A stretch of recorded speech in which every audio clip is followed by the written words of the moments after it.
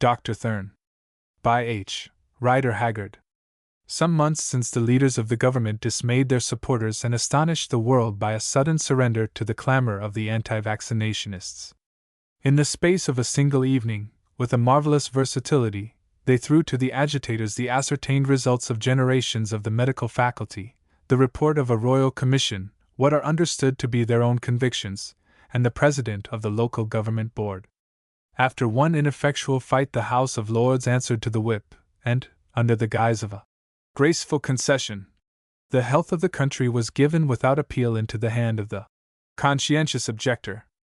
In his perplexity, it has occurred to an observer of these events, as a person who in other lands has seen and learned something of the ravages of smallpox among the unvaccinated, to try to forecast their natural and, in the view of many, their almost certain end.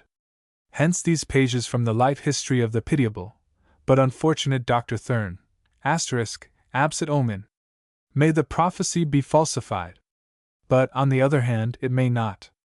Some who are very competent to judge say that it will not, that, on the contrary, this strange paralysis of the most powerful ministry of the generation must result hereafter in much terror, and in the sacrifice of innocent lives.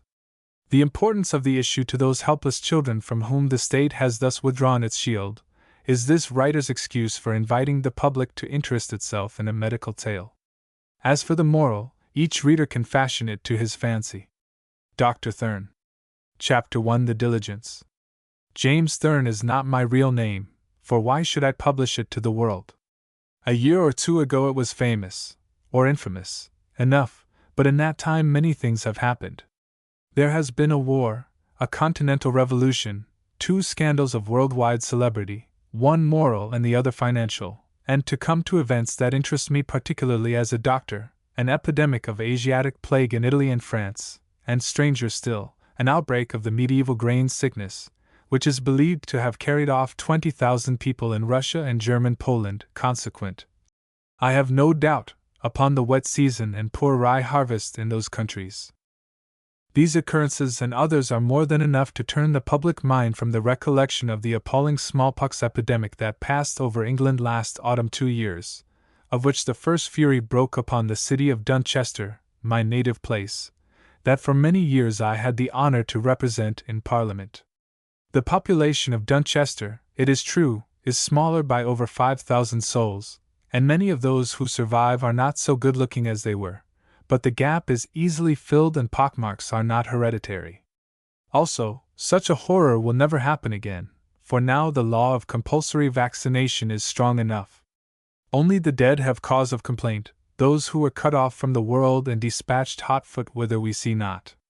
Myself, I am certain of nothing. I know too much about the brain and body to have much faith in the soul, and I pray to God that I may be right. Ah! There it comes in. If a God, why not the rest, and who shall say there is no God? Somehow it seems to me that more than once in my life I have seen his finger. Yet I pray that I am right, for if I am wrong, what a welcome awaits me yonder when grief and chloral and that slight weakness of the heart have done their work.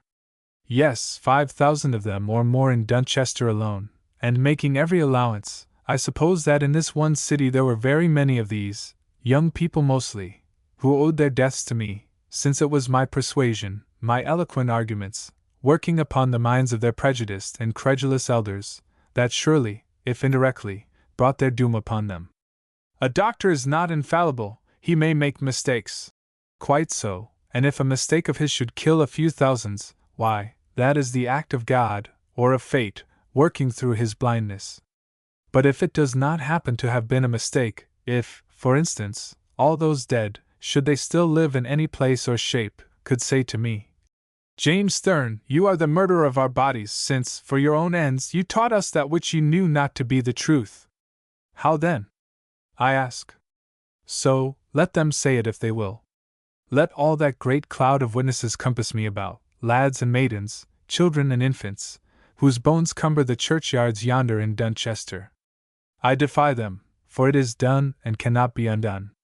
Yet, in their company are 2 whose eyes I dread to meet, Jane, my daughter, whose life was sacrificed through me, and Ernest Murchison, her lover, who went to seek her in the tomb. They would not reproach me now, I know, for she was too sweet and loved me too well with all my faults, and if he proved pitiless in the first torment of his loss, Murchison was a good and honest man, who, understanding my remorse and misery, forgave me before he died. Still, I dread to meet them, who, if that old fable be true and they live, read me for what I am. Yet why should I fear, for all this they knew before they died, and, knowing, could forgive? Surely it is with another vengeance that I must reckon. Well, after her mother's death my daughter was the only being whom I ever truly loved, and no future mental hell that the imagination can invent would have power to make me suffer more because of her than I have always suffered since the grave closed over her, the virgin martyr sacrificed on the altar of a false prophet and a coward. I come of a family of doctors. My grandfather, Thomas Therne, whose name still lives in medicine, was a doctor in the neighborhood of Dunchester, and my father succeeded to his practice and nothing else, for the old gentleman had lived beyond his means. Shortly after my father's marriage he sold this practice and removed into Dunchester, where he soon acquired a considerable reputation as a surgeon, and prospered, until not long after my birth, just as a brilliant career seemed to be opening itself to him, death closed his book forever. In attending a case of smallpox, about 4 months before I was born, he contracted the disease, but the attack was not considered serious, and he recovered from it quickly. It would seem, however, that it left some constitutional weakness, for a year later he was found to be suffering from tuberculosis of the lungs, and was ordered to a warmer climate. Selling his Dunchester practice for what it would fetch to his assistant, Dr. Bell, my father came to Madeira, whither, I scarcely know why, I have also drifted now that all is over for me, for here he hoped to be able to earn a living by doctoring the English visitors. This, however, he could not do, since the climate proved no match for his disease, though he lingered for nearly 2 years, during which time he spent all the money that he had. When he died there was scarcely enough left to pay for his funeral in the little churchyard yonder that I can see from the windows of this quinta. Where he lies exactly I do not know, as no record was kept, and the wooden cross, the only monument that my mother could afford to set over him, has long ago rotted away. Some charitable English people helped my mother to return to England, where we went to live with her mother, who existed on a pension of about £120 a year, in a fishing village near Brighton. Here I grew up, getting my education, a very good one by the way, at a cheap day school. My mother's wish was that I should become a sailor like her own father, who had been a captain in the Navy, but the necessary money was not forthcoming to put me into the Royal Navy, and my liking for the sea was not strong enough to take me into the merchant service. From the beginning I wished to be a doctor like my father and grandfather before me, for I knew that I was clever, and I knew also that successful doctors make a great deal of money. Ground down as I had been by poverty from babyhood, already at 19 years of age I desired money above everything on earth. I saw then, and subsequent experience has only confirmed my views, that the world as it has become under the pressure of high civilization is a world for the rich. Leaving material comforts and advantages out of the question, what ambition can a man satisfy without money? Take the successful politicians for instance, and it will be found that almost every one of them is rich. This country is too full, there is scant room for the individual. Only intellectual titans can force their heads above the crowd, and, as a rule, they have not even then the money to take them higher. If I had my life over again, and it is my advice to all young men of ability and ambition, I would leave the old country and settle in America or in one of the great colonies. There, where the conditions are more elastic and the competition is not so cruel, a hard-working man of talent does not need to be endowed with fortune to enable him to rise to the top of the tree. Well, my desire was to be accomplished, for as it chanced a younger brother of my father, who during his lifetime had never taken any notice of me, died and left me £750. £750! To me at that time it was colossal wealth, for it enabled us to rent some rooms in London, where I entered myself as a medical student at University College. There is no need for me to dwell upon my college career, but if any one were to take the trouble to consult the old records he would find that it was sufficiently brilliant. I worked hard, and I had a natural, perhaps an hereditary liking for the work. Medicine always fascinated me. I think it the greatest of the sciences, and from the beginning I was determined that I would be among the greatest of its masters. At 24, having finished my curriculum with high honors, I was gold medalist of my year in both medicine and surgery. I became house surgeon to one of the London hospitals. After my term of office was over, I remained at the hospital for another year, for I wished to make a practical study of my profession in all its branches before starting a private practice. At the end of this time, my mother died, while still comparatively young. She had never really recovered from the loss of my father, and though it was long about it, sorrow sapped her strength at last. Her loss was a shock to me, although in fact we had few tastes in common. To divert my mind, and also because I was somewhat run down and really needed a change, I asked a friend of mine who was a director of a great steamship line running to the West Indies and Mexico to give me a trip out, offering my medicine services in return for the passage. This he agreed to do with pleasure. Moreover, matters were so arranged that I could stop in Mexico for 3 months and rejoin the vessel on her next homeward trip. After a very pleasant voyage, I reached Vera Cruz. It is a quaint, and in some ways a pretty place, with its tall, cool-looking houses and narrow streets, not unlike Funchal, only more tropical. Whenever I think of it, however, the first memories that leap to my mind are those of the stench of the open drains and of the scavenger carts going their rounds with the zaphalotes, or vultures actually sitting upon them. As it happened, those carts were very necessary then, for a yellow fever epidemic was raging in the place. Having nothing particular to do, I stopped there for 3 weeks to study it, working in the hospitals with the local doctors, for I felt no fear of yellow fever. Only one contagious disease terrifies me, and with that I was soon destined to make acquaintance. At length I arranged to start for the city of Mexico, to which in those days the journey from Vera Cruz was performed by diligence, as the railway was not yet finished. At that time Mexico was a wild country. Wars and revolutions innumerable, together with a certain natural leaning that way, had reduced a considerable proportion of its inhabitants to the road, where they earned a precarious living, not by mending it, but by robbing and occasionally cutting the throats of any travelers whom they could catch. The track from Vera Cruz to Mexico City runs persistently uphill. Indeed, I think the one place is 7,000 feet above the level of the other. First, there is the hot zone, where the women by the wayside sell you pineapples and coconuts, then the temperate zone, where they offer you oranges and bananas, then the cold country, in which you are expected to drink a filthy liquid extracted from aloes called pulque, that in taste and appearance resembles soapy water. It was somewhere in the temperate zone that we passed a town consisting of 15 adobe, or mud houses, and 17 churches. The excessive religious equipment of this city is accounted for by an almost inaccessible mountain stronghold in the neighborhood. This stronghold for generations had been occupied by brigands, and it was the time-honored custom of each chieftain of the band, when he retired on a hard-earned competence, to expiate any regrettable incidents in his career by building a church in the town dedicated to his patron saint and to the memory of those whose souls he had helped to paradise. This pious and picturesque, if somewhat medieval, custom has now come to an end, as I understand that the Mexican government caused the stronghold to be stormed a good many years ago, and put its occupants, to the number of several hundreds, to the sword. We were 8 in the coach, which was drawn by as many mules, 4 merchants, 2 priests, myself, and the lady who afterwards became my wife. She was a blue-eyed and fair-haired American from New York. Her name, I soon discovered, was Emma Becker, and her father, who was dead, had been a lawyer. We made friends at once, and before we had jolted 10 miles on our journey I learned her story.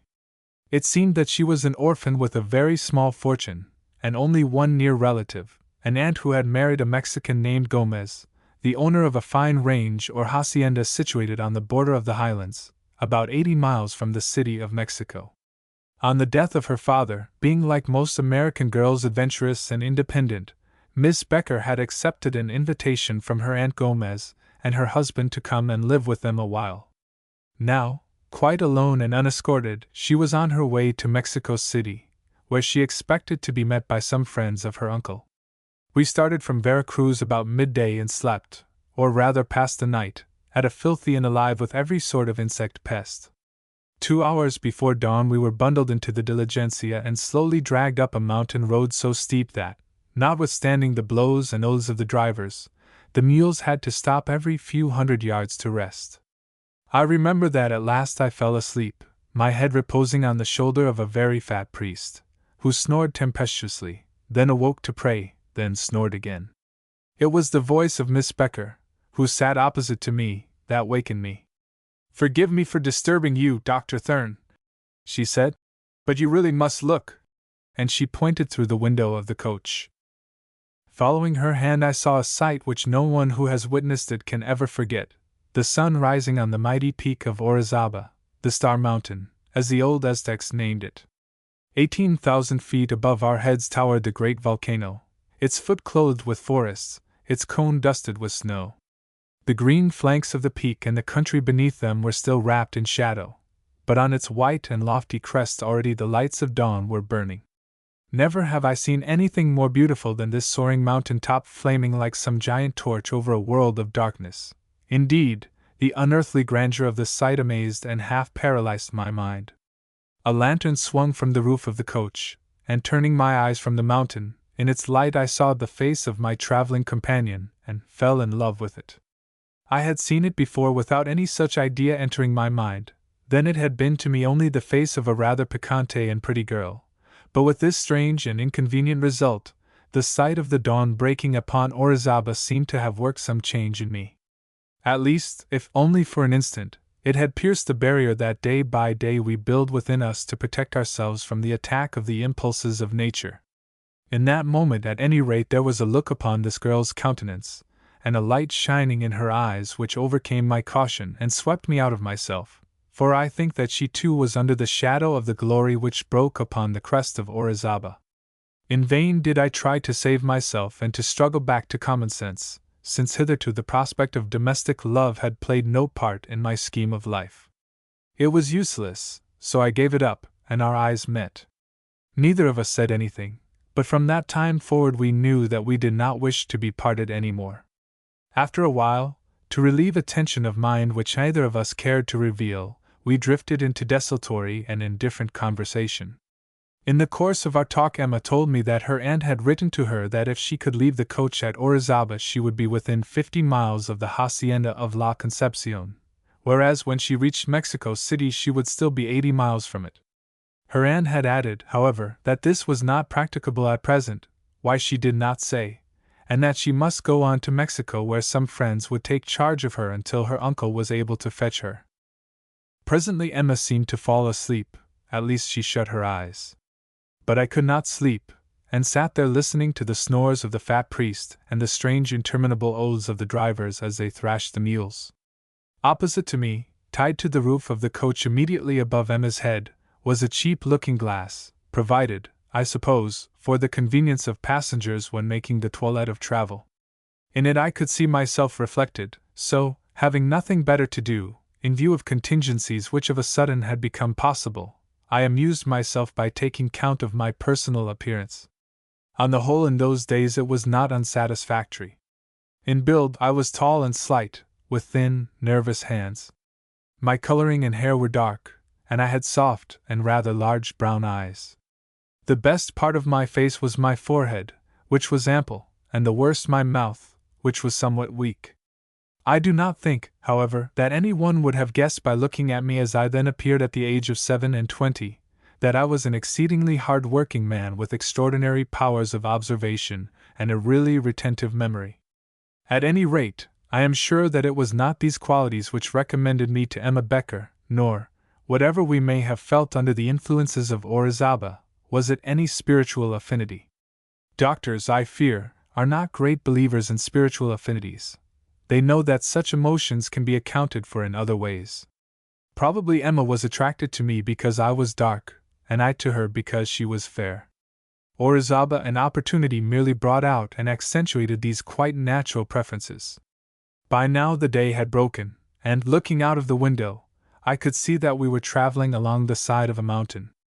Above us the slope was gentle and clothed with subtropical trees, while below it became a veritable precipice, in some places absolutely sheer, for the road was cut upon a sort of rocky ledge, although, owing to the vast billows of mist that filled it, nothing could be seen of the gulf beneath. I was reflecting, I remember, that this would be an ill path to drive with a drunken coachman, when suddenly I saw the off-front mule stumble unaccountably, and, as it fell, heard a shot fired close at hand. Next instant also I saw the driver and his companion spring from the box, and with a yell of terror, plunge over the edge of the cliff, apparently into the depths below. Then from the narrow compass of that coach arose a perfect pandemonium of sounds, with an undercry of a single word. "Brigands! Brigands!" The merchants shouted, supplicated their saints, and swore as with trembling hands they tried to conceal loose valuables in their boots and hats. One of the priests too literally howled in his terror, but the other, a man of more dignity, only bowed his head and murmured a prayer. By this time also the mules had tied themselves into a knot and were threatening to overturn the coach, to prevent which our captors, before meddling with us, cut the animals loose with their machetes or swords, and drove them over the brink of the abyss, where, like the drivers, they vanished. Then a dusky-faced ruffian, with a scar on his cheek, came to the door of the diligence, and bowing politely beckoned to us to come out.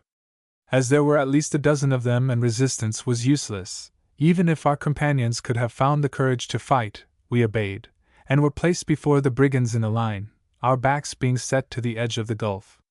I was last but one in the line, and beyond me stood Emma Becker, whose hand I held.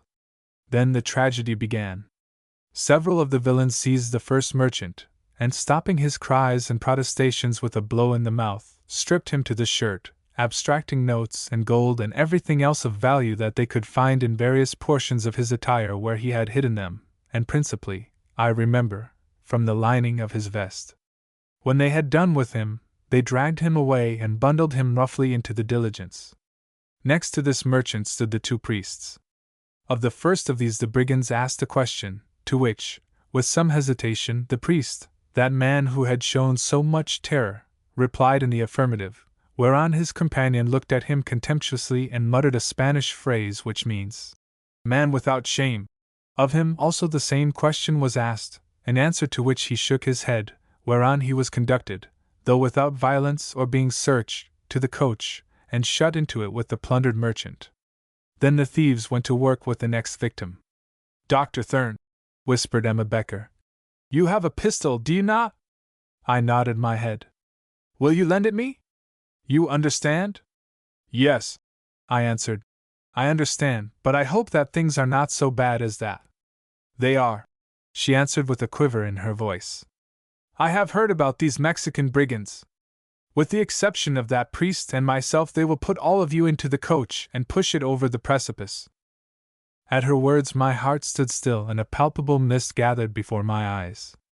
When it cleared away my brain seemed to awake to an abnormal activity, as though the knowledge that unless it was used to good effect now it would never be used again were spurring it to action. Rapidly I reviewed the situation and considered every possible method of escape. At first I could think of none. Then suddenly I remembered that the driver and his companion, who no doubt knew every inch of the road, had leaped from the coach, apparently over the edge of the precipice. This I felt sure they would not have done had they been going to certain death, since they would have preferred to take their chance of mercy at the hands of the brigands. Moreover, these gentry themselves had driven the mules into the abyss whither those wise animals would never have gone unless there was some foothold for them. I looked behind me but could discover nothing, for, as is common in Mexico at the hour of dawn, the gulf was absolutely filled with dense vapors. Then I made up my mind that I would risk it, and began to shuffle slowly backwards. Already I was near the edge when I remembered Emma Becker and paused to reflect. If I took her with me it would considerably lessen my chances of escape, and at any rate her life was not threatened. But I had not given her the pistol, and at that moment even in my panic there rose before me a vision of her face as I had seen it in the lamplight when she looked up at the glory shining on the crest of Orizaba. Had it not been for this vision I think it possible that I might have left her. I wished to gloze over nothing. I did not make my own nature, and in these pages I describe it as it was and is without palliation or excuse. I know that this is not the fashion in autobiographies. No one has done it since the time of Pepys, who did not write for publication, and for that very reason my record has its value. I am physically, and perhaps morally also, timid, that is, although I have faced it boldly enough upon occasion, as the reader will learn in the course of my history, I fear the thought of death, and especially of cruel and violent death, such as was near to me at that moment. So much did I fear it then that the mere fact that an acquaintance was in danger and distress would scarcely have sufficed to cause me to sacrifice, or at least to greatly complicate, my own chances of escape in order to promote hers simply because that acquaintance was of the other sex. But Emma had touched a new chord in my nature, and I felt, whether I liked it or not, that whatever I could do for myself I must do for her also. So I shuffled forward again. "Listen," I whispered. "I have been to look, and I do not believe that the cliff is very steep just here. Will you try it with me?" "Of course," she answered. "I had as soon die of a broken neck as in any other way." "We must watch our chance then, or they will see us run and shoot. Wait till I give you the signal." She nodded her head and we waited. At length, while the fourth and last merchant, who stood next to me, was being dealt with, just as in our despair we were about to throw ourselves into the gulf before them all, fortune gave us our opportunity. This unhappy man, having probably some inkling of the doom which awaited him, broke suddenly from the hands of his captors, and ran at full speed down the road. After him they went pell-mell, every thief of them except one who remained, fortunately for us upon its farther side, on guard by the door of the diligence in which 4 people, 3 merchants and a priest, were now imprisoned. With laughs and shouts they hunted their wretched quarry, firing shots as they ran, till at length one of them overtook the man and cut him down with his machete. "Don't look, but come," I whispered to my companion. In another instant we were at the edge of the cliff, and a foot or so below us was spread the dense, impenetrable blanket of mist. I stopped and hesitated, for the next step might be my last. "We can't be worse off, so God help us," said Emma, and without waiting for me to lead her she swung herself over the edge. To my intense relief I heard her alight within a few feet, and followed immediately. Now I was at her side, and now we were scrambling and slipping down the precipitous and rocky slope as swiftly as the dense wet fog would let us. I believe that our escape was quite unnoticed. The guard was watching the murder of the merchant, or, if he saw us, he did not venture to leave the carriage door, and the priest who had accepted some offer which was made to him, probably that his life would be spared if he consented to give absolution to the murderers, was kneeling on the ground, his face hidden in his hands. As we went the mist grew thinner, and we could see that we were traveling down a steep spur of the precipice, which to our left was quite sheer, and that at the foot of it was a wide plain thickly but not densely covered with trees. In 10 minutes we were at the bottom, and as we could neither see nor hear any sign of pursuers we paused for an instant to rest. Not 5 yards from us the cliff was broken away, and so straight that a cat could not have climbed it. "We chose our place well," I said, pointing upwards. "No," Emma answered. "We did not choose, it was chosen for us." As she spoke a muffled and terrifying sound of agony reached us from above, and then, in the layers of vapor that still stretched between us and the sky, we perceived something huge rushing swiftly down. It appeared, it drew near, it struck, and fell to pieces like a shattered glass. We ran to look, and there before us were the fragments of the diligence, and among them the mangled corpses of 5 of our fellow travelers. This was the fate that we had escaped. "Oh, for God's sake come away!" moaned Emma, and sick with horror we turned and ran, or rather reeled, into the shelter of the trees upon the plain. Chapter 2: The Hacienda.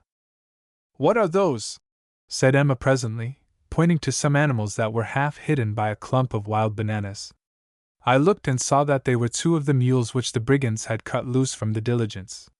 There could be no mistake about this, for the harness still hung to them. "Can you ride?" I asked. She nodded her head. Then we set to work. Having caught the mules without difficulty, I took off their superfluous harness and put her on the back of one of them, mounting the other myself. There was no time to lose, and we both of us knew it. Just as we were starting I heard a voice behind me calling, "Señor!" Drawing the pistol from my pocket, I swung round to find myself confronted by a Mexican. No shoot, senor, he said in broken English, for this man had served upon an American ship. Me driver, Antonio. My mate go down there.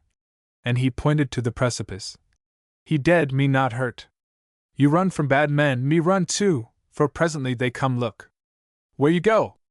To Mexico, I answered. No get Mexico, senor. Bad men watch road and kill you with machete so. And he made a sweep with his knife, adding, They not want you live tell soldiers. Listen, said Emma. Do you know the Hacienda Concepcion by the town of San Jose? Yes, Senora, know it well, the Hacienda of Senor Gomez. Bring you there tomorrow. Then show the way, I said, and we started towards the hills. All that day we traveled over mountains as fast as the mules could carry us, Antonio trotting by our side. At sundown, having seen nothing more of the brigands, who, I suppose, took it for granted that we were dead or were too idle to follow us far, we reached an Indian hut, where we contrived to buy some wretched food consisting of black frijole beans and tortilla cakes. That night we slept in a kind of hovel made of open poles with a roof of faggots through which the water dropped on us, for it rained persistently for several hours. To be more accurate, Emma slept, for my nerves were too shattered by the recollection of our adventure with the brigands to allow me to close my eyes. I could not rid my mind of the vision of that coach, broken like an eggshell, and of those shattered shapes within it that this very morning had been men full of life and plans, but who tonight were, what? Nor was it easy to forget that but for the merest chance I might have been one of their company wherever it was gathered now. To a man with a constitutional objection to every form of violence, and, at any rate in those days, no desire to search out the secrets of death before his time, the thought was horrible. Leaving the shelter at dawn, I found Antonio and the Indian who owned the hut conversing together in the reeking mist with their serapes thrown across their mouths, which few Mexicans leave uncovered until after the sun is up. Inflammation of the lungs is the disease they dread more than any other, and the thin night air engenders it. What is it, Antonio? I asked. Are the brigands after us? No, senor, hope brigands not come now. This senor say much sick San Jose. I answered that I was very sorry to hear it, but that I meant to go on. Indeed, I think that it was only terror of the brigands coupled with the promise of a considerable reward which persuaded him to do so, though, owing to my ignorance of Spanish and his very slight knowledge of English, precisely what he feared I could not discover. In the end we started, and towards evening Antonio pointed out to us the Hacienda of Concepcion, a large white building standing on a hill which overshadowed San Jose, a straggling little place, half town, half village, with a population of about 3,000 inhabitants. Just as, riding along the rough cobble-paved road, we reached the entrance to the town, I heard shouts, and turning, saw two mounted men with rifles in their hands apparently calling to us to come back. Taking it for granted that these were the brigands following us up, although, as I afterwards discovered, they were in fact rurales or cavalry police, despite the remonstrances of Antonio I urged the jaded mules forward at a gallop. Thereupon the rurales, who had pulled up at a spot marked by a white stone, turned and rode away. We were now passing down the central street of the town, which I noticed seemed very deserted. As we drew near to the plaza or market square we met a cart drawn by two mules and led by a man who had a serape wrapped about his nose and mouth as though it were still the hour before the dawn. Over the contents of this cart a black cloth was thrown, beneath which were outlined shapes that suggested, but, no, it could not be. Only why did Antonio cross himself and mutter muerte? Or some such word? Now we were in the plaza. This plaza, where in happier times the band would play, for all Mexicans are musical, and the population of San Jose was wont to traffic in the day and enjoy itself at night, was bordered by an arched colonnade. In its center stood a basin of water flowing from a stone fountain of quaint and charming design. "Look at all those people sleeping," said Emma, as we passed 5 or 6 forms that, very small and quiet, lay each under a blanket beneath one of the arches. "Why, there are a lot more just lying down over there. What funny folk to go to bed in public in the afternoon!" And she pointed to a number of men, women and children who seemed to be getting up, throwing themselves down and turning round and round upon mattresses and beds of leaves in the shadow of the arcade which we approached. Presently we were within 3 paces of this arcade, and as we rode up an aged hag drew a blanket from one of the prostrate forms, revealing a young woman, over whom she proceeded to pour water that she had drawn from a fountain. One glance was enough for me. The poor creature's face was shapeless with confluent smallpox, and her body a sight which I will not describe. I, who was a doctor, could not be mistaken, although, as it chanced, I had never seen a case of smallpox before. The truth is that, although I have no fear of any other human ailment, smallpox has always terrified me. For this I am not to blame. The fear is a part of my nature, instilled into it doubtless by the shock which my mother received before my birth when she learned that her husband had been attacked by this horrible sickness. So great and vivid was my dread that I refused a very good appointment at a smallpox hospital, and although I had several opportunities of attending these cases, I declined to undertake them, and on this account suffered somewhat in reputation among those who knew the facts. Indeed, my natural abhorrence went even further, as, to this day, it is only with something of an effort that I can bring myself to inspect the vesicles caused by vaccination. Whether this is because of their similarity to those of smallpox, or owing to the natural association which exists between them, I cannot tell. That it is real enough, however, may be judged by the fact that, terrified as I was at smallpox, and convinced as I have always been of the prophylactic power of vaccination, I could never force myself, until an occasion to be told of, to submit to it.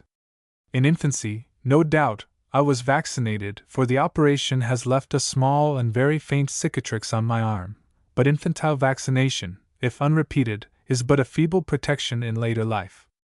Unconsciously I pulled upon the bridle, and the tired mule stopped. "Malignant smallpox," I muttered, "and that fool is trying to treat it with cold water." Asterisk. The old woman looked up and saw me. "Si, Senor Inglese," she said with a ghastly smile. "Virula, virula!" And she went on gabbling something which I could not understand.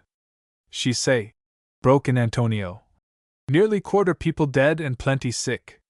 For heaven's sake, let us get out of this," I said to Emma, who, seated on the other mule, was staring horror-struck at the sight.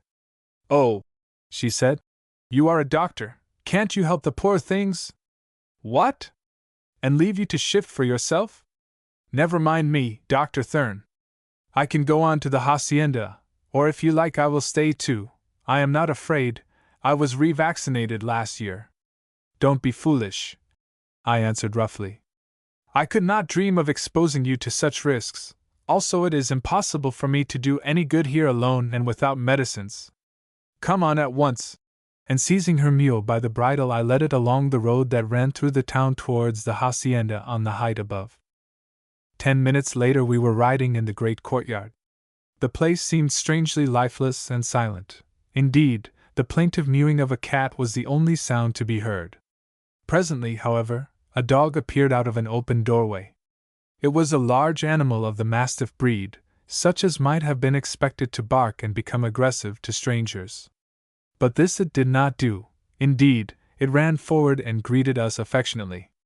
We dismounted and knocked at the double door, but no one answered. Finally we entered, and the truth became clear to us. The hacienda was deserted. A little burial ground attached to the chapel told us why, for in it were several freshly made graves, evidently of peons or other servants, and in an enclosure, where lay interred some departed members of the Gomez family, another unsodded mound. We discovered afterwards that it was that of the Señor Gomez, Emma's uncle by marriage. "The footsteps of smallpox," I said, pointing to the graves. "We must go on."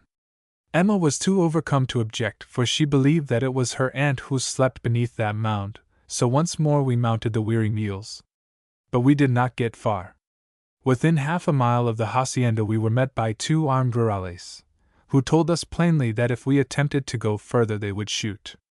Then we understood. We had penetrated a smallpox cordon, and must stop in it until 40 days after the last traces of the disease had vanished. This, in a wild part of Mexico, where at that time vaccination was but little practiced and medical assistance almost entirely lacking, would not be until half or more of the unprotected population was dead and many of the remainder were blinded, deafened, or disfigured. Back we crept to the deserted hacienda, and there in this hideous nest of smallpox we took up our quarters, choosing out of the many in the great pile sleeping rooms that had evidently not been used for months or years. Food we did not lack, for sheep and goats were straying about untended, while in the garden we found fruit and vegetables in plenty, and in the pantries flour and other stores.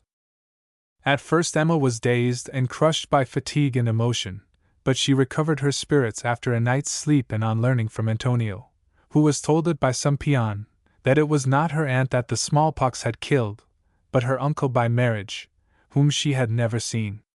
Having no fear of the disease, indeed, she became quite resigned and calm, for the strangeness and novelty of the position absorbed and interested her. Also, to my alarm, it excited her philanthropic instincts, her great idea being to turn the hacienda into a convalescent smallpox hospital, of which she was to be the nurse and I the doctor. Indeed, she refused to abandon this mad scheme until I pointed out that in the event of any of our patients dying, most probably we should both be murdered for wizards with the evil eye. As a matter of fact, without medicine or assistance we could have done little or nothing. Oh, what a pestilence was that of which for 3 weeks or so we were the daily witnesses, for from the flat roof of the hacienda we could see straight on to the plaza of the little town. And when at night we could not see, still we could hear the wails of the dying and bereaved, the eternal clang of the church bells, rung to scare away the demon of disease, and the midnight masses chanted by the priests, that grew faint and fainter as their brotherhood dwindled, until at last they ceased. And so it went on in the tainted, stricken place until the living were not enough to bury the dead, or to do more than carry food and water to the sick. It would seem that about 12 years before a philanthropic American enthusiast, armed with a letter of recommendation from whoever at that date was President of Mexico, and escorted by a small guard, descended upon San Jose to vaccinate it.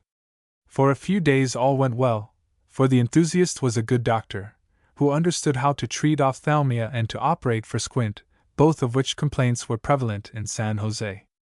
Then his first vaccination patients developed vesicles, and the trouble began. The end of the matter was that the local priests, a very ignorant class of men, interfered, declaring that smallpox was a trial sent from heaven which it was impious to combat, and that in any case vaccination was the worst disease of the two. As the variola had scarcely visited San Jose within the memory of man and the vesicles looked alarming, the population, true children of the church, agreed with their pastors, and from purely religious motives, hooted and stoned the philanthropic Americano and his guard out of the district. Now they and their innocent children were reaping the fruits of the piety of these conscientious objectors. After the first fortnight this existence in an atmosphere of disease became absolutely terrible to me. Not an hour of the day passed that I did not imagine some symptom of smallpox, and every morning when we met at breakfast I glanced at Emma with anxiety.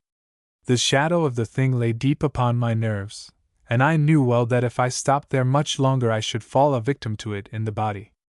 In this emergency, by means of Antonio, I opened negotiations with the officer of the rurales, and finally, after much secret bargaining, it was arranged that in consideration of a sum of $200, for by good luck I had escaped from the brigands with my money, our flight through the cordon of guards should not be observed in the darkness.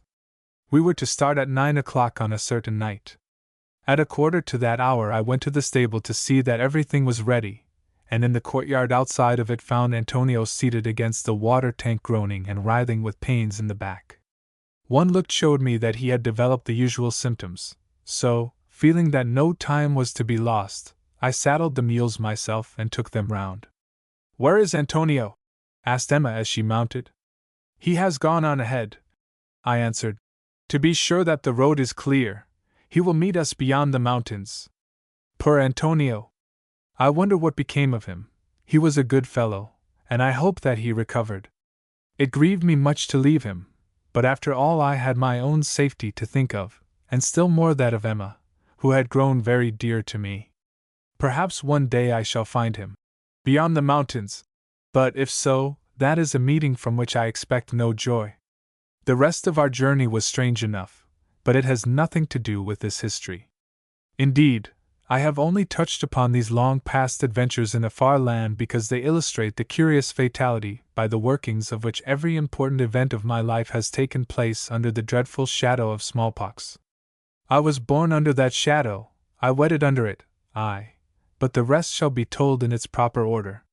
In the end we reached Mexico City in safety, and there Emma and I were married.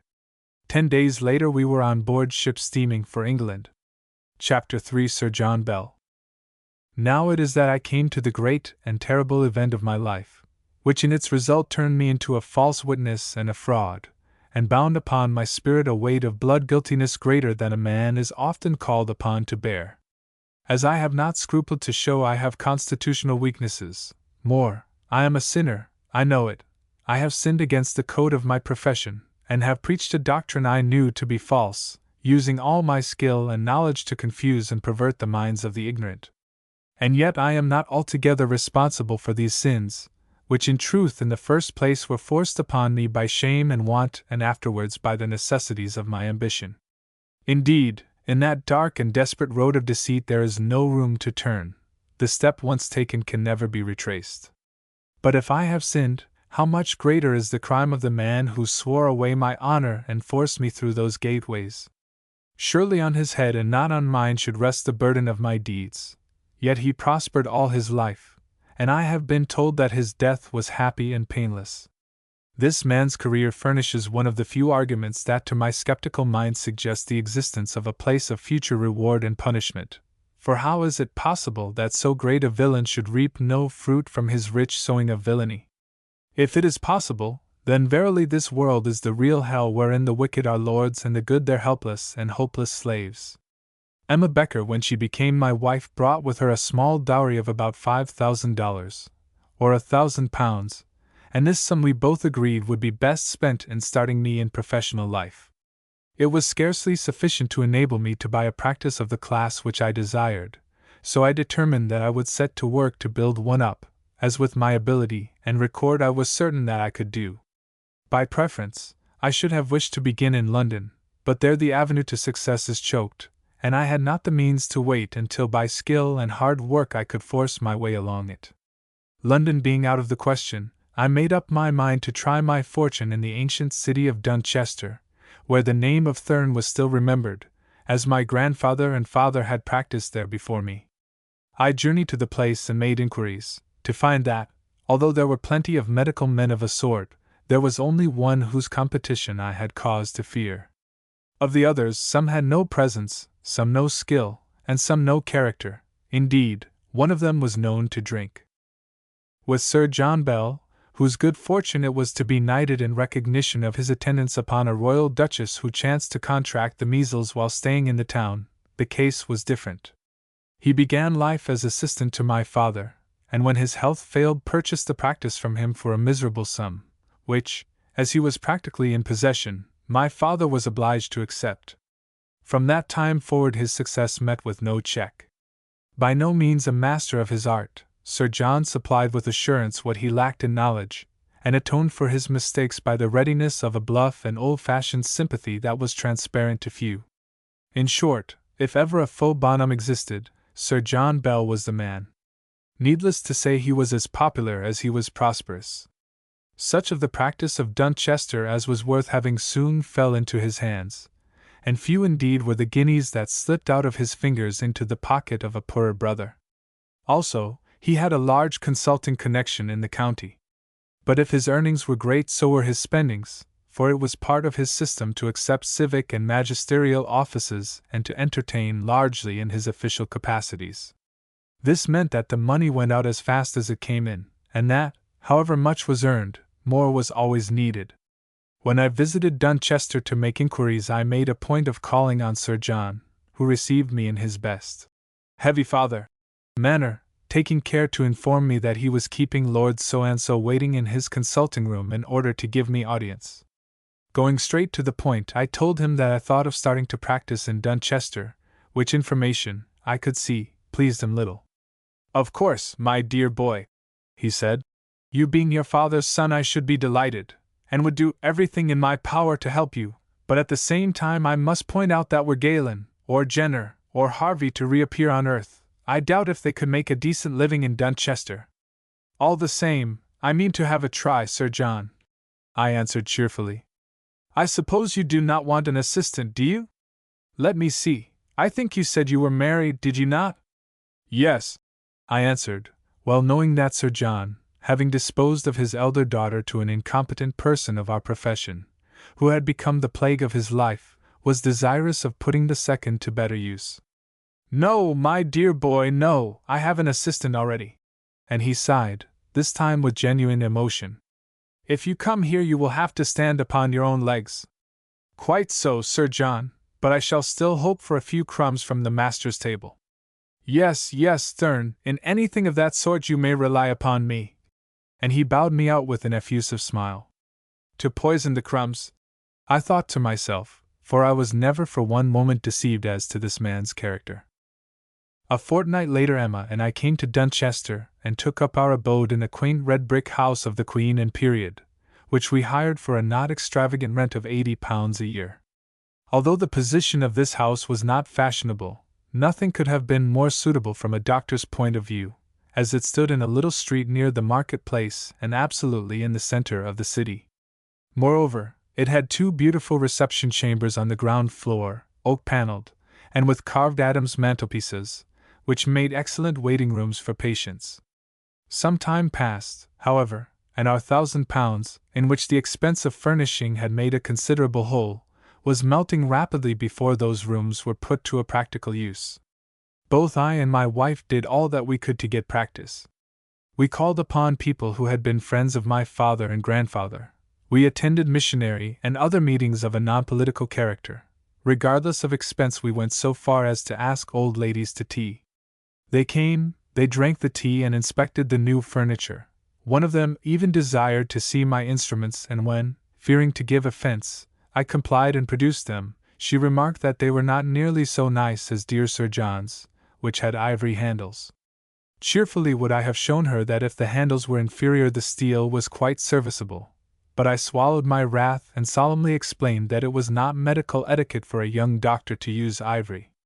Beginning to despair, I applied for 1 or 2 minor appointments in answer to advertisements inserted by the Board of Guardians and other public bodies.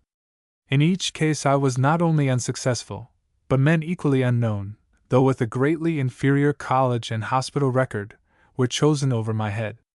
At length, suspecting that I was not being fairly dealt by, I made inquiries to discover that at the bottom of all this ill success was none other than Sir John Bell. It appeared that in several instances, by the shrugs of his thick shoulders and shakes of his ponderous head, he had prevented my being employed. Indeed, in the case of the public bodies, with all of which he had authority either as an official or as an honorary adviser, he had directly vetoed my appointment by the oracular announcement that, after ample inquiry among medical friends in London, he had satisfied himself that I was not a suitable person for the post. When I had heard this and convinced myself that it was substantially true, for I was always too cautious to accept the loose and unsifted gossip of a provincial town, I think that for the first time in my life I experienced the passion of hate towards a human being. Why should this man who was so rich and powerful thus devote his energies to the destruction of a brother practitioner who was struggling and poor? At the time I set it down to pure malice, into which without doubt it blossomed at last, not understanding that in the first place on Sir John's part it was in truth terror born of his own conscious mediocrity. Like most inferior men, he was quick to recognize his master, and either in the course of our conversations or through inquiries that he made concerning me, he had come to the conclusion that so far as professional ability was concerned I was his master. Therefore, being a creature of petty and dishonest mind, he determined to crush me before I could assert myself. Now, having ascertained all this beyond reasonable doubt, there were 3 courses open to me: to make a public attack upon Sir John, to go away and try my fortune elsewhere, or to sit still and await events. A more impetuous man would have adopted the first of these alternatives, but my experience of life, confirmed as it was by the advice of Emma, who was a shrewd and far-seeing woman, soon convinced me that if I did so I should have no more chance of success than would an egg which undertook a crusade against a brick wall. Doubtless the egg might stain the wall and gather the flies of gossip about its stain, but the end of it must be that the wall would still stand, whereas the egg would no longer be an egg. The second plan had more attractions, but my resources were now too low to allow me to put it into practice. Therefore, having no other choice, I was forced to adopt the third, and exercising that divine patience which characterizes the Eastern nations but is so lacking in our own, to attend humbly upon fate until it should please it to deal to me a card that I could play. In time fate dealt to me that card, and my long suffering was rewarded, for it proved a very ace of trumps. It happened thus. About a year after I arrived in Dunchester, I was elected a member of the City Club. It is a pleasant place, where ladies are admitted to lunch, and I used it a good deal in the hope of making acquaintances who might be useful to me. Among the habitués of this club was a certain Major Selby, who, having retired from the army and being without occupation, was generally to be found in the smoking or billiard room with a large cigar between his teeth and a whiskey and soda at his side. In face, the Major was florid and what people call healthy-looking, an appearance that to a doctor's eye very often conveys no assurance of physical well-being. Being a genial-mannered man, he would fall into conversation with whoever might be near to him, and thus I came to be slightly acquainted with him.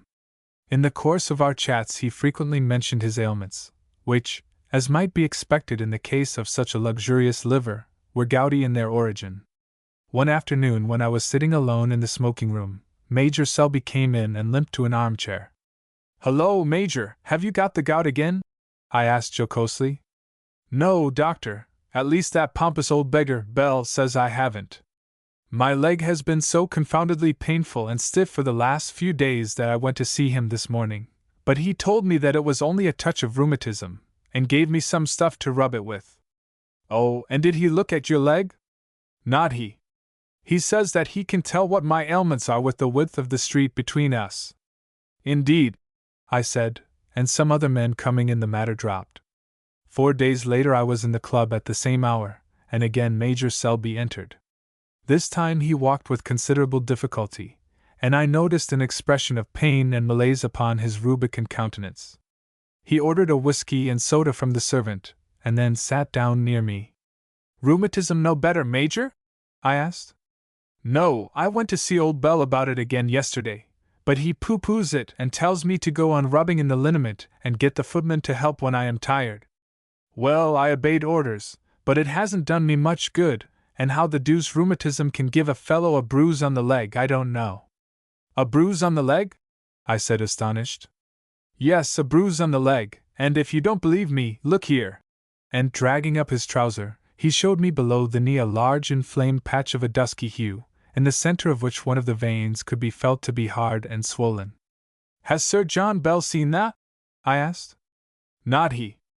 I wanted him to look at it, but he was in a hurry, and said I was just like an old woman with a sore on show, so I gave it up. Well, if I were you, I'd go home and insist upon his coming to look at it." "What do you mean, doctor?" he asked, growing alarmed at my manner. "Oh, it is a nasty place, that is all, and I think that when Sir John has seen it, he will tell you to keep quiet for a few days." Major Selby muttered something uncomplimentary about Sir John, and then asked me if I would come home with him. "I can't do that as a matter of medical etiquette, but I'll see you into a cab." "No, I don't think I should drink that whiskey if I were you. You want to keep yourself cool and quiet." So Major Selby departed in his cab and I went home, and having nothing better to do, turned up my notes on various cases of venous thrombosis, or blood clot in the veins, which I had treated at one time or another. While I was still reading them there came a violent ring at the bell, followed by the appearance of a very agitated footman, who gasped out, "Please, sir, come to my master, Major Selby, he has been taken ill." "I can't, my good man," I answered.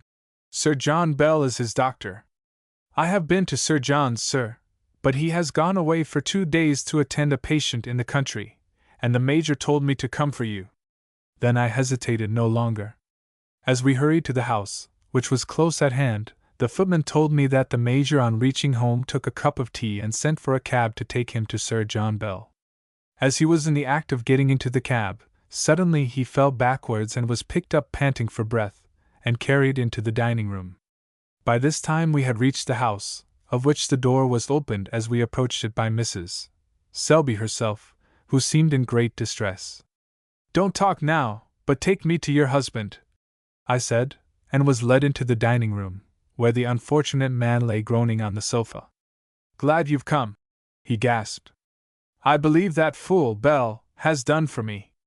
Asking those present in the room, a brother and a grown-up son of the patient, to stand back, I made a rapid examination. Then I wrote a prescription and sent it round to the chemist. It contained ammonia, I remember, and ordered hot fomentations to be placed upon the leg. While these matters were being attended to, I went with the relations into another room. "What is the matter with him, doctor?" asked Mrs. Selby. "It is, I think, a case of what is called blood clot, which has formed in the veins of the leg," I answered. "Part of this clot has been detached by exertion, or possibly by rubbing, and traveling upwards has become impacted in one of the pulmonary arteries." "Is it serious?" asked the poor wife. "Of course we must hope for the best," I said, "but it is my duty to tell you that I do not myself think Major Selby will recover. How long he will last depends upon the size of the clot which has got into the artery." "Oh, this is ridiculous," broke in Mr. Selby. "My brother has been under the care of Sir John Bell, the ablest doctor in Dunchester, who told him several times that he was suffering from nothing but rheumatism, and now this gentleman starts a totally different theory, which, if it were true, would prove Sir John to be a most careless and incompetent person." "I am very sorry," I answered. "I can only hope that Sir John is right and I am wrong. So that there may be no subsequent doubt as to what I have said, with your leave I will write down my diagnosis and give it to you." When this was done, I returned to the patient, and Mr. Selby, taking my diagnosis, telegraphed the substance of it to Sir John Bell for his opinion. In due course the answer arrived from Sir John, regretting that there was no train by which he could reach Dunchester that night, giving the name of another doctor who was to be called in, and adding, incautiously enough, "Dr. Thurne's diagnosis is purely theoretical, and such as might be expected from an inexperienced man." Meanwhile the unfortunate Major was dying. He remained conscious to the last, and, in spite of everything that I could do, suffered great pain. Amongst other things he gave an order that a post-mortem examination should be made to ascertain the cause of his death. When Mr. Selby had read the telegram from Sir John, he handed it to me, saying, "It is only fair that you should see this." I read it, and, having asked for and obtained a copy, awaited the arrival of the other doctor before taking my departure. When at length he came, Major Selby was dead. 2 days later the post-mortem was held. There were present at it Sir John Bell, myself, and the third medico, Dr. Jeffreys. It is unnecessary to go into details, but in the issue I was proved to be absolutely right. Had Sir John taken the most ordinary care and precaution, his patient need not have died. Indeed, his death was caused by the treatment. The rubbing of the leg detached a portion of the clot that might easily have been dissolved by rest and local applications. As it was, it went to his lung, and he died. When he saw how things were going, Sir John tried to minimize matters, but, unfortunately for him, I had my written diagnosis and a copy of his telegram, documents from which he could not escape. Nor could he deny the results of the post-mortem, which took place in the presence, and with the assistance of the third practitioner, a sound and independent, though not a very successful, man. When everything was over there was something of a scene. Sir John asserted that my conduct had been impertinent and unprofessional.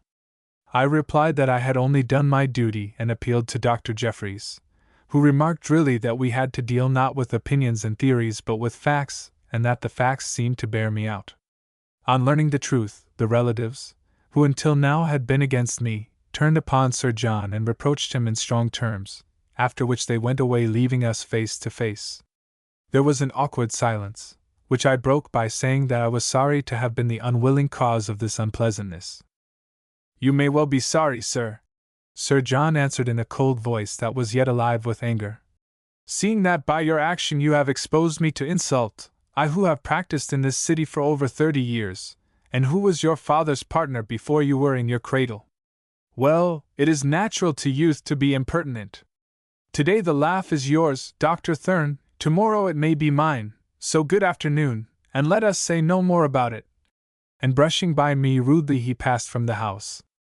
I followed him into the street, watching his thick square form, of which even the back seemed to express sullen anger and determination. At a distance of a few yards stood the brother of the dead man, Mr. Selby, talking to Dr. Jeffreys, one of whom made some remark that caught Sir John's ear. He stopped as though to answer, then, changing his mind, turned his head and looked back at me.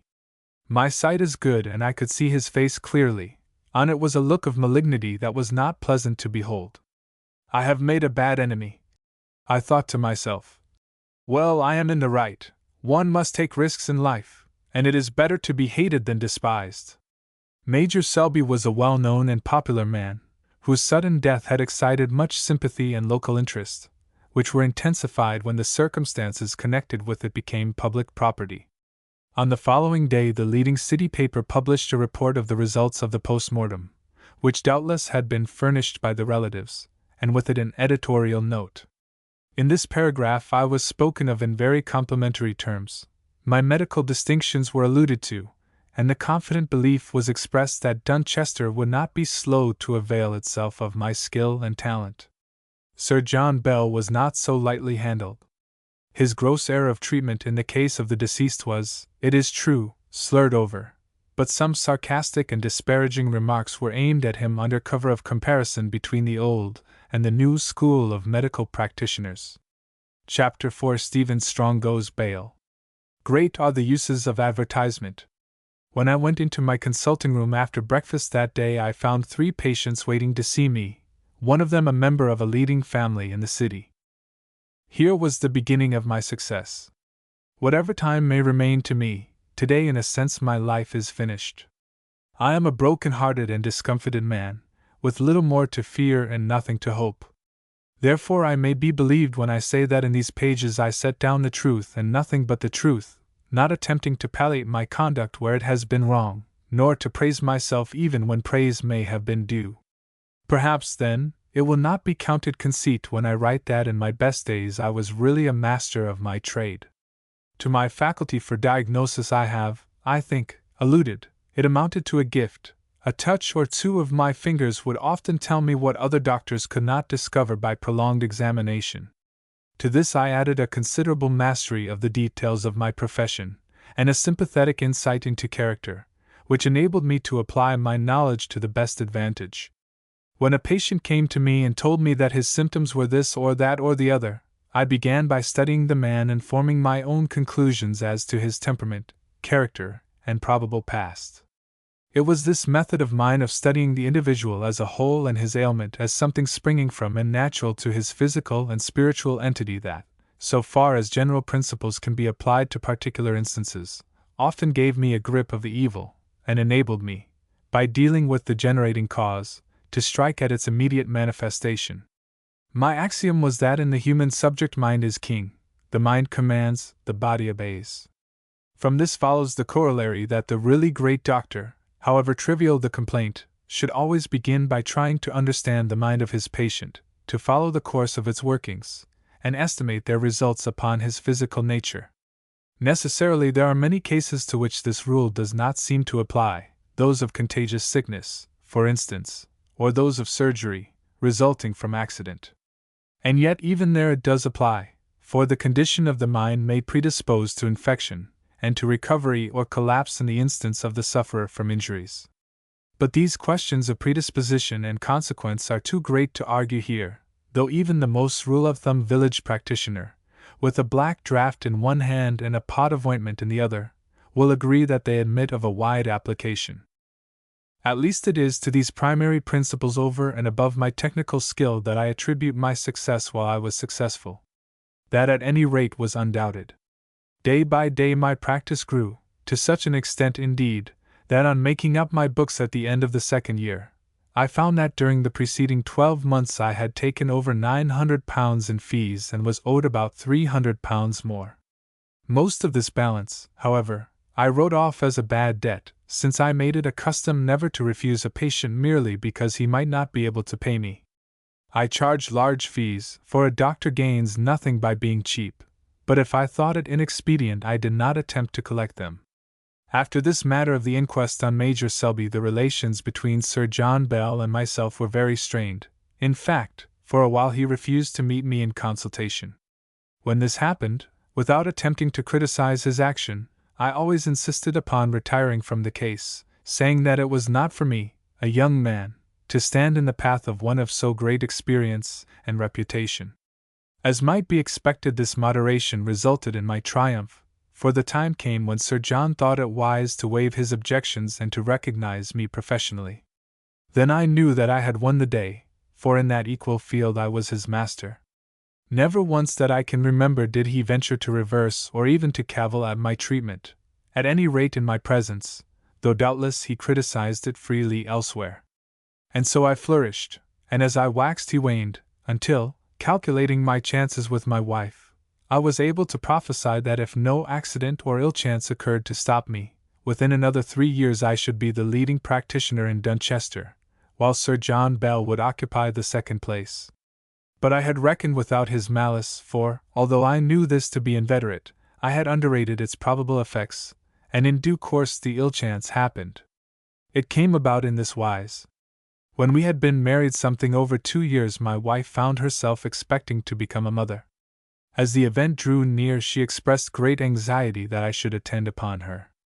To this, however, I objected strenuously, first, because I cannot bear to see any one to whom I am attached suffer pain, and secondly, because I knew that my affection and personal anxiety would certainly unnerve me.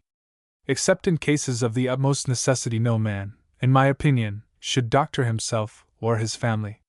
Whilst I was wondering how to arrange matters, I chanced to meet Sir John Bell in consultation. After our business was over, developing an unusual geniality of manner, he proposed to walk a little way with me.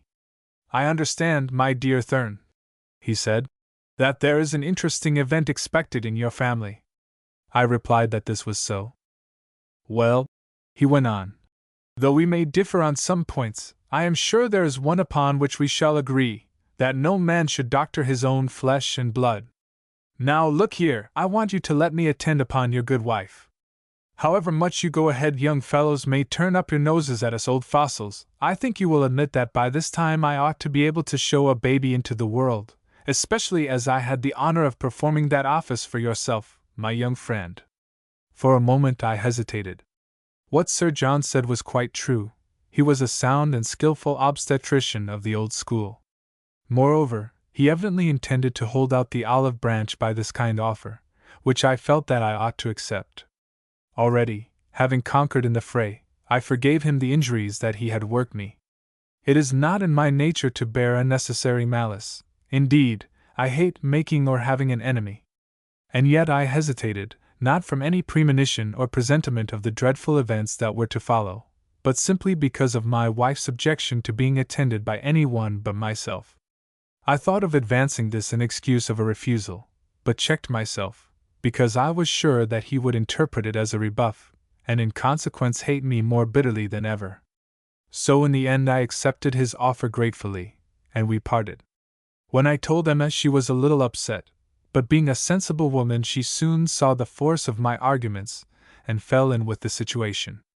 In truth, unselfish creature that she was, she thought more of the advantage that would accrue to me by this formal burying of the hatchet than of her own prejudices or convenience. The time came, and with it Sir John Bell, large, sharp-eyed, and jocose. In due course and under favorable conditions a daughter was born to me, a very beautiful child, fair like her mother, but with my dark eyes. I think it was on the 4th day from the birth of the child that I went after luncheon to see my wife, who so far had done exceedingly well. I found her depressed, and she complained of headache.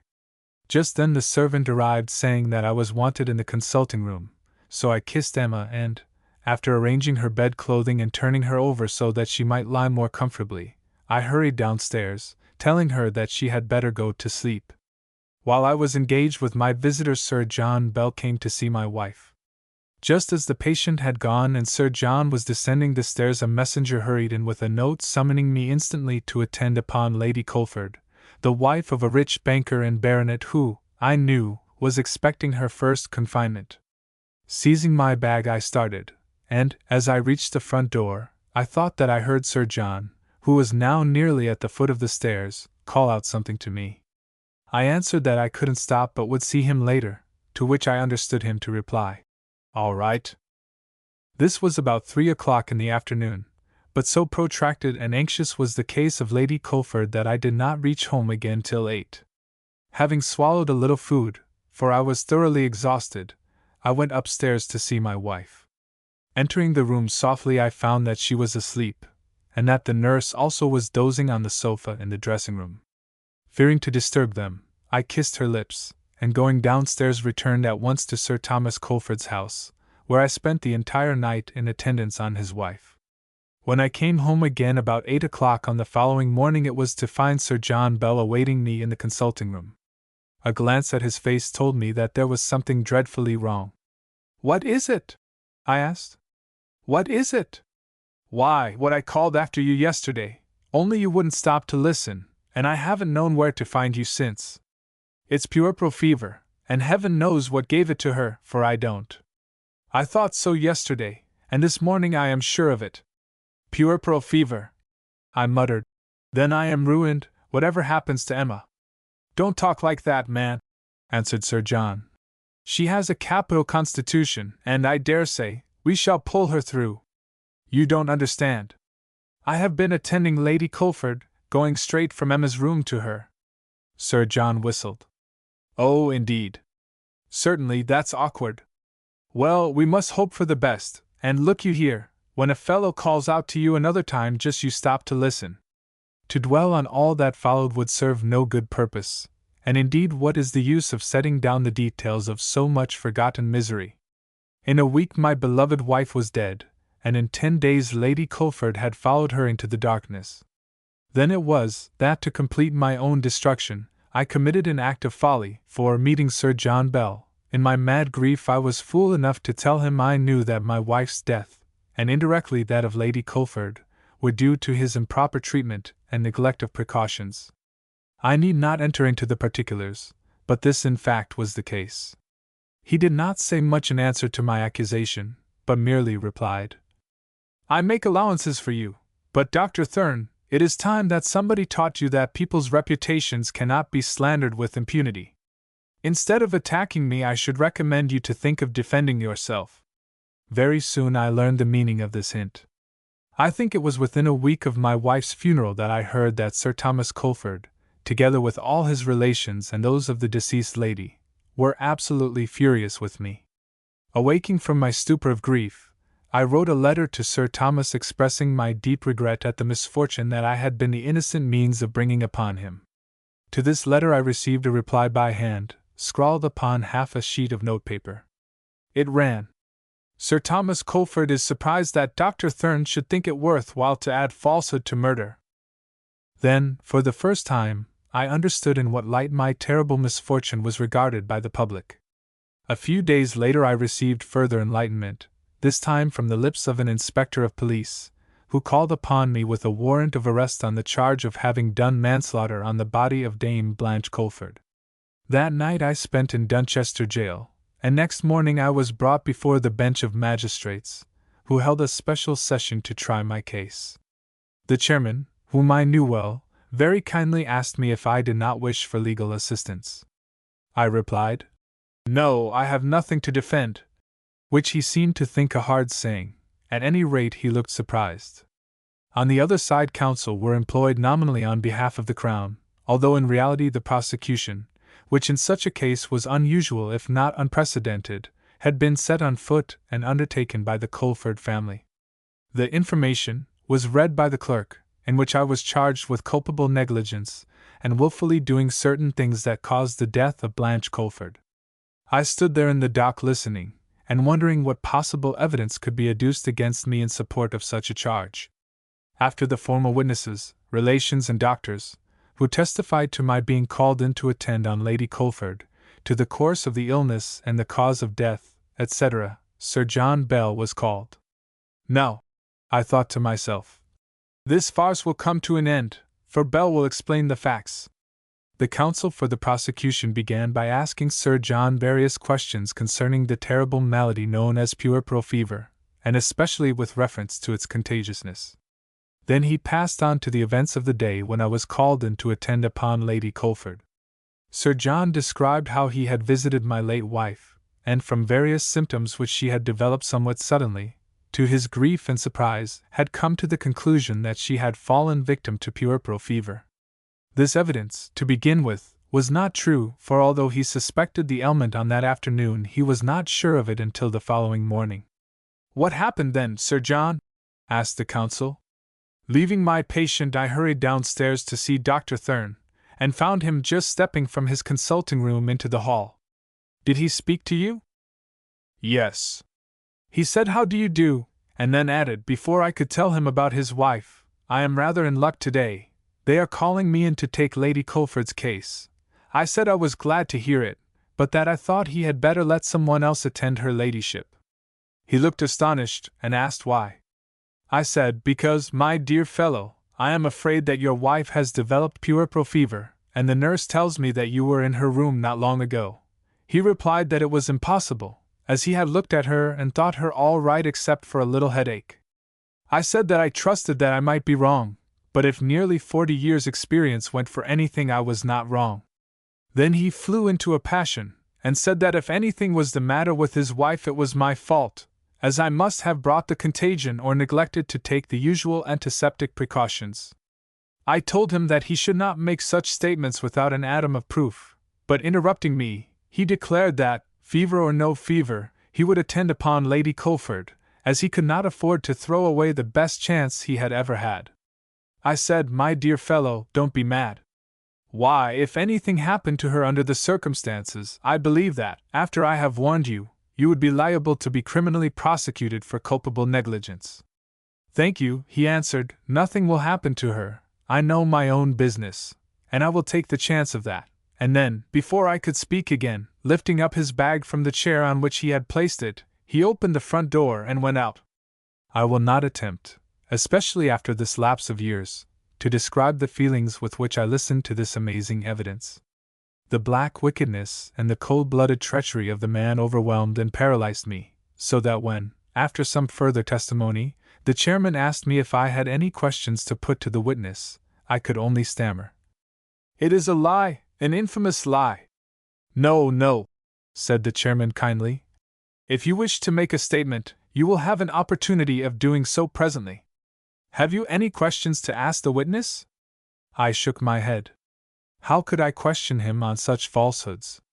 Then came the nurse, who, amidst a mass of other information, calmly swore that, standing on the second landing, whither she had accompanied Sir John from his patient's room, she heard a lengthy conversation proceeding between him and me, and caught the words, "I will take the chance of that," spoken in my voice.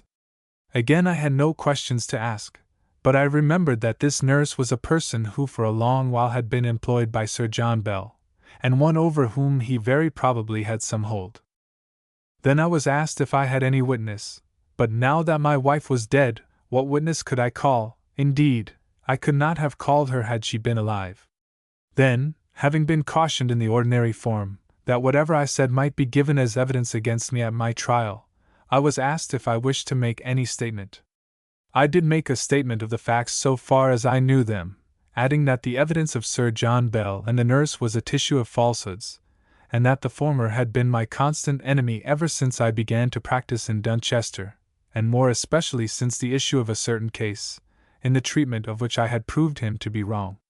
When my statement had been taken down, and I had signed it, the chairman, after a brief consultation with his companions, announced that, as those concerned had thought it well to institute this prosecution, in the face of the uncontradicted evidence of Sir John Bell, the bench had no option but to send me to take my trial at the Dunchester Assizes, which were to be held on that day month. In order, however, to avoid the necessity of committing me to jail, they would be prepared to take bail for my appearance in a sum of £500 from myself, and £500 in two sureties of £250, or one of the whole amount. Now I looked about me helplessly, for I had no relations in Dunchester, where I had not lived long enough to form friends sufficiently true to be willing to thus identify themselves publicly with a man in great trouble. "Thank you for your kindness," I said. But I think that I must go to prison, for I do not know whom to ask to go bail for me." As I spoke, there was a stir at the back of the crowded court, and an ungentle voice called out, "I'll go bail for you, lad." "Step forward, whoever spoke," said the clerk, and a man advanced to the table. He was a curious and not very healthy-looking person of about 50 years of age, ill-dressed in seedy black clothes and a flaming red tie, with a fat, pale face, a pugnacious mouth, and a bald head, on the top of which isolated hairs stood up stiffly. I knew him by sight, for once he had argued with me at a lecture I gave on sanitary matters, when I was told that he was a draper by trade, and although his shop was by no means among the most important, that he was believed to be one of the richest men in Dunchester. Also, he was a fierce faddist and a pillar of strength to the advanced wing of the Radical party. "What is your name?" asked the clerk. "Look you here, young man," he answered, "don't have the impertinence to try your airs and graces on with me. Seeing that you've owed me £24 3s. for the last 3 years for goods supplied, you know well enough what my name is, or if you don't, I will show it to you at the bottom of a county court summons." "It is my duty to ask you your name," responded the disconcerted clerk when the laughter which this sally provoked had subsided. "Oh, very well. Stephen Strong is my name, and I may tell you that it is good at the bottom of a check for any reasonable amount.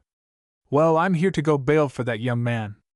I know nothing of him except that I put him on his back in a ditch in an argument we had one night last winter in the reading room yonder. I don't know whether he infected the lady or whether he didn't, but I do know that, like most of the poisoning calf-worshipping crowd who call themselves vaccinators, this Belle is a liar, and that if he did, it wasn't his fault because it was God's will that she should die, and he'd have been wrong to try and interfere with him. So name your sum and I'll stand the shot." All of this tirade had been said, or rather shouted, in a strident voice and in utter defiance of the repeated orders of the chairman that he should be silent. Mr. Stephen Strong was not a person very amenable to authority. Now, however, when he had finished his say, he not only filled in the bail bond but offered to hand up a check for £500 then and there. When it was over I thanked him, but he only answered, "Don't you thank me. I do it because I will not see folk locked up for this sort of nonsense about diseases and the like, as though the Almighty who made us don't know when to send sickness and when to keep it away, when to make us live and when to make us die.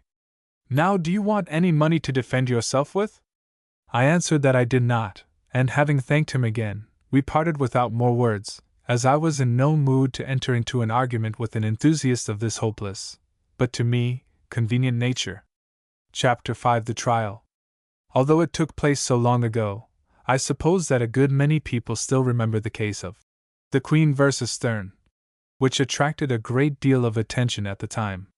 The prosecution, as I have said, was set on foot by the relations of the deceased Lady Culford, who, being very rich and powerful people, were able to secure the advocacy of one of the most eminent criminal lawyers of the day, with whom were briefed sundry almost equally eminent juniors. Indeed, no trouble or expense was spared that could help to ensure my conviction.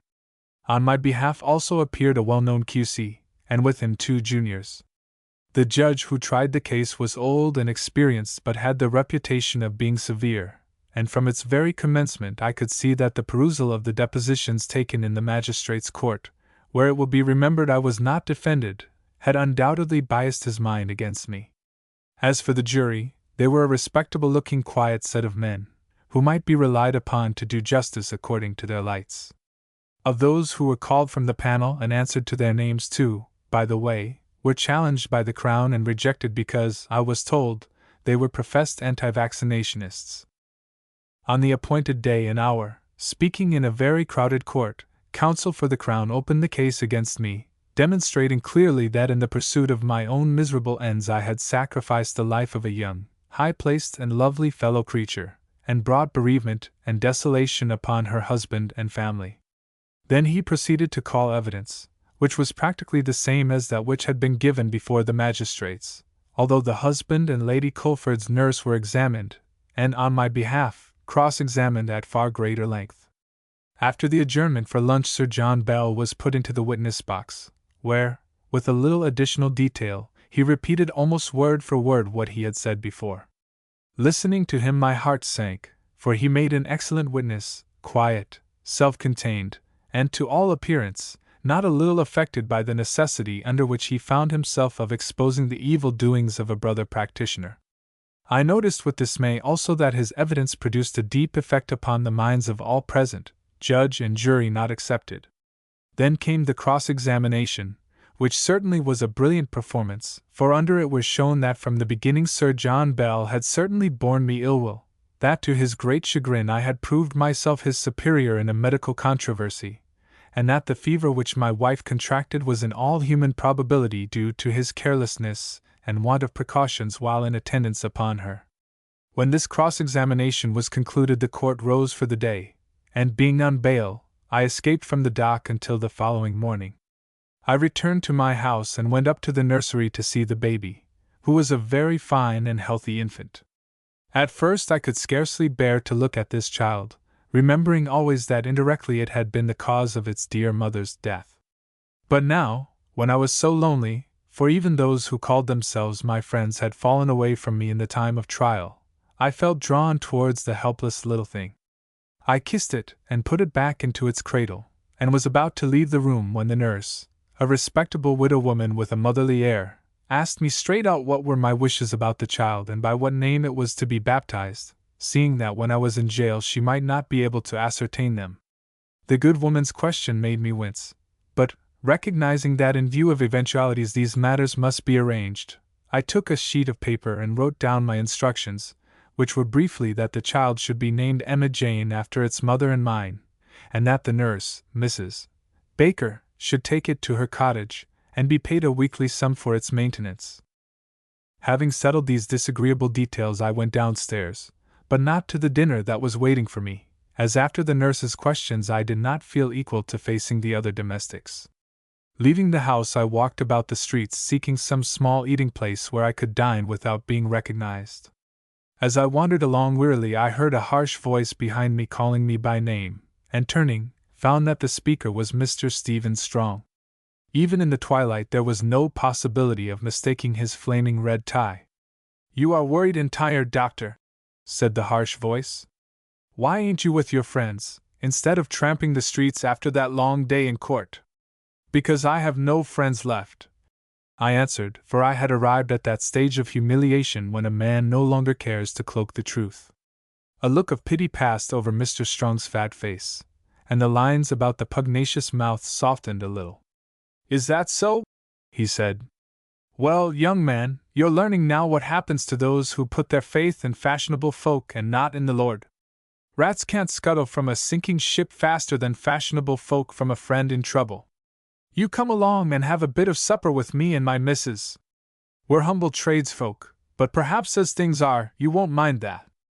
I accepted Mr. Strong's invitation with gratitude. Indeed, his kindness touched me. Leading me to his principal shop, we passed through it, and down a passage to a sitting room heavily furnished with solid horsehair-seated chairs and a sofa. In the exact center of this sofa, reading by the light of a lamp with a pink shade which was placed on a table behind her, sat a prim gray-haired woman dressed in a black silk dress and apron and a lace cap with lappets. I noticed at once that the right lappet was larger than the left. Evidently it had been made so with the design of hiding a patch of affected skin below the ear, which looked to me as though it had been caused by the malady called lupus. I noticed further that the little woman was reading an anti-vaccination tract with a fearful picture of a diseased arm upon its cover. "Martha," said Mr. Strong, "Dr. Therne, whom they're trying at the court yonder, has come in for supper." "Dr. Therne, that's my wife." Mrs. Strong rose and offered her hand. She was a thin person, with rather refined features, a weak mouth, and kindly blue eyes. "I'm sure you are welcome," she said in a small monotonous voice. "Any of Stephen's friends are welcome, and more especially those of them who are suffering persecution for the right." "That is not exactly my case, madam," I answered, "for if I had done what they accuse me of I should deserve hanging, but I did not do it." "I believe you, doctor," she said, "for you have true eyes. Also Stephen says so. But in any case the death of the dear young woman was God's will, And if it was God's will, how can you be responsible? While I was wondering what answer I should make to this strange doctrine, a servant girl announced that supper was ready, and we went into the next room to partake of a meal, plain indeed, but of most excellent quality. Moreover, I was glad to find, unlike his wife, who touched nothing but water, that Mr. Strong did not include teetotalism among his eccentricities. On the contrary, he produced a bottle of really fine port for my especial benefit. In the course of our conversation I discovered that the Strongs, who had had no children, devoted themselves to the propagation of various fads. Mr. Strong indeed was anti-everything, but, which is rather uncommon in such a man, had no extraneous delusions, that is to say, he was not a Christian Scientist, or a Blavatskyist, or a great Pyramidist. Mrs. Strong, however, had never got farther than anti-vaccination, to her a holy cause, for she set down the skin disease with which she was constitutionally afflicted to the credit, or discredit, of vaccination practiced upon her in her youth.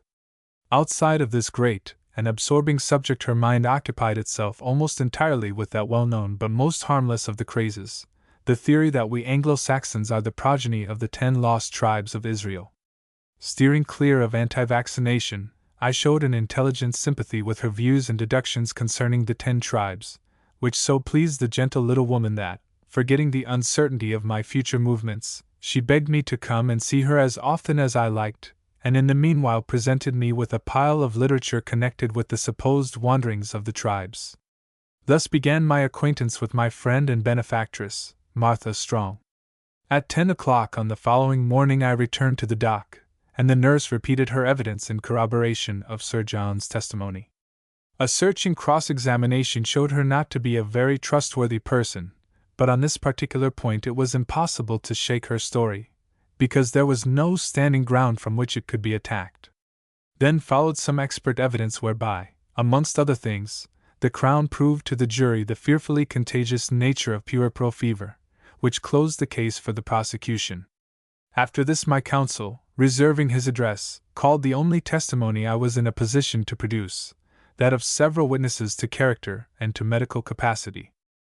When the last of these gentlemen, none of whom were cross-examined, stood down, my counsel addressed the court, pointing out that my mouth being closed by the law of the land, for this trial took place before the passing of the Criminal Evidence Act, I was unable to go into the box and give on oath my version of what had really happened in this matter. Nor could I produce any witnesses to disprove the story which had been told against me, because, unhappily, no third person was present at the crucial moments. Now, this story rested entirely on the evidence of Sir John Bell and the nurse, and if it was true I must be mad as well as bad, since a doctor of my ability would well know that under the circumstances he would very probably carry contagion, with the result that a promising professional career might be ruined. Moreover, had he determined to risk it, he would have taken extra precautions in the sick room to which he was called, and this it was proved I had not done. Now the statement made by me before the magistrates had been put in evidence, and in it I said that the tale was an absolute invention on the part of Sir John Bell, and that when I went to see Lady Culford I had no knowledge whatsoever that my wife was suffering from an infectious ailment. This, he submitted, was the true version of the story, and he confidently asked the jury not to blast the career of an able and rising man, but by their verdict to reinstate him in the position which he had temporarily and unjustly lost. In reply, the leading counsel for the Crown said that it was neither his wish nor his duty to strain the law against me, or to put a worse interpretation upon the facts than they would bear under the strictest scrutiny. He must point out, however, that if the contention of his learned friend were correct, Sir John Bell was one of the wickedest villains who ever disgraced the earth. In summing up, the judge took much the same line. The case, that was of a character upon which it was unusual though perfectly allowable to found a criminal prosecution, he pointed out, rested solely upon the evidence of Sir John Bell, corroborated as it was by the nurse. If that evidence was correct, then, to satisfy my own ambition or greed, I had deliberately risked, and, as the issue showed, had taken the life of a lady who in all confidence was entrusted to my care. Incredible as such wickedness might seem, the jury must remember that it was by no means unprecedented. At the same time, there was a point that had been scarcely dwelt upon by counsel to which he would call their attention. According to Sir John Bell's account, it was from his lips that I first learned that my wife was suffering from a peculiarly dangerous ailment. Yet, in his report of the conversation that followed between us, which he gave practically verbatim, I had not expressed a single word of surprise and sorrow at this dreadful intelligence, which to an affectionate husband would be absolutely overwhelming. As it had been proved by the evidence of the nurse and elsewhere that my relations with my young wife were those of deep affection, this struck him as a circumstance so peculiar that he was inclined to think that in this particular Sir John's memory must be at fault. There was, however, a wide difference between assuming that a portion of the conversation had escaped a witness's memory and disbelieving all that witness's evidence. As the counsel for the Crown had said, if he had not, as he swore, warned me, and I had not, as he swore, refused to listen to his warning, then Sir John Bell was a moral monster. That he, Sir John, at the beginning of my career in Dunchester had shown some prejudice and animus against me was indeed admitted. Doubtless, being human, he was not pleased at the advent of a brilliant young rival, who very shortly proceeded to prove him in the wrong in the instance of one of his own patients, but that he had conquered this feeling, as a man of generous impulses would naturally do, appeared to be clear from the fact that he had volunteered to attend upon that rival's wife in her illness. From all these facts the jury would draw what inferences seemed just to them, but he for one found it difficult to ask them to include among these the inference that a man who for more than a generation had occupied a very high position among them, whose reputation, both in and out of his profession, was great, and who had received a special mark of favor from the Crown, was in truth an evil-minded and most malevolent perjurer. Yet, if the statement of the accused was to be accepted, that would appear to be the case. Of course, however, there remained the possibility that in the confusion of a hurried interview I might have misunderstood Sir John Bell's words, or that he might have misunderstood mine, or, lastly, as had been suggested, that having come to the conclusion that Sir John could not possibly form a trustworthy opinion on the nature of my wife's symptoms without awaiting their further development, I had determined to neglect advice, in which, as a doctor myself, I had no confidence. This was the gist of his summing up, but of course, there was a great deal more which I have not set down. The jury, wishing to consider their verdict, retired, an example that was followed by the judge. His departure was the signal for an outburst of conversation in the crowded court, which hummed like a hive of startled bees. The superintendent of police, who, I imagine, had his own opinion of Sir John Bell and of the value of his evidence, very kindly placed a chair for me in the dock, and there on that bad eminence I sat to be studied by 1,000 curious and for the most part unsympathetic eyes. Lady Culford had been very popular.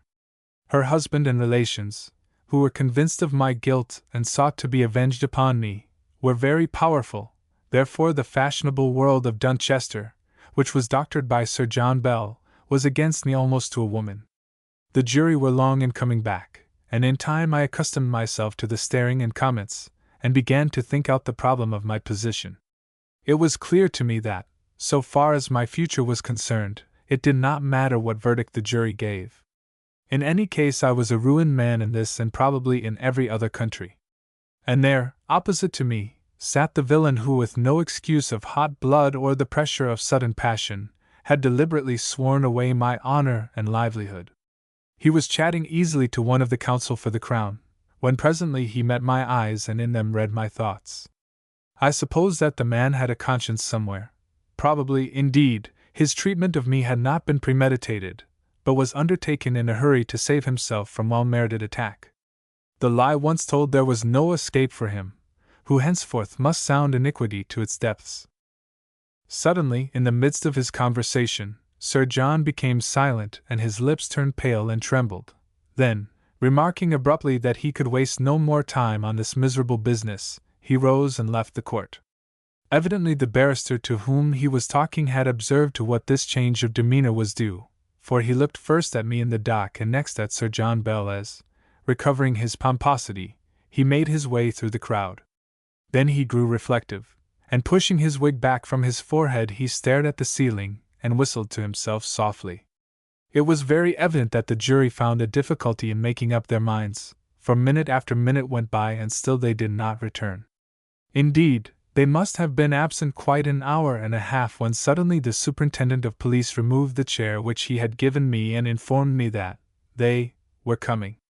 With a curious and impersonal emotion, as a man might consider a case in which he had no immediate concern, I studied their faces while one by one they filed into the box. The anxiety had been so great and so prolonged that I rejoiced it was at length coming to its end, whatever that end might be. The judge having returned to his seat on the bench, in the midst of the most intense silence the clerk asked the jury whether they found the prisoner guilty or not guilty. Rising to his feet, the foreman, a dapper little man with a rapid utterance, said, or rather read from a piece of paper, "Not guilty, but we hope that in future Dr. Therne will be more careful about conveying infection." "That is a most improper verdict," broke in the judge with irritation, "for it acquits the accused and yet implies that he is guilty. Dr. Therne, you are discharged. I repeat that I regret that the jury should have thought fit to add a very uncalled-for writer to their verdict." I left the dock and pushed my way through the crowd. Outside the courthouse I came face to face with Sir Thomas Colford. A sudden impulse moved me to speak to him. "Sir Thomas," I began, "now that I have been acquitted by a jury—" "Pray, Dr. Therne," he broke in, "say no more, for the less said the better. It is useless to offer explanations to a man whose wife you have murdered." "But, Sir Thomas, that is false. When I visited Lady Colford I knew nothing of my wife's condition." "Sir," he replied, "in this matter I have to choose between the word of Sir John Bell, who, although unfortunately my wife did not like him as a doctor, has been my friend for over 20 years, and your word, with whom I have been acquainted for 1 year. Under these circumstances I believe Sir John Bell, and that you are a guilty man. 9 people out of every 10 in Dunchester believe this, and what is more, the jury believed it also, although for reasons which are easily to be understood they showed mercy to you." And turning on his heel, he walked away from me. I also walked away to my own desolate home, and sitting down in the empty consulting room, contemplated the utter ruin that had overtaken me. My wife was gone and my career was gone, and to whatever part of the earth I might migrate an evil reputation would follow me. And all this through no fault of mine. Whilst I still sat brooding, a man was shown into the room, a smiling little black-coated person, in whom I recognized the managing clerk of the firm of solicitors that had conducted the case for the prosecution. "Not done with your troubles yet, Dr. Therne, I fear," he said cheerfully. "Out of the criminal wood into the civil swamp." And he laughed as he handed me a paper. "What is this?" I asked. "Statement of claim in the case of Colford v. Therne. Damages laid at £10,000, which, I dare say, you will agree is not too much for the loss of a young wife. You see, Doctor, Sir Thomas is downright wild with you, and so are all the late lady's people. As he can't lock you up, he intends to ruin you by means of an action. If he had listened to me, that is what he would have begun with, leaving the criminal law alone. It's a nasty, treacherous thing is the criminal law, and you can't be sure of your man however black things may look against him. I never thought they could convict you, Doctor, never, for, as the old judge said, you see it is quite unusual to prosecute criminally in cases of this nature, and the jury won't send a man to jail for a little mistake of the sort. But they will cop you in damages, 1,000 or 1,500, and then the best thing that you can do will be to go bankrupt, or perhaps you had better clear before the trial comes on." I groaned aloud, but the little man went on cheerfully. "Same solicitors, I suppose? I'll take the other things to them so as not to bother you more than I can help. Good afternoon. I'm downright glad that they didn't convict you, and as for old Bell, he's as mad as a hatter, though of course everybody knows what the jury meant. The judge was pretty straight about it, wasn't he? He chooses to think that it amounts to calling him a liar. Well, now I come to think of it, there are 1 or 2 things, so perhaps he is. Good afternoon, Doctor. Let's see, you have the original and I will take the duplicate." And he vanished. When the clerk had gone I went on thinking. Things were worse than I had believed, for it seemed that I was not even clear of my legal troubles. Already this trial had cost me a great deal, and I was in no position to stand the financial strain of a second appearance in the law courts. Also, the man was right. Although I had been acquitted on the criminal charge, if the same evidence were given by Sir John Bell and the nurse in a civil action, without any manner of doubt I should be cast in heavy damages. Well, I could only wait and see what happened. But was it worth while? Was anything worth while? The world had treated me very cruelly. A villain had lied away my reputation, and the world believed him, so that henceforth I must be one of its outcasts and black sheep, an object of pity and contempt among the members of my profession. It was doubtful whether, having been thus exposed and made bankrupt, I could ever again obtain a respectable practice. Indeed, the most that I might hope for would be some small appointment on the west coast of Africa, or any other poisonous place, which no one else would be inclined to accept, where I might live until I died. The question that occurred to me that evening was whether it would not be wiser on the whole to accept defeat, own myself beaten, and ring down the curtain. Not a difficult matter for a doctor to deal with. The arguments for such a course were patent. What were those against it? The existence of my child?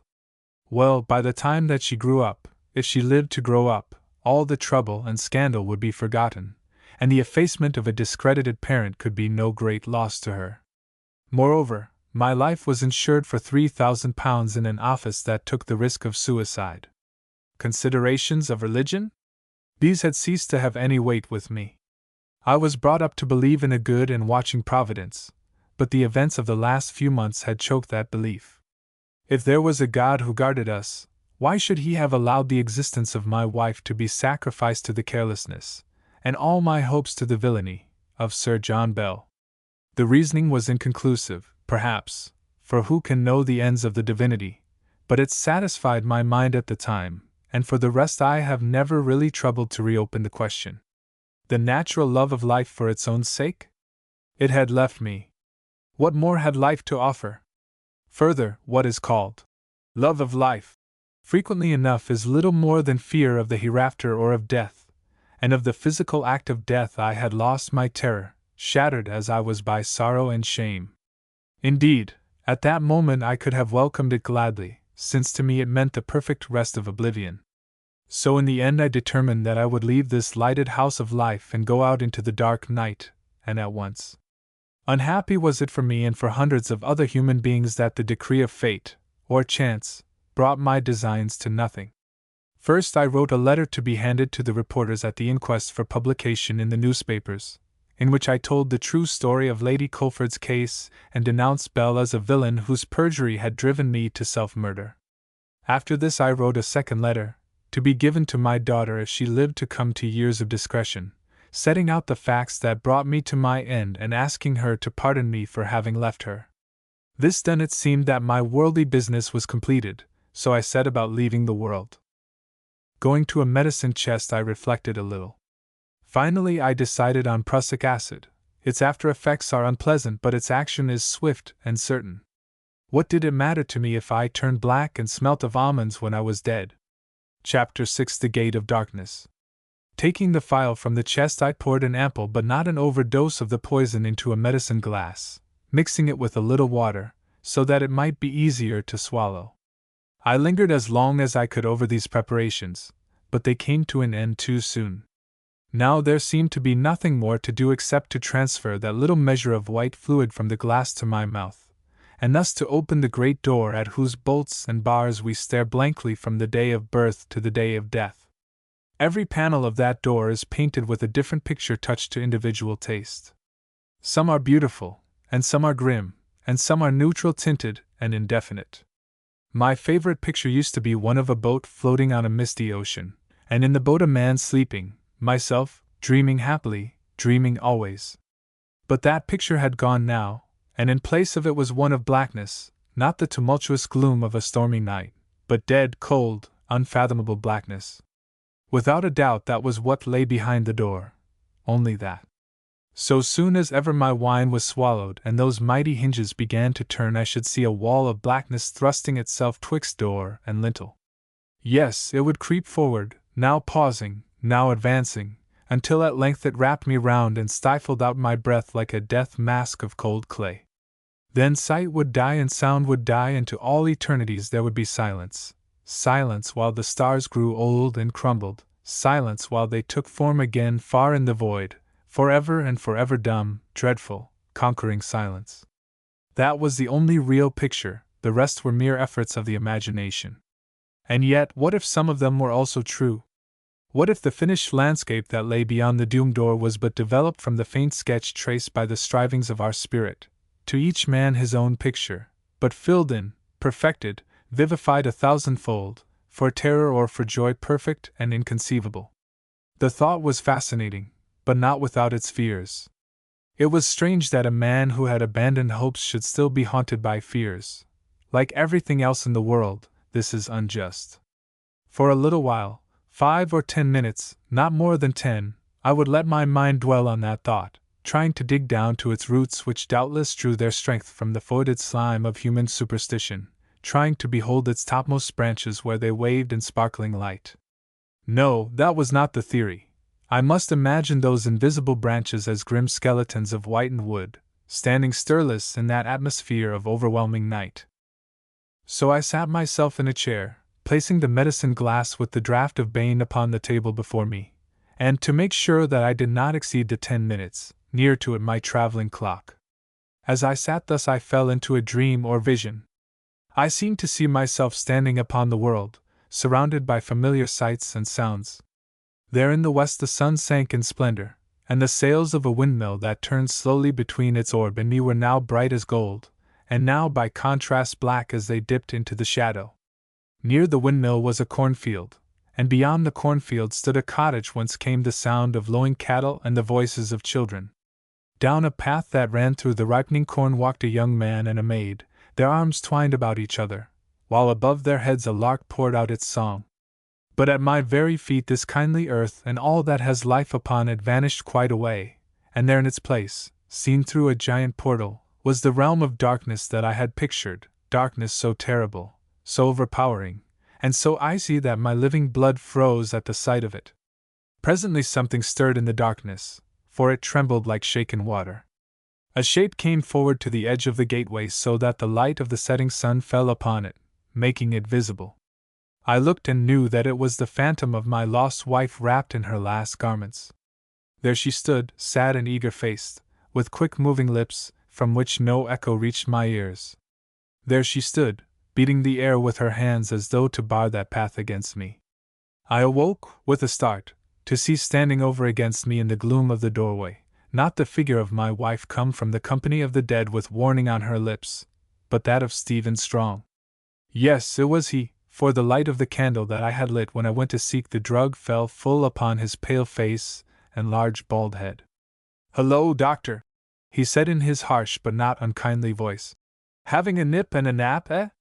What's your tipple? Hollands it looks, but it smells more like peach brandy. May I taste it? I'm a judge of Hollands," and he lifted the glass of prussic acid and water from the table. In an instant my dazed faculties were awake, and with a swift motion I had knocked the glass from his hand, so that it fell upon the floor and was shattered. "Ah," he said, "I thought so. And now, young man, perhaps you will tell me why you were playing a trick like that." "Why?" I answered bitterly. "Because my wife is dead, because my name is disgraced, because my career is ruined, because they have commenced a new action against me, and if I live, I must become a bankrupt. And you thought that you could make all these things better by killing yourself. Doctor, I didn't believe that you were such a fool. You say you have done nothing to be ashamed of, and I believe you. Well, then, what does it matter what these folk think? For the rest, when a man finds himself in a tight place, he shouldn't knock under, he should fight his way through. You're in a tight place, I know, but I was once in a tighter. Yes, I did what you have nearly done. I went to jail on a false charge and false evidence. But I didn't commit suicide. I served my time, and I think it crazed me a bit, though it was only a month. At any rate, I was what they call a crank when I came out, which I wasn't when I went in. Then I set to work and showed up those for whom I had done time. Living or dead, they'll never forget Stephen Strong, I'll warrant. And after that I turned to and became the head of the Radical Party and one of the richest men in Dunchester. Why, I might have been in Parliament half a dozen times over if I had chosen, although I am only a draper. Now, if I have done all this, why can't you, who have twice my brains and education, do as much? Nobody will employ you? I will find folk who will employ you. Action for damages? I'll stand the shot of that however it goes. I love a lawsuit, and 1,000 or 2 won't hurt me. And now I came round here to ask you to supper, and I think you'll be better drinking port with Stephen Strong than hellfire with another tradesman, whom I won't name. Before we go, however, just give me your word of honor that there shall be no more of this sort of thing. And he pointed to the broken glass. Now or afterwards, as I don't want to be mixed up with inquests. I promise, I answered presently. That will do, said Mr. Strong, as he led the way to the door. I need not dwell upon the further events of that evening, inasmuch as they were almost a repetition of those of the previous night. Mrs.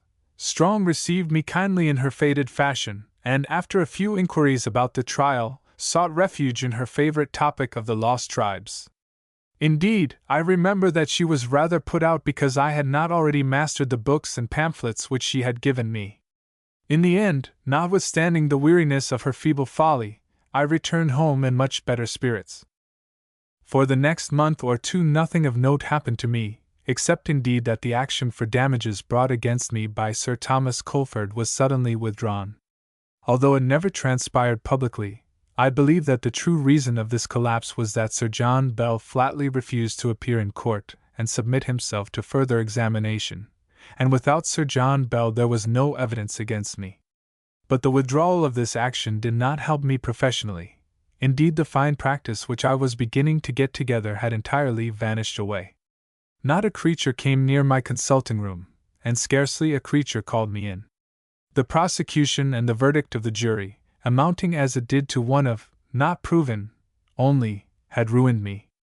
By now my small resources were almost exhausted, and I could see that very shortly the time would come when I should no longer know where to turn for bread for myself and my child.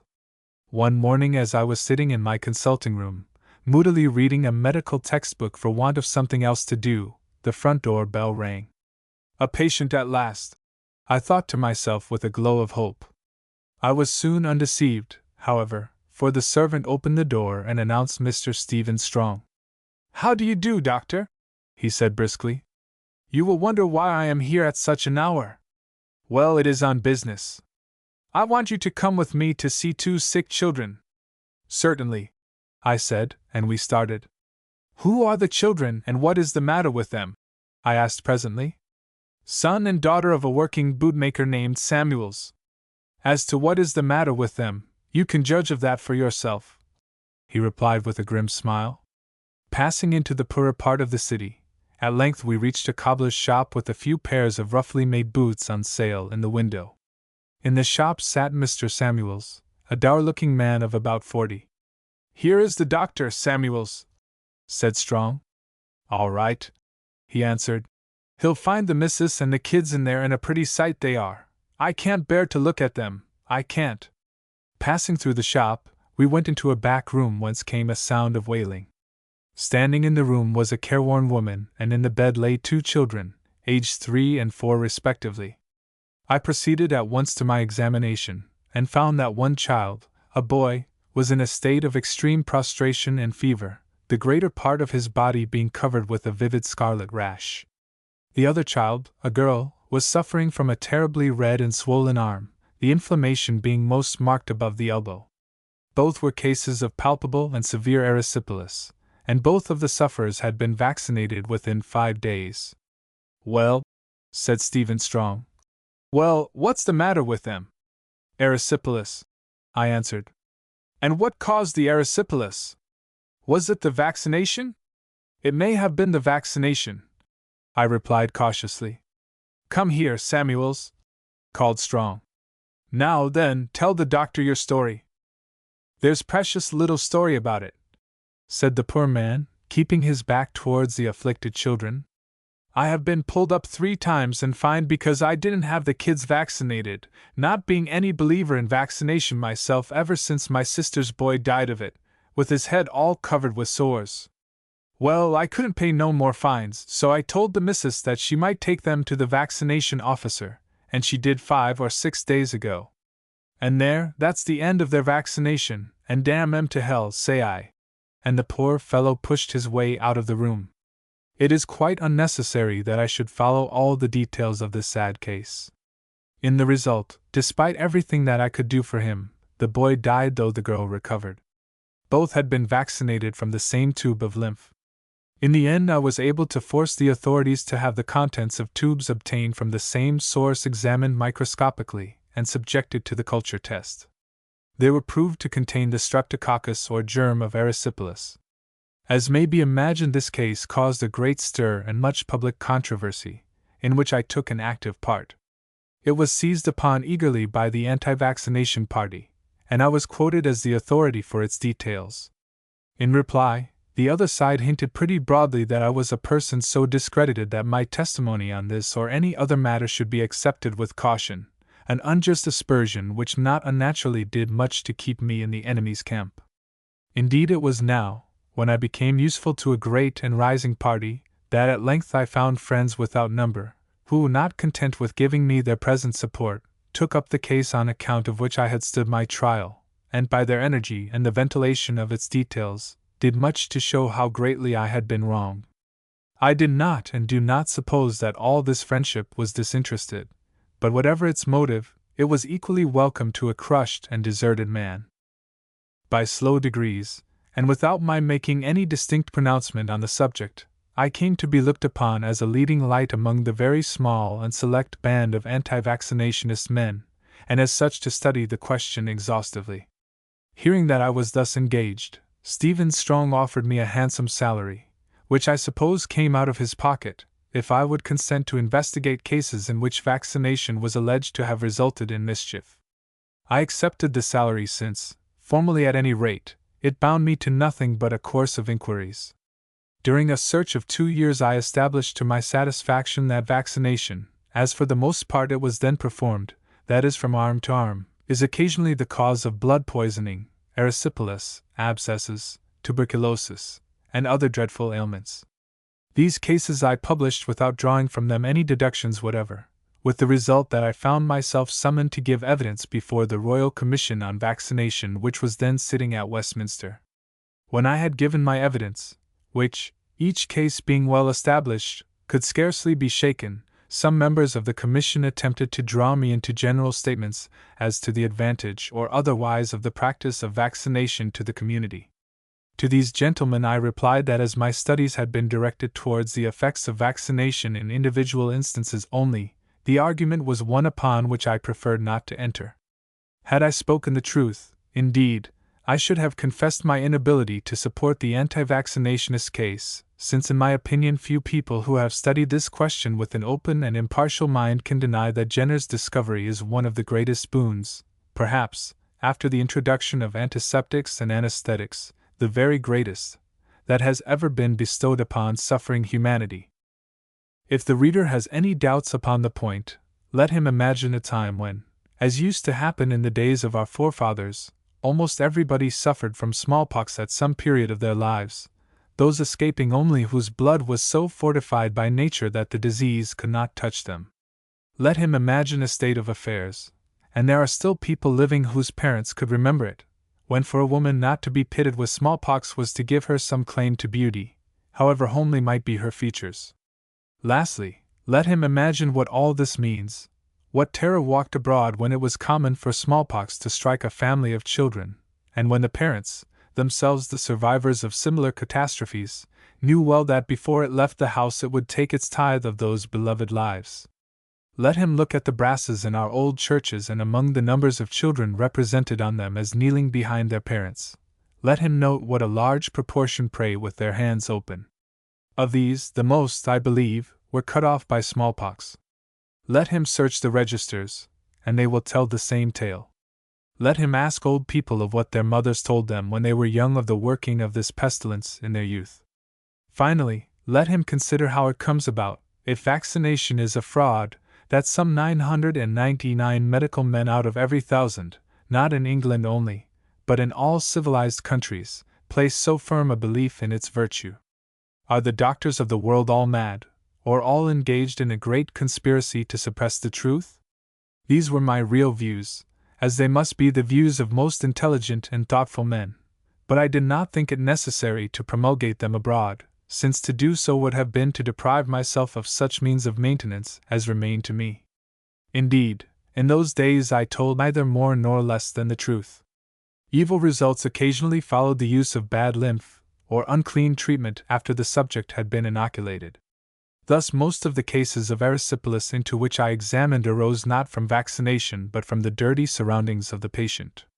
Wound 1,000,000 children, however slightly, and let flies settle on the wound or dirt accumulate in it, and the result will be that a certain small proportion will develop erysipelas quite independently of the effects of vaccination. In the same way, some amount of inoculated disease must follow the almost promiscuous use of lymph taken from human beings.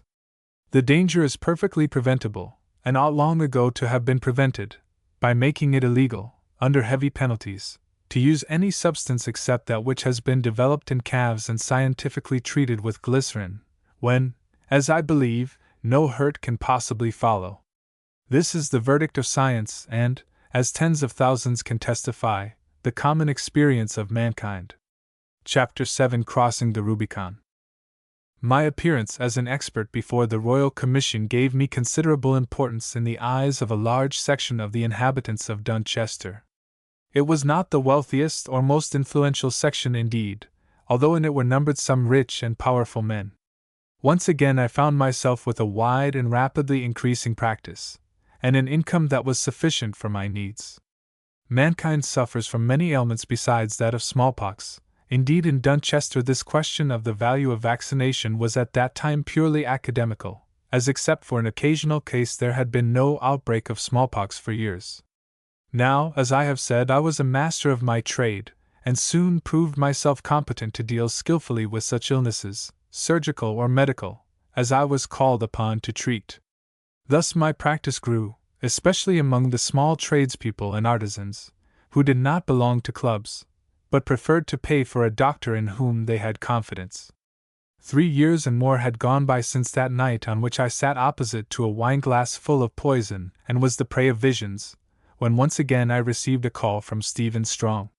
With this good-hearted, though misguided man, and his amiable, but weak-minded wife, I had kept up an intimacy that in time ripened into genuine friendship. On every Sunday night, and sometimes oftener, I took supper with them, and discussed with Mrs. Strong the important questions of our descent from the lost tribes and whether or no the lupus from which she suffered was the result of vaccination in infancy. Owing to a press of patients, to whom I was obliged to attend, I was not able to receive Mr. Strong for nearly half an hour.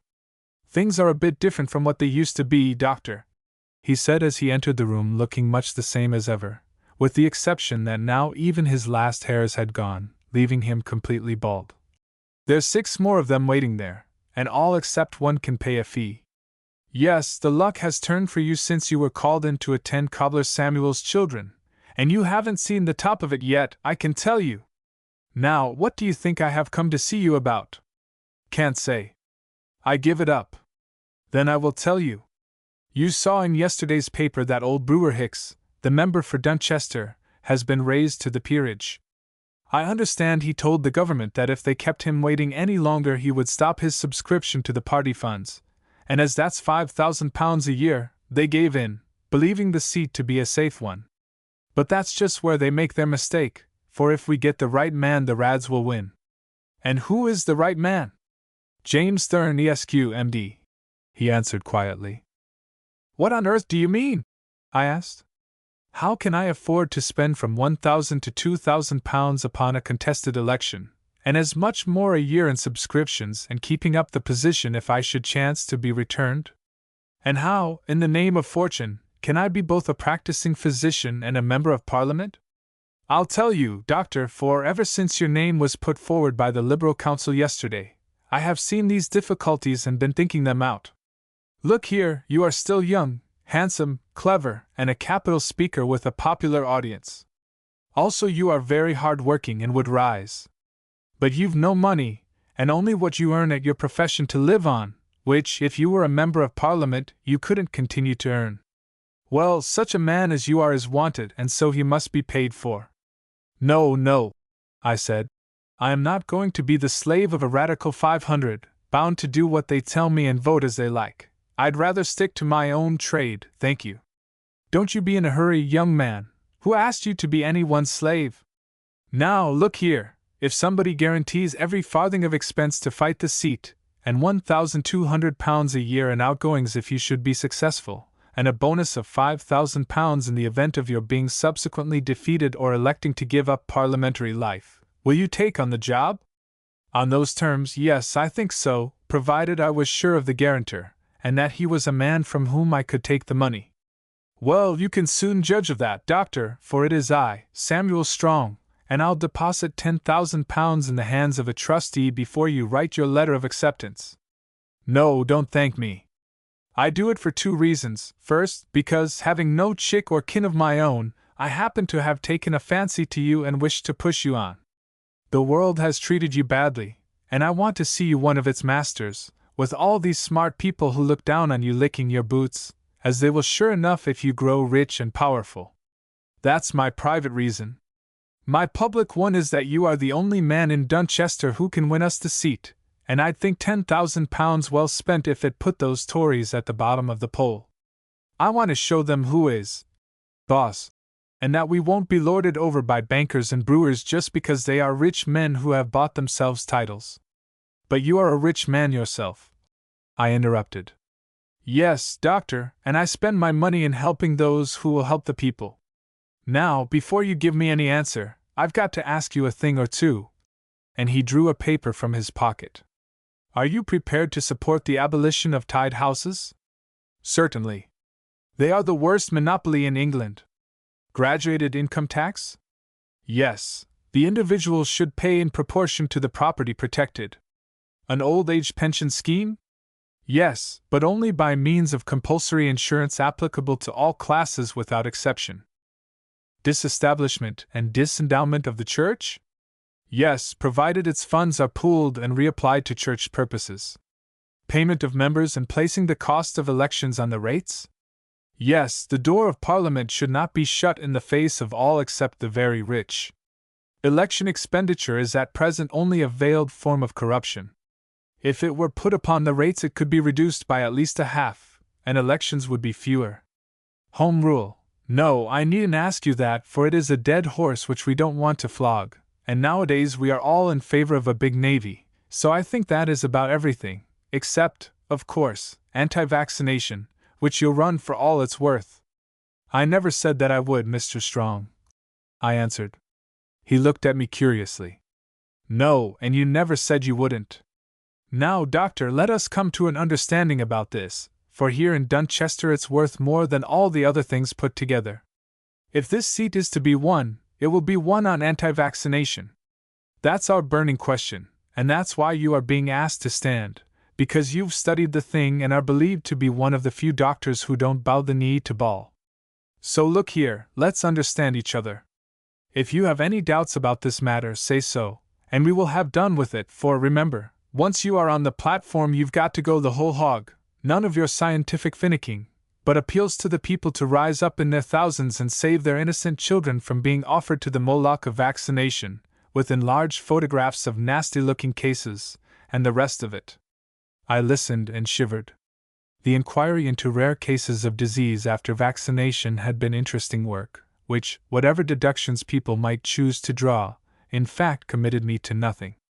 But to become one of the ragged little regiment of medical dissenters, to swallow all the unscientific follies of the anti-vaccination agitators, to make myself responsible for and to promulgate their distorted figures and wild statements.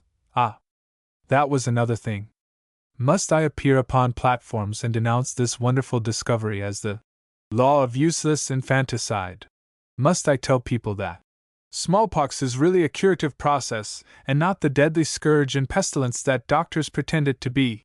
Must I maintain that vaccination never did, never does, and never can prevent even a single case of smallpox? Must I hold it up as a law of devil worship and human sacrifice to idols? If I accepted Strong's offer, it seemed that I must do all these things. More, I must be false to my instincts, false to my training and profession, false to my scientific knowledge. I could not do it. And yet, when did a man in my position ever get such a chance as that which was offered to me this day? I was ready with my tongue and fond of public speaking.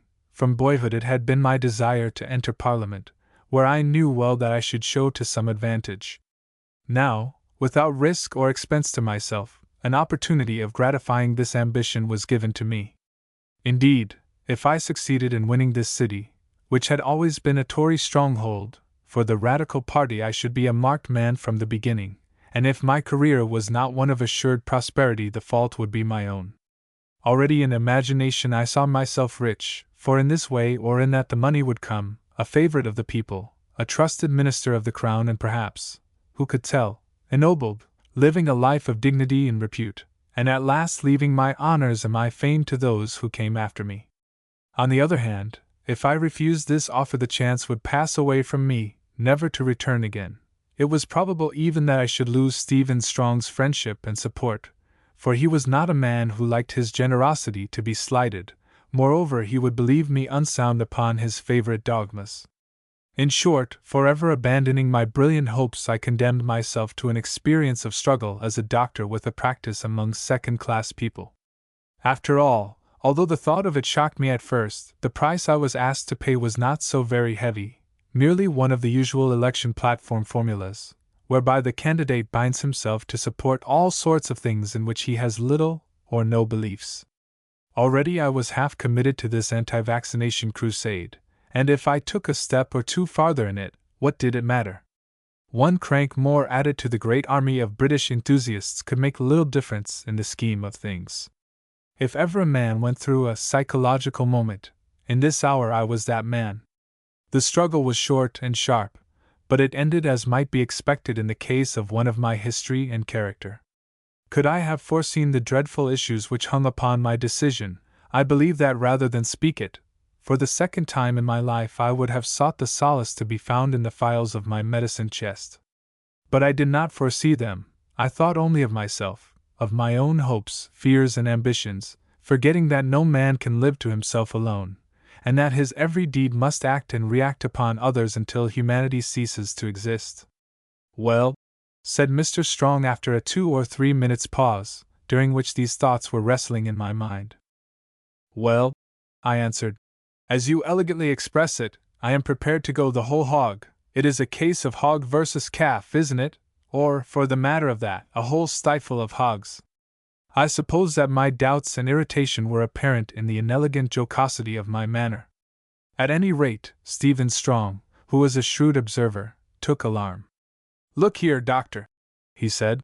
"I am honest, I am.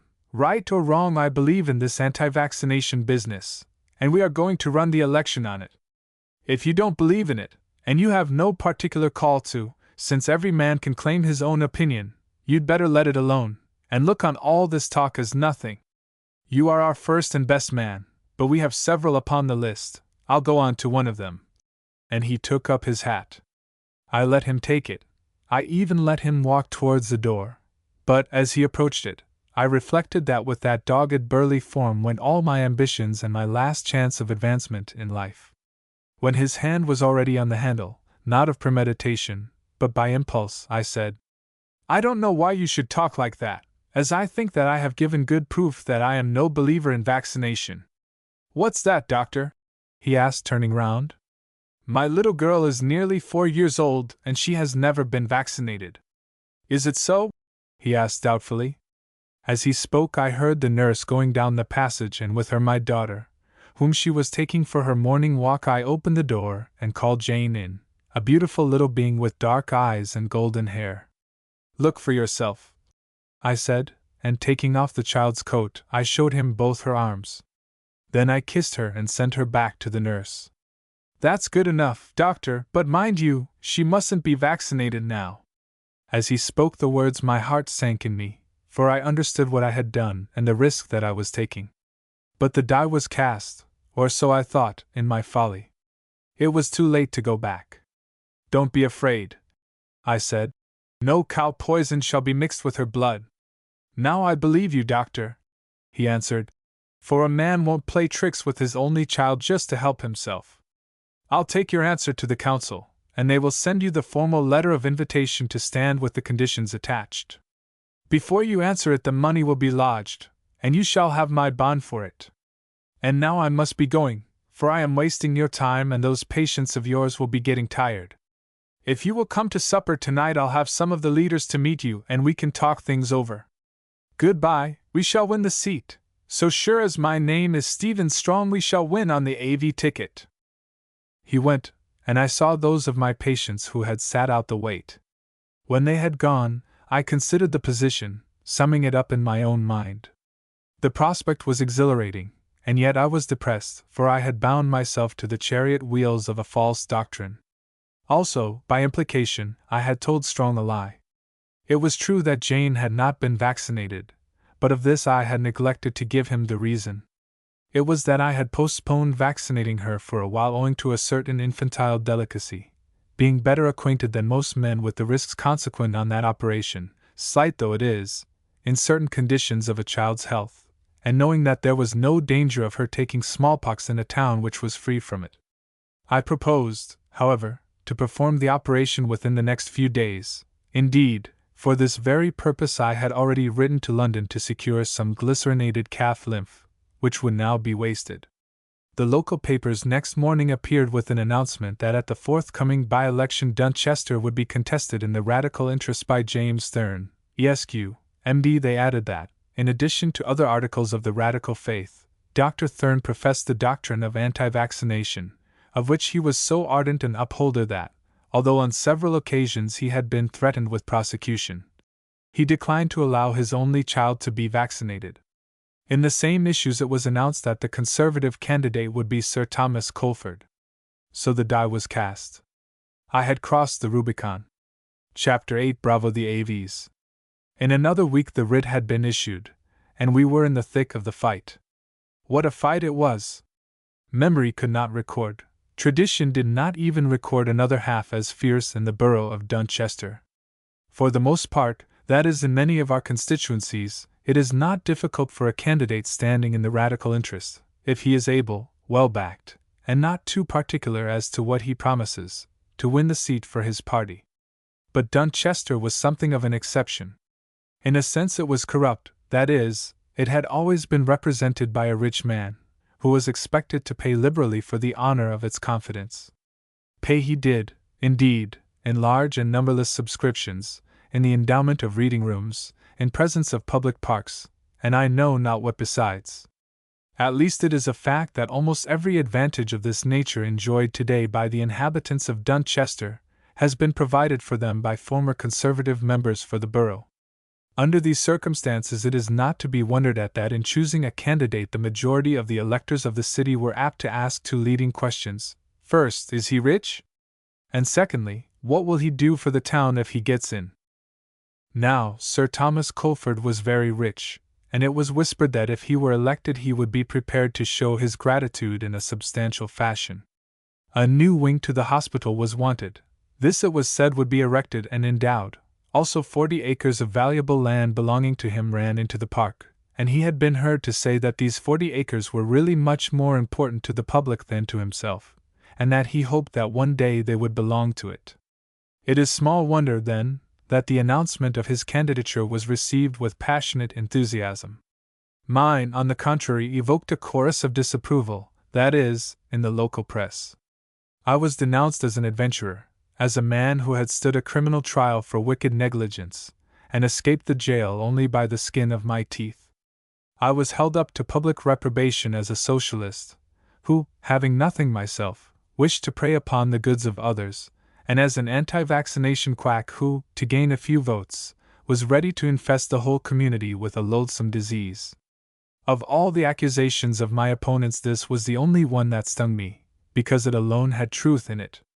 Sir John Bell, my old enemy, one of the nominators of Sir Thomas Colford, appeared upon the platform at his first meeting, and speaking in the character of an old and leading citizen of the town, and as one who had doctored most of them, implored his audience not to trust their political fortunes to such a person as myself, whose doctrines were repudiated by almost every member of the profession, which I disgraced. This appeal carried much weight with it. From all these circumstances it might have been supposed that my case was hopeless, especially as no radical had even ventured to contest the seat in the last 2 elections. But, in fact, this was not so, for in Dunchester there existed a large body of voters, many of them employed in shoemaking factories, who were almost socialistic in their views. These men, spending their days in some hive of machinery, and their nights in squalid tenements built in dreary rows, which in cities such people are doomed to inhabit, were very bitter against the upper classes, and indeed against all who lived in decent comfort. This was not to be marveled at, for what can be expected of folk whose lot, hard as it is, has none of the mitigations that lighten the troubles of those who live in the country, and who can at least breathe the free air and enjoy the beauties that are common to all? Here, at Dunchester, their pleasures consisted for the most part in a dog fight or some such refining spectacle, varied by an occasional booze at the public house, or, in the case of those who chanced to be more intellectually inclined, by attending lectures where socialism and other advanced doctrines were preached. As was but natural, this class might be relied upon almost to a man to vote for the party which promised to better their lot, rather than for the party which could only recommend them to be contented and to improve themselves. To secure their support it was only necessary to be extravagant of promises and abusive of employers who refused to pay them impossible wages. Next in importance to these red-hot forwards came the phalanx of old-fashioned people who voted Liberal because their fathers had voted Liberal before them. Then there were the electors who used to be Conservative but, being honestly dissatisfied with the government on account of its foreign policy, or for other reasons, had made up their minds to transfer their allegiance. Also there were the dissenters, who set hatred of the Church above all politics, and made its disendowment and humiliation their watchword. In Dunchester these were active and numerous, a very tower of strength to me, for Stephen Strong was the wealthiest and most important of them. During the first day or 2 of the canvass, however, a careful estimate of our electoral strength showed it to be several hundred votes, short of that of our opponents. Therefore, if we would win, we must make converts by appealing to the prejudices of members of the electorate who were of conservative views, in other words, by preaching fads. Of these there were many, all useful to the candidate of pliant mind, such as the total drink prohibition fad, the anti-dog muzzling fad, and others, each of which was worth some votes. Even the Peculiar People, a society that makes a religion of killing helpless children by refusing them medical aid when they are ill, were good for 10 or 12. Here, however, I drew the line, for when asking whether I would support a bill relieving them from all liability to criminal prosecution in the event of the death of their victims, I absolutely declined to give any such undertaking. But although all these fancies had their followers, it was the anti-vaccination craze that really had a hold in Dunchester. The AVs, as they called themselves, were numbered by hundreds, for the National League and other similar associations had been at work here for years, with such success that already 20% of the children born in the last decade had never been vaccinated. For a while the Board of Guardians had been slow to move, then, on the election of a new chairman and the representations of the medical profession of the town, they instituted a series of prosecutions against parents who refused to comply with the vaccination acts. Unluckily for the Conservative Party, these prosecutions, which aroused the most bitter feelings, were still going on when the seat fell vacant. Hence, from an electoral point of view, the question became one of first-class importance. In Dunchester, as elsewhere, the great majority of the anti-vaccinators were already radical, but there remained a residue, estimated at from 300 to 400, who voted blue or conservative. If these men could be brought over, I should win. If they remained faithful to their color, I must lose. Therefore it will be seen that Stephen Strong was right when he said that the election would be won or lost upon anti-vaccination.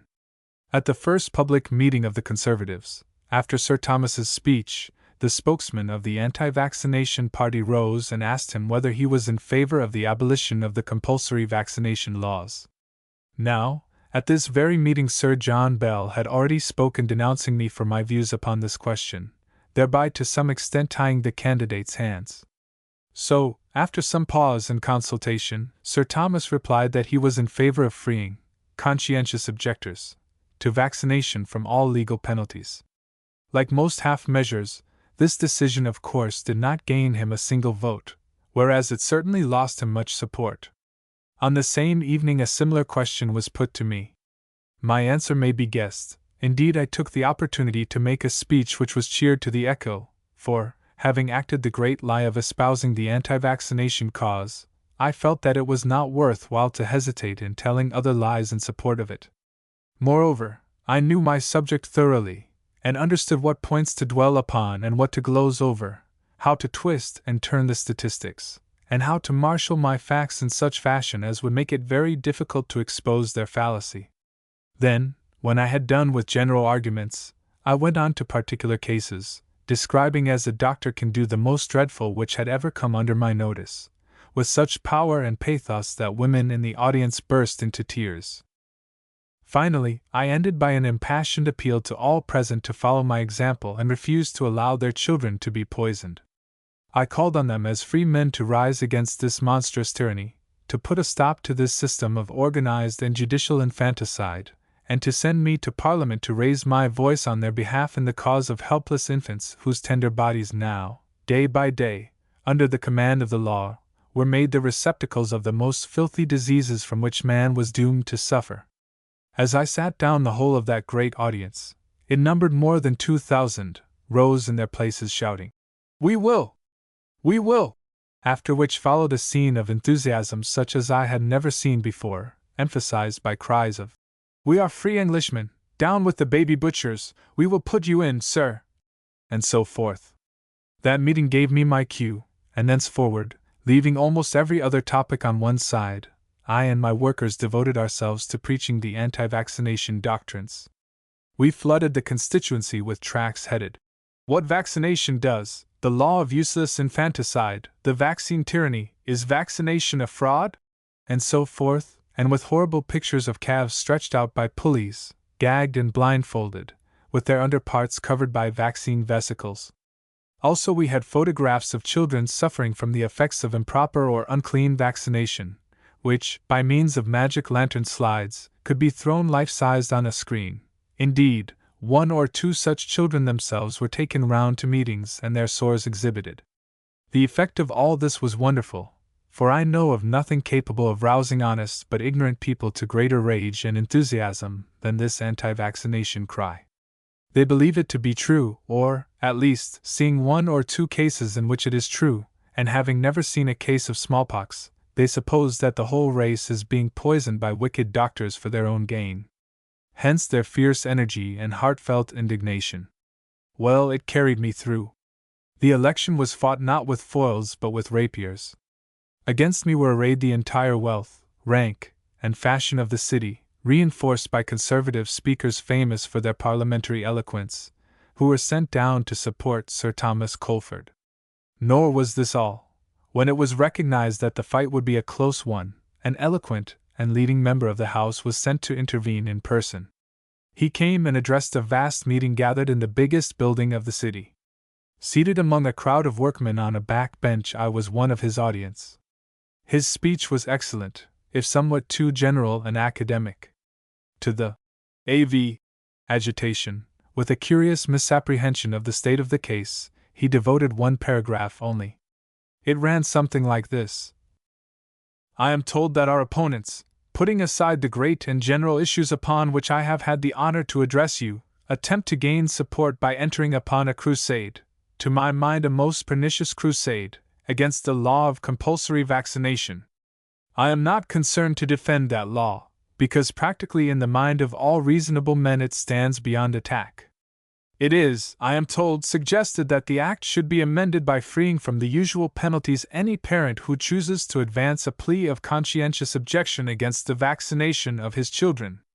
Such an argument seems to me too puerile, I had almost said too wicked, to dwell upon, for in its issue it would mean that at the whim of individuals innocent children might be exposed to disease, disfigurement, and death, and the whole community through them to a very real and imminent danger. Prophecy is dangerous, but speaking for myself as a private member of Parliament, I can scarcely believe that responsible ministers of any party, moved by the pressure of an ill-informed and erroneous opinion, would ever consent under this elastic plea of conscience to establish such a precedent of surrender. Vaccination with its proved benefits is outside the pale of party. After long and careful study, science and the medical profession have given a verdict in its favor, a verdict which has now been confirmed by the experience of generations. Here I leave the question, and turning once more before I sit down to those great and general issues of which I have already spoken, I would again impress upon this vast audience, and through it upon the constituency at large, etc., etc., etc. Within a year it was my lot to listen to an eminent leader of that distinguished member, with the distinguished member's tacit consent, pressing upon an astonished House of Commons the need of yielding to the clamor of the anti-vaccinationists, and of inserting into the bill, framed upon the report of a royal commission, a clause forbidding the prosecution of parents or guardians willing to assert before a bench of magistrates that they objected to vaccination on conscientious grounds. The appeal was not in vain. The bill passed in its amended form, and within 20 years I lived to see its fruits. At length came the polling day. After this lapse of time I remember little of its details. I, as became a Democratic candidate, walked from polling station to polling station, while my opponent, as became a wealthy banker, drove about the city in a carriage and four. At 8 o'clock the ballot boxes were sealed up and conveyed to the town hall, where the counting commenced in the presence of the mayor, the candidates, their agents, and the necessary officers and assistants. Box after box was opened and the papers counted out into separate heaps, those for Culford into one pile, those for Therne into another, the spoiled votes being kept by themselves. The counting began about 9:30, and up to 11:45 nobody could form an idea as to the ultimate result, although at that time the Conservative candidate appeared to be about 35 votes ahead. Then the last ballot box was opened. It came from a poor quarter of the city, a ward in which I had many supporters. Sir Thomas Culford and I, with our little knots of agents and sub-agents, placed ourselves one on each side of the table, waiting in respectful silence while the clerk dealt out the papers, as a player deals out cards. It was an anxious moment, as any one who has gone through a closely contested parliamentary election can testify. For 10 days or more the strain had been great, but curiously enough, now at its climax it seemed to have lost its grip of me. I watched the denouement of the game with keenness and interest indeed, but as though I were not immediately and personally concerned. I felt that I had done my best to win, and no longer cared whether my efforts ended in success or failure. Possibly this was the result of the apathy that falls upon overstrained nerves. Possibly I was oppressed by the fear of victory and of that nemesis which almost invariably dogs the steps of our accomplished desires, of what the French writer calls la page effrayante, de désirs accomplis. At least just then I cared nothing whether I won or lost, only I reflected that in the latter event it would be sad to have told so many falsehoods to no good purpose. "How does it stand?" asked the head Conservative agent of the officer. The clerk took the last numbers from the counters and added up the figures. Culford, 4303, Therne, 4291, and 2 more bundles to count. Another packet was counted out. "How does it stand?" asked the agent. Culford, 4349, Therne, 4327, and 1 more bundle of 50 to count, answered the clerk. The agent gave a sigh of relief and smiled. I saw him press Sir Thomas's hand in congratulations, for now he was sure that victory was theirs. "The game is up," I whispered to Strong, who, as my principal supporter, had been admitted with me to the hall. He ground his teeth, and I noticed in the gaslight that his face was ghastly pale and his lips were blue. "You had better go out," I said. "You are overtaxing that dilated heart of yours. Go home and take a sleeping draught." "Damn you, no," he answered fiercely in my ear. "Those papers come from the Little Martha ward, where I thought there wasn't a wrong un in the crowd. If they've sold me, I'll be even with them, as sure as my name is Strong." "Come," I said with a laugh. "A good radical shouldn't talk like that." For me the bitterness was over, and, knowing the worst, I could afford to laugh. The official opened the last packet and began to count aloud. The first vote was for Therne, but bad, for the elector had written his name upon the paper. Then in succession came 9 for Culford. Now all interest in the result had died away, and a hum of talk arose from those present in the room, a whispered murmur of congratulations and condolences. No wonder, seeing that to win I must put to my credit 32 of the 40 remaining papers, which seemed a thing impossible. The counter went on counting aloud and dealing down the papers as he counted. 1, 2, 3, 4, and straight on up to 10 for Therne, when he paused to examine a paper, then 1 for Culford. Then, in rapid successful, 5, 10, 15 for Therne. Now the hum of conversation died away, for it was felt that this was becoming interesting. Of course it was practically impossible that I should win, for there were but 14 papers left, and to do so I must secure 11 of them. 16 for Therne went on the counter. 17, 18, 19, 20. Now the excitement grew intense, for if the run held in 2 more votes I should tie. Every eye was fixed upon the counter's hand. To the right and left of him on the table were 2 little piles of voting papers. The pile to the right was the property of Culford, the pile to the left was sacred to Therne. The paper was unfolded and glanced at, then up went the hand and down floated the fateful sheet onto the left-hand pile. 21 for Therne. Again the process was repeated, and again the left-hand pile was increased. 22 for Therne. By heaven! You've tied him! Gasped Stephen Strong. There were but 7 papers left, and the candidate who secured 4 of them would be the winner of the election. 23 for Therne, 24, 25. A silence in which you could hear the breath of other men and the beating of your own heart. 26 for Therne, 27, 28, 29, all for Therne. Then, bursting from the lips of Stephen Strong, a shrill hoarse cry, more like the cry of a beast than that of a man, and the words, "By God! We've won! The AVs have done it! Bravo the AVs!" "Silence!" said the mayor, bringing his fist down upon the table, but so far as Stephen Strong was concerned, the order was superfluous, for suddenly his face flushed, then turned a dreadful ashen gray, and down he sank upon the floor. As I leant over him and began to loosen his collar, I heard the Conservative agent say in strident tones, "There is some mistake, there must be some mistake. It is almost impossible that Dr. Therne can have polled 29 votes in succession. On behalf of Sir Thomas Culford, I demand a recount." "Certainly," answered some official. "Let it be begun at once." In that ceremony I took no part. Indeed, I spent the next 2 hours, with the help of another doctor, trying to restore consciousness to Stephen Strong in a little room that opened off the town hall. Within half an hour Mrs. Strong arrived. "He still breathes," I said in answer to her questioning glance. Then the poor little woman sat herself down upon the edge of a chair, clasped her hands and said, "If the Lord wills it, dear Stephen will live, and if the Lord wills it, he will die." This sentence she repeated at intervals until the end came. After 2 hours there was a knocking at the door. "Go away," I said, but the knocker would not go away. So I opened. It was my agent, who whispered in an excited voice, "The Count's quite correct, you are in by 7. "All right," I answered. "Tell them we want some more brandy." At that moment Stephen Strong opened his eyes, and at that moment also there arose a mighty burst of cheering from the crowd assembled on the marketplace without, to whom the mayor had declared the numbers from a window of the town hall. The dying man heard the cheering, and looked at me inquiringly, for he could not speak.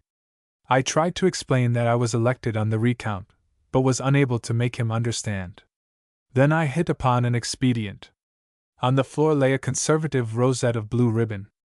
I took it up and took also my own radical colors from my coat. Holding one of them in each hand before Strong's dying eyes, I lifted up the radical orange and let the Conservative blue fall to the floor. He saw and understood, for a ghastly smile appeared upon his distorted face. Indeed, he did more. Almost with his last breath he spoke in a hoarse, gurgling whisper, and his words were, "Bravo the AVs!" Now he shut his eyes, and I thought that the end had come, but, opening them presently, he fixed them with great earnestness first upon myself and then upon his wife, accompanying the glance with a slight movement of the head. I did not know what he could mean, but with his wife it was otherwise, for she said, "Don't trouble yourself, Stephen, I quite understand." 5 minutes more and it was over. Stephen Strong's dilated heart had contracted for the last time. "I see it has pleased the Lord that dear Stephen should die," said Mrs. Strong in her quiet voice. "When you have spoken to the people out there, Doctor, will you take me home? I am very sorry to trouble, but I saw that after he was gone Stephen wished me to turn to you." Chapter 9 Fortune. My return to Parliament meant not only the loss of a seat to the government, a matter of no great moment in view of their enormous majority, but probably, through their own fears, was construed by them into a solemn warning not to be disregarded. Certain papers and opposition speakers talked freely of the writing on the wall, and none saw that writing in larger, or more fiery letters, than the members of Her Majesty's government. I believe that to them it took the form not of Hebraic characters, but of 2 large Roman capitals, the letters A and V. Hitherto the anti-vaccinators had been known as troublesome people who had to be reckoned with, but that they should prove strong enough to wrest what had been considered one of the safest seats in the kingdom out of the hands of the Unionists came upon the party as a revelation of the most unpleasant order. For Stephen Strong's dying cry, of which the truth was universally acknowledged, "The AVs have done it! Bravo the AVs!" had echoed through the length and breadth of the land. When a government thinks that agitators are weak, naturally and properly it treats them with contempt, but when it finds that they are strong enough to win elections, then their arguments become more worthy of consideration. And so the great heart of the parliamentary Pharaoh began to soften towards the anti-vaccinators, and of this softening the first signs were discernible within 3 or 4 days of my taking my seat as member for Dunchester. I think I may say without vanity, and the statement will not be contradicted by those who sat with me, that I made a good impression upon the House from the first day I entered its doors. Doubtless its members had expected to find in me a rabid person liable to burst into a foam of violence at the word vaccination, and were agreeably surprised to find that I was much as other men are, only rather quieter than most of them. I did not attempt to force myself upon the notice of the House, but once or twice during the dinner hour I made a few remarks upon subjects connected with public health which were received without impatience, and in the interval, I tried to master its forms, and to get in touch with its temper. In those far-away and long-forgotten days a royal commission had been sitting for some years to consider the whole question of compulsory vaccination. It was the same before which I had been called to give evidence. At length this commission delivered itself of its final report, a very sensible one in an enormous blue book, which if adopted would practically have continued the existing vaccination acts with amendments. These amendments provided that in future the public vaccinators should visit the home of the child, and if the conditions of that home and of the child itself were healthy, offer to vaccinate it with glycerinated calf lymph. Also they extended the time during which the parents and guardians were exempt from prosecution, and in various ways mitigated the rigor of the prevailing regulations. The subject matter of this report was embodied in a short bill to amend the law and laid before Parliament, which bill went to a standing committee, and ultimately came up for the consideration of the House. Then followed the great debate and the great surprise. A member moved that it should be read that day 6 months, and others followed on the same side. The president of the local government board of the day, I remember, made a strong speech in favor of the bill, after which other members spoke, including myself. But although about 90 out of every 100 of the individuals who then constituted the House of Commons were strong believers in the merits of vaccination, hardly one of them rose in his place to support the bill. The lesson of Dunchester amongst others was before their eyes, and whatever their private faith might be, they were convinced that if they did so it would lose them votes at the next election.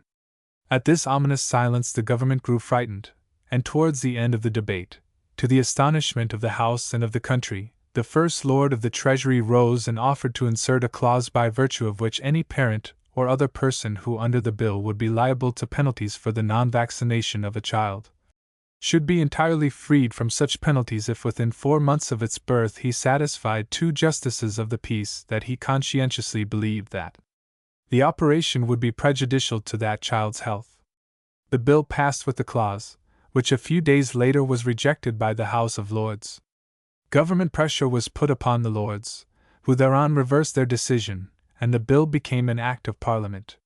Thus the whole policy of compulsory vaccination, which for many years had been in force in England, was destroyed at a single blow by a government with a great majority, and a House of Commons composed of members who, for the most part, were absolute believers in its virtues. Never before did agitators meet with so vast and complete a success, and seldom perhaps did a government undertake so great a responsibility for the sake of peace, and in order to shelve a troublesome and dangerous dispute. It was a very triumph of opportunism, for the government, aided and abetted by their supporters, threw over their beliefs to appease a small but persistent section of the electors. Convinced that compulsory vaccination was for the benefit of the community, they yet stretched the theory of the authority of the parent over the child to such an unprecedented extent that, in order to satisfy his individual prejudices, that parent was henceforth to be allowed to expose his helpless infant to the risk of terrible disease and of death. It is not for me to judge their motives, which may have been pure and excellent. My own are enough for me to deal with. But the fact remains that, having power in their hands to impose the conclusions of a committee of experts on the nation, and being as a body satisfied as to the soundness of those conclusions, they still took the risk of disregarding them. Now the result of their action is evident. Now we have reaped the seed which they sowed, nor did they win a vote or a "thank you" by their amiable and philosophic concessions, which earned them no gratitude but indignation mingled with something not unlike contempt. So much for the anti-vaccination agitation, on the crest of whose wave I was carried to fortune and success. Thenceforward for many long years my career was one of strange and startling prosperity. Dunchester became my pocket borough, so much so, indeed, that at the 3 elections which occurred before the last of which I have to tell, no one even ventured to contest the seat against me. Although I was never recognized as a leader of men, chiefly, I believe, because of a secret distrust which was entertained as to my character and the sincerity of my motives, session by session my parliamentary repute increased, till, in the last radical government, I was offered, and for 2 years filled, the post of Under-Secretary to the Home Office. Indeed, when at last we went to the country over the question of the China War, I had in my pocket a discreetly worded undertaking that, if our party succeeded at the polls, my claims to the Home Secretaryship should be carefully considered. But it was not fated that I should ever again cross the threshold of St. Stephen's. So much for my public career, which I have only touched on in illustration of my private and moral history. The reader may wonder how it came about that I was able to support myself and keep up my position during all this space of time, seeing that my attendance in Parliament made it impossible for me to continue in practice as a doctor. It happened thus. When my old and true friend, Stephen Strong, died on the night of my election, it was found that he was even richer than had been supposed. Indeed, his personalty was sworn at £191,000, besides which he left real estate in shops, houses and land to the value of about £23,000. Almost all of this was devised to his widow absolutely, so that she could dispose of it in whatever fashion pleased her. Indeed, there was but one other bequest, that of the balance of the £10,000 which the testator had deposited in the hands of a trustee for my benefit. This was now left to me absolutely. I learned the fact from Mrs. Strong herself as we returned from the funeral. "Dear Stephen has left you nearly £9,000, doctor," she said, shaking her head. Gathering from her manner and this shake of her head that the legacy was not pleasing to her, I hastened to explain that doubtless it was to carry into effect a business arrangement we had come to before I consented to stand for Parliament. "Ah, indeed," she said. "That makes it worse, for it is only the payment of a debt, not a gift." Not knowing what she could mean, I said nothing.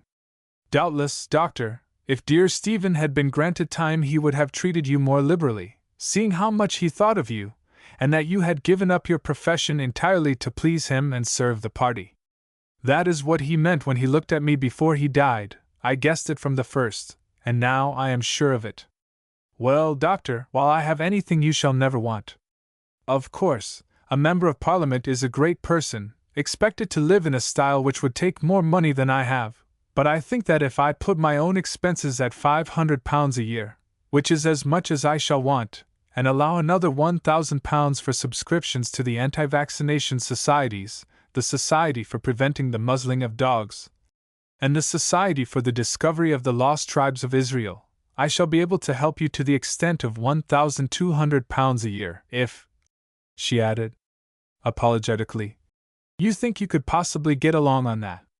"But, Mrs. Strong," I said, "I have no claim at all upon you. Please do not talk nonsense, Doctor. Dear Stephen wished me to provide for you, and I am only carrying out his wishes with his own money, which God gave him perhaps for this very purpose, that it should be used to help a clever man to break down the tyranny of wicked governments and false prophets." So I took the money, which was paid with the utmost regularity on January the 1st and June the 1st in each year. On this income I lived in comfort, keeping up my house in Dunchester for the benefit of my little daughter and her attendants, and hiring for my own use a flat quite close to the House of Commons. As the years went by, however, a great anxiety took possession of me, for by slow degrees Mrs. Strong grew as feeble in mind as already she was in body, till at length she could only recognize people at intervals, and became quite incompetent to transact business. For a while her bankers went on paying the allowance under her written and unrevoked order, but when they understood her true condition, they refused to continue the payment. Now my position was very serious. I had little or nothing put by, and having ceased to practice for about 17 years, I could not hope to earn an income from my profession. Nor could I remain a member of the House, at least not for long. Still, by dint of borrowing and the mortgage of some property which I had acquired, I kept my head above water for about 18 months. Very soon, however, my financial distress became known, with the result that I was no longer so cordially received as I had been either in Dunchester or in London. The impecunious cannot expect to remain popular. At last things came to a climax, and I was driven to the step of resigning my seat. I was in London at the time, and thence I wrote the letter to the chairman of the Radical Committee in Dunchester giving ill health as the cause of my retirement. When at length it was finished to my satisfaction, I went out and posted it, and then walked along the embankment as far as Cleopatra's Needle and back again. It was a melancholy walk taken, I remember, upon a melancholy November afternoon, on which the dank mist from the river strove for mastery with the gloomy shadows of advancing night. Not since that other evening, many, many years ago, when, after my trial, I found myself face to face with ruin or death and was saved by Stephen Strong, had my fortunes been at so low an ebb. Now, indeed, they appeared absolutely hopeless, for I was no longer young and fit to begin the world afresh. Also, the other party being in power, I could not hope to obtain any salaried appointment upon which to support myself and my daughter. If Mrs. Strong had kept her reason, all would have been well, but she was insane, and I had no one to whom I could turn, for I was a man of many acquaintances but few friends. Wearily I trudged back to my rooms to wait there until it was time to dress, for I had a dinner engagement at the Reform Club. On the table in the little hall lay a telegram, which I opened listlessly. It was from a well-known firm of solicitors in Dunchester, and ran: "Our client, Mrs. Strong, died suddenly at 3 o'clock. Important that we should see you. Will you be in Dunchester tomorrow? If not, please say where and at what hour we can wait upon you in town." Wait upon you in town, I said to myself as I laid down the telegram. A great firm of solicitors would not wish to wait upon me unless they had something to tell me to my advantage and their own. Mrs. Strong must have left me some money. Possibly even I was her heir. More than once before in life my luck had turned in this sudden way. Why should it not happen again? But she was insane and could not appoint an heir. Why had not those fools of lawyers told me the facts instead of leaving me to the torment of this suspense? I glanced at the clock, then taking a telegraph form I wrote: "Shall be at Dunchester Station 8:30. Meet me there or later at the club." Taking a cab I drove to St. Pancras, just in time to catch the train. In my pocket, so closely was I pressed for money, for my account at the bank was actually overdrawn, I had barely enough to pay for a third-class ticket to Dunchester. This mattered little, however, for I always traveled third class, not because I liked it but because it looked democratic and the right sort of thing for a radical MP to do. The train was a fast one, but that journey seemed absolutely endless. Now at length we had slowed down at the Dunchester signal box, and now we were running into the town. If my friend the lawyer had anything really striking to tell me, he would send to meet me at the station, and if it was something remarkable, he would probably attend there himself. Therefore, if I saw neither the managing clerk nor the junior partner, nor the head of the firm, I might be certain that the news was trivial, probably, dreadful thought which had not occurred to me before, that I was appointed executor under the will with a legacy of 100 guineas. The train rolled into the station. As it began to glide past the pavement of wet asphalt, I closed my eyes to postpone the bitterness of disappointment, if only for a few seconds. Perforce I opened them again as the train was stopping, and there, the very first thing they fell upon, looking portly and imposing in a fur coat, was the rubicund-faced head of the firm himself. It is good, I thought, and supported myself for a moment by the hat-rack, for the revulsion of feeling produced a sudden faintness. He saw me, and sprang forward with a beaming yet respectful countenance. It is very good, I thought. My dear sir, he began obsequiously, I do trust that my telegram has not incommoded you, but my news was such that I felt it necessary to meet you at the earliest possible moment, and therefore wired to you at every probable address. I gave the porter who took my bag a shilling. Practically it was my last, but that lawyer's face and manner seemed to justify the expenditure which, so oddly are our minds constituted. I remember reflecting I might regret if I had drawn a false inference. The man touched his hat profusely, and I hope, made up his mind to vote for me next time. Then I turned to the head of the firm and said, Pray don't apologize, but by the way, beyond that of the death of my poor friend, what is the news? Oh, perhaps you know it, he answered, taken aback at my manner, though she always insisted upon its being kept a dead secret, so that one day you might have a pleasant surprise. I know nothing, I answered. Then I am glad to be the bearer of such good intelligence to a fortunate and distinguished man, he said with a bow. I have the honor to inform you in my capacity of executor to the will of the late Mrs. Martha Strong that, with the exception of a few legacies, you are left her sole heir. Now I wished that the hat-rack was still at hand, but, as it was not, I pretended to stumble, and leant for a moment against the porter who had received my last shilling.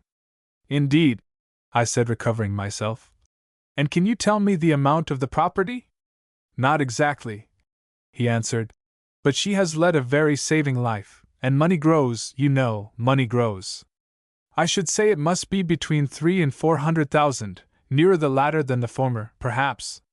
Really, I replied, that is more than I expected. It is a little astonishing to be lifted in a moment from the position of one with a mere competence into that of a rich man. But our poor friend was, well, weak-minded, so how could she be competent to make a binding will? My dear sir, her will was made within a month of her husband's death, when she was as sane as you are, as I have plenty of letters to show.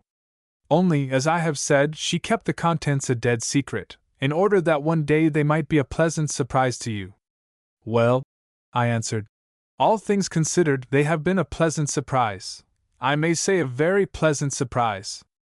And now let us go and have some dinner at the club. I feel tired and thirsty.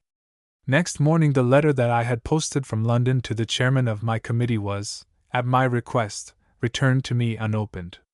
Chapter 10 Jane meets Dr. Murchison.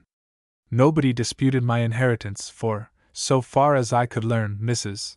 Strong had no relatives. Nor indeed could it have been disputed, for I had never so much as hypnotized the deceased. When it was known how rich I had become, I grew even more popular in Dunchester than I had been before. Also my importance increased at headquarters to such an extent that on a change of government I became, as I have said, Under-Secretary to the Home Office. Although I was a useful man hitherto, I had always been refused any sort of office, because of the extreme views which I professed, on platforms in the constituencies, or so those in authority alleged. Now, however, these views were put down to amiable eccentricity. Moreover, I was careful not to obtrude them. Responsibility sobers, And as we age and succeed, we become more moderate, for most of us have a method in our madness. In brief, I determined to give up political knight-errantry and to stick to sober business. Very carefully and in the most conservative spirit I took stock of the situation. I was still a couple of years on the right side of 50, young looking for my age, an advantage, a desirable part one, a great advantage, although I had no intention of remarrying, and in full health and vigor. Further, I possessed a large fortune all in cash or in liquid assets, and I resolved that it should not diminish. I had experienced enough of ups and downs. I was sick of vicissitudes, of fears and uncertainties for the future. I said to my soul, "Thou hast enough laid up for many days, eat, drink, and be merry." And I proceeded to invest my modest competence in such a fashion that it brought in a steady 4%. No South African mines or other soul-agonizing speculations for me. Sweet security was what I craved, and I got it. I could live with great comfort, even with modest splendor, upon about half my income, and the rest of it I purposed to lay out for my future benefit. I had observed that brewers, merchants, and other magnates with cash to spare are in due course elevated to the peerage. Now I wished to be elevated to the peerage, and to spend an honored and honorable old age as Lord Dunchester. So when there was any shortage of the party funds, and such a shortage soon occurred on the occasion of an election, I posed as the friend round the corner. Moreover, I had another aim. My daughter Jane had now grown into a lovely, captivating, and high-spirited young woman. To my fancy, indeed, I never saw her equal in appearance, for the large dark eyes shining in a fair and spirituelle face, encircled by masses of rippling chestnut hair, gave a bizarre and unusual distinction to her beauty, which was enhanced by a tall and graceful figure. She was witty also and self-willed, qualities which she inherited from her American mother. Moreover, she adored me and believed in me. I, who since my wife's death had loved nothing else, loved this pure and noble-minded girl as only a father can love, for my adoration had nothing selfish in it, whereas that of the truest lover, although he may not know it, is in its beginnings always selfish. He has something to gain, he seeks his own happiness, the father seeks only the happiness of his child. On the whole, I think that the worship of this daughter of mine is a redeeming point in my character, for which otherwise, sitting in judgment on it as I do today, I have no respect. Jane understood that worship, and was grateful to me for it. Her fine unsullied instinct taught her that whatever else about me might be unsound or tarnished, this at least rang true and was beyond suspicion. She may have seen my open faults and divined my secret weaknesses, but for the sake of the love I bore her she overlooked them all. Indeed, she refused to acknowledge them, to the extent that my worst political extravagances became to her articles of faith. What I upheld was right, what I denounced was wrong. On other points her mind was open and intelligent, but on these it was a shut and bolted door. "My father says so," was her last argument. My position being such that I could ensure her a splendid future, I was naturally anxious that she should make a brilliant marriage, since with monstrous injustice destiny has decreed that a woman's road to success must run past the altar. But as yet I could find no man whom I considered suitable or worthy. One or two I knew, but they were not peers, and I wished her to marry a peer or a rising politician who would earn or inherit a peerage. And so, good easy man, I looked around me, and said that full surely my greatness was a-ripening. Who thinks of winter and its frosts in the glow of such a summer as I enjoyed? For a while everything went well. I took a house in Green Street, and entertained there during the sitting of Parliament. The beauty of the hostess, my daughter Jane, together with my own position and wealth, of which she was the heiress, were sufficient to find us friends, or at any rate associates, among the noblest and most distinguished in the land, and for several seasons my dinner parties were some of the most talked about in London. To be asked to one of them was considered a compliment, even by men who are asked almost everywhere. With such advantages of person, intelligence, and surroundings at her command, Jane did not lack for opportunities of settling herself in life. To my knowledge she had 3 offers in one season, the last of them from perhaps the best and most satisfactory part one in England. But to my great and ever-increasing dismay, one after another she refused them all. The first 2 disappointments I bore, but on the third occasion I remonstrated. She listened quite quietly, then said, "I am very sorry to vex you, father dear, but to marry a man whom I do not care about is just the one thing I can't do, even for your sake." "But surely, Jane," I urged, "a father should have some voice in such a matter. I think he has a right to say whom his daughter shall not marry, perhaps, but not whom she shall marry." "Then, at least," I said, catching at this straw, "will you promise that you won't become engaged to anyone without my consent?" Jane hesitated a little, and then answered, "What is the use of talking of such a thing, father, as I have never seen anybody to whom I wish to become engaged? But if you like, I will promise you that if I should chance to see any one and you don't approve of him, I will not become engaged to him for 3 years, by the end of which time he would probably cease to wish to become engaged to me. But," she added with a laugh, "I am almost certain he wouldn't be a duke or a lord, or anything of that sort, for, provided a man is a gentleman, I don't care tuppence about his having a title." "Jane, don't talk so foolishly," I answered. "Well, father," she said, astonished, "if those are my opinions, at least I got them from you, for I was always brought up upon strictly democratic principles. How often have I heard you declare in your lectures down at Dunchester that men of our race are all equal, except the working man, who is better than the others, and that but for social prejudice the son of toil is worthy of the hand of any titled lady in the kingdom." "I haven't delivered that lecture for years," I answered angrily. "No, father, not since, let me see, not since old Mrs. Strong left you all her money, and you were made an Under-Secretary of State, and lords and ladies began to call on us. Now, I shouldn't have said that, because it makes you angry, but it is true though, isn't it?" And she was gone. That August, when the house rose, we went down to a place that I owned on the outskirts of Dunchester. It was a charming old house, situated in the midst of a considerable estate that is famous for its shooting. This property had come to me as part of Mrs. Strong's bequest, or rather, she held a heavy mortgage on it, and when it was put up for sale I bought it in. As Jane had taken a fancy to the house, which was large and roomy, with beautiful gardens, I let my old home in the city, and when we were not in town we came to live at Ashfields. On the borders of the Ashfields estate, indeed part of the land upon which it was built belongs to it, lies a poor suburb of Dunchester occupied by workmen and their families. In these people Jane took great interest. Indeed, she plagued me till at very large expense I built a number of model cottages for them, with electricity, gas and water laid on, and bicycle houses attached. In fact, this proved a futile proceeding, for the only result was that the former occupants of the dwellings were squeezed out, while persons of a better class, such as clerks, took possession of the model tenements at a totally inadequate rent. It was in visiting some of the tenants of these cottages that in an evil hour Jane first met Dr. Murchison, a young man of about 30, who held some parish appointment which placed the sick of this district under his charge.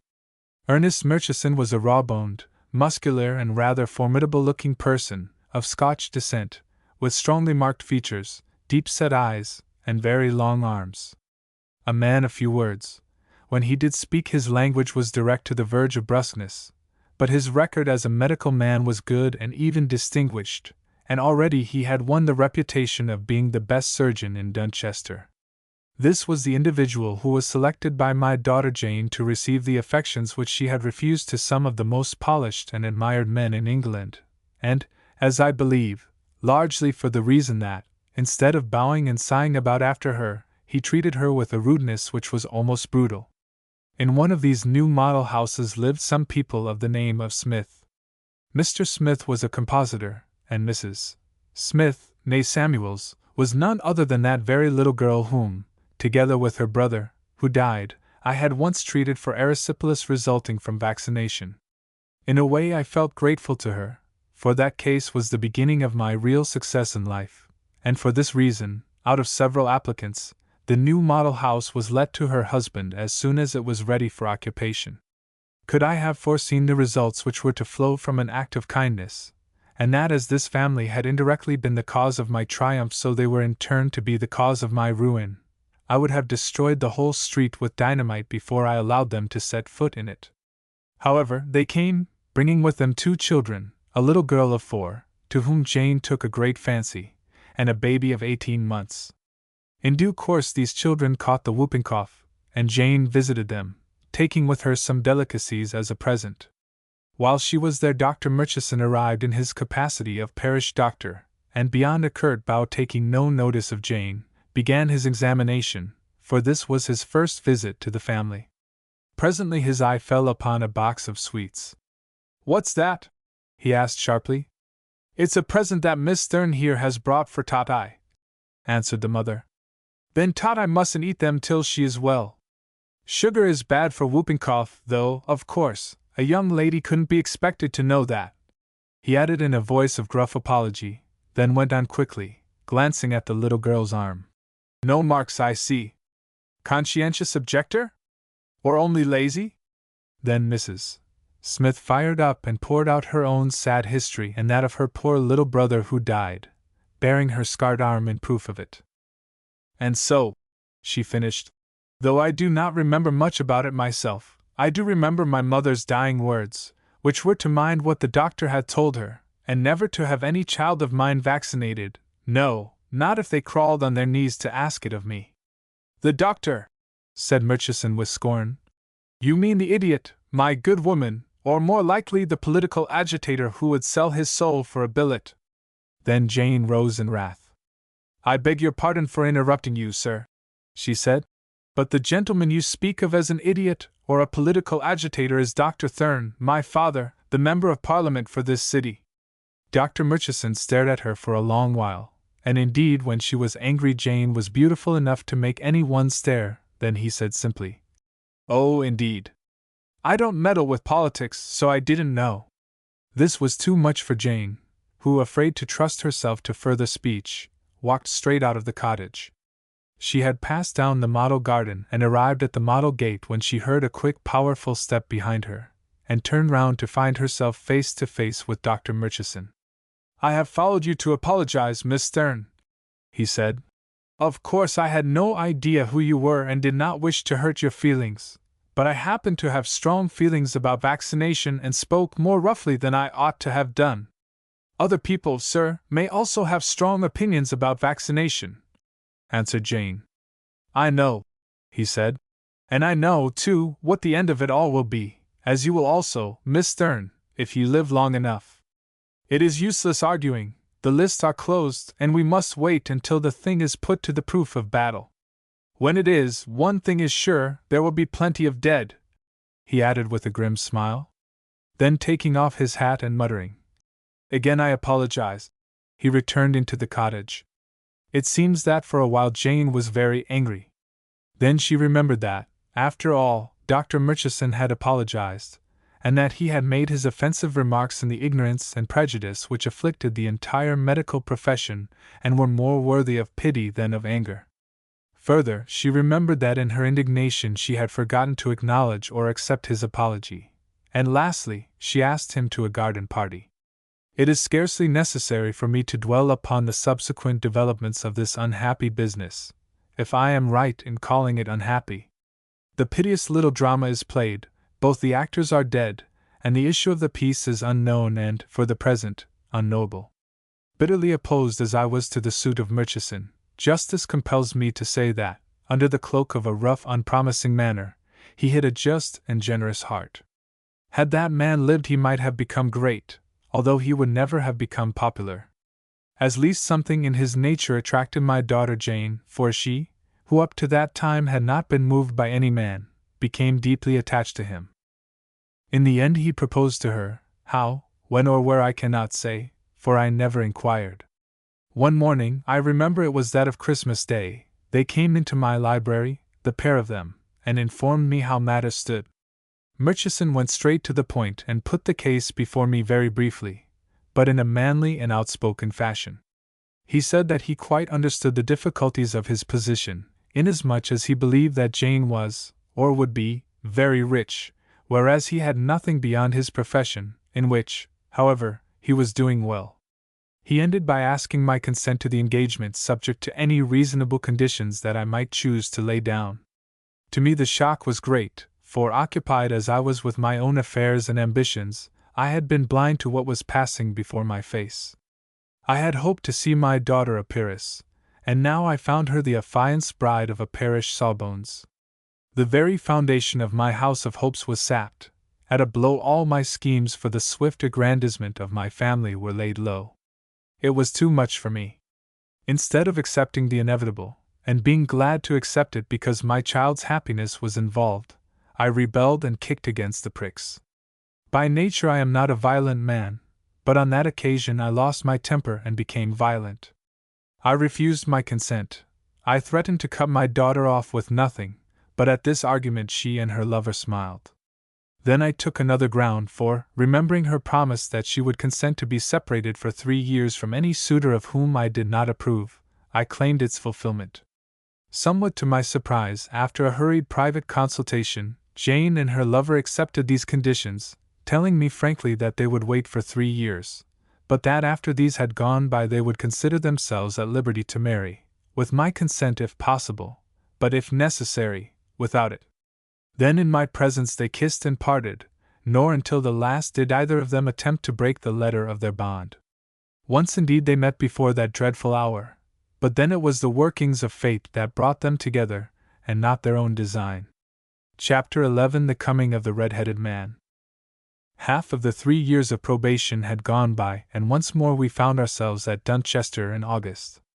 Under circumstances still too recent to need explanation, the government of which I was a member had decided to appeal to the country, the general election being fixed for the end of September, after the termination of harvest.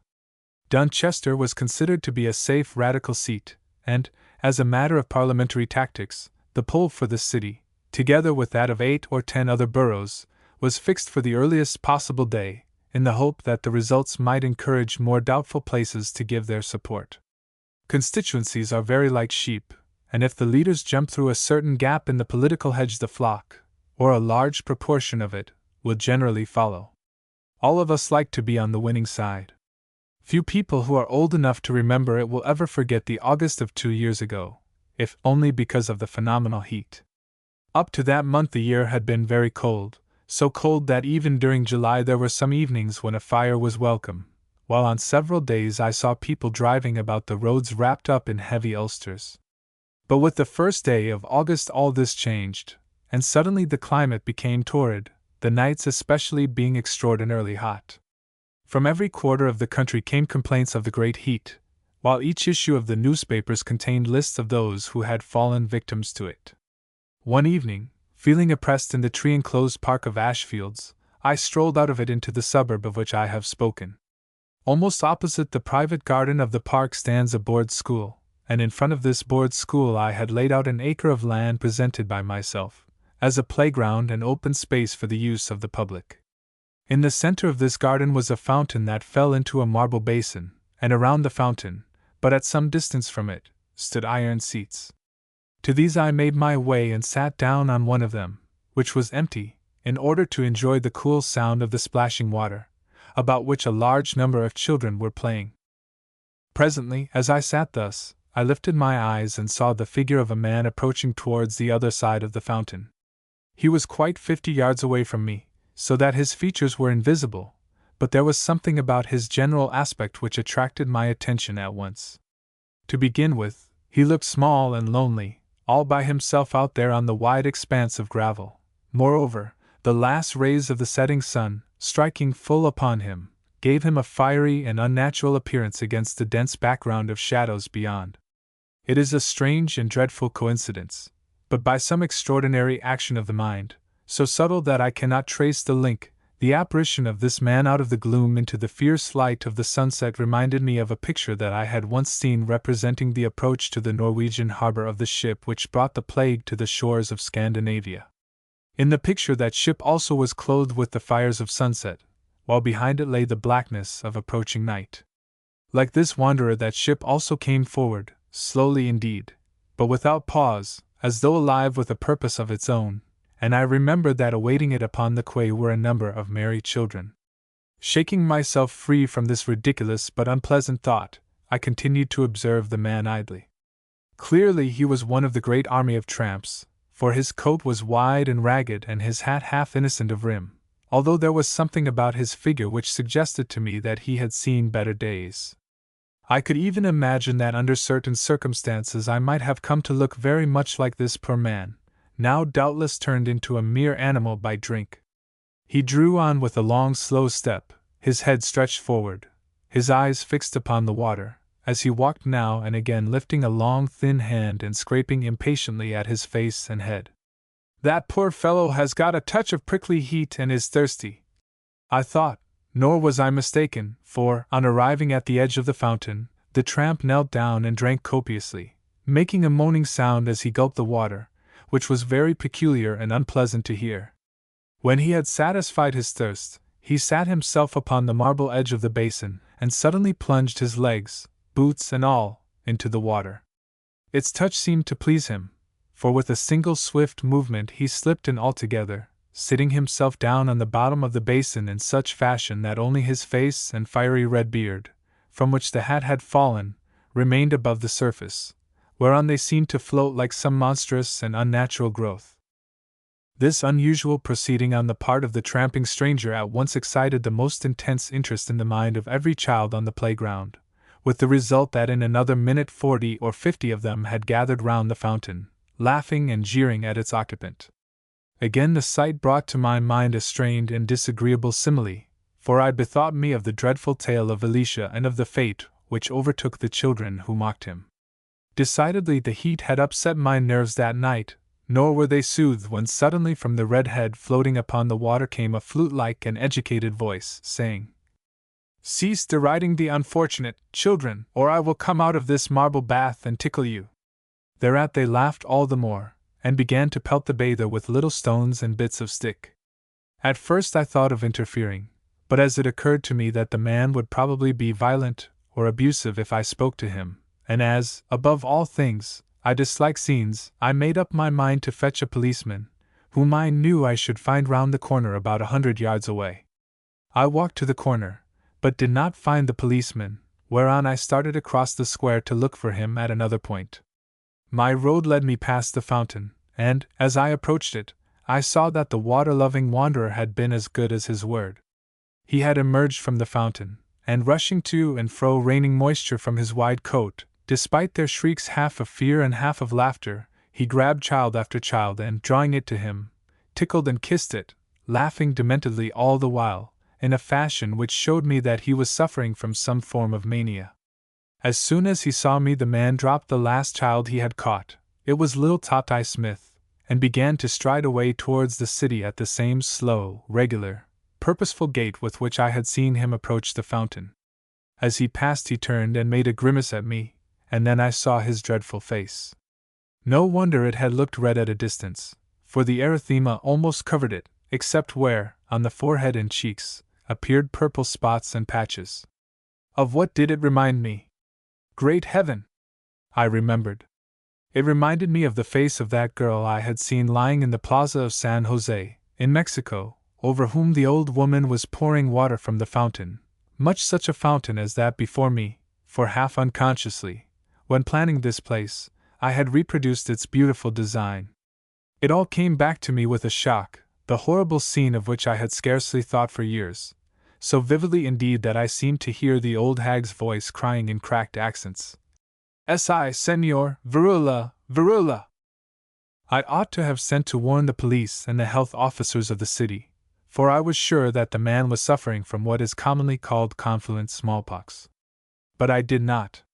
From the beginning there has been something about this terrible disease which physically and morally has exercised so great an influence over my destiny, that seemed to paralyze my mental powers. In my day I was a doctor fearless of any other contagion. Typhus, scarlatina, diphtheria, yellow fever, none of them had terrors for me. And yet I was afraid to attend a case of smallpox.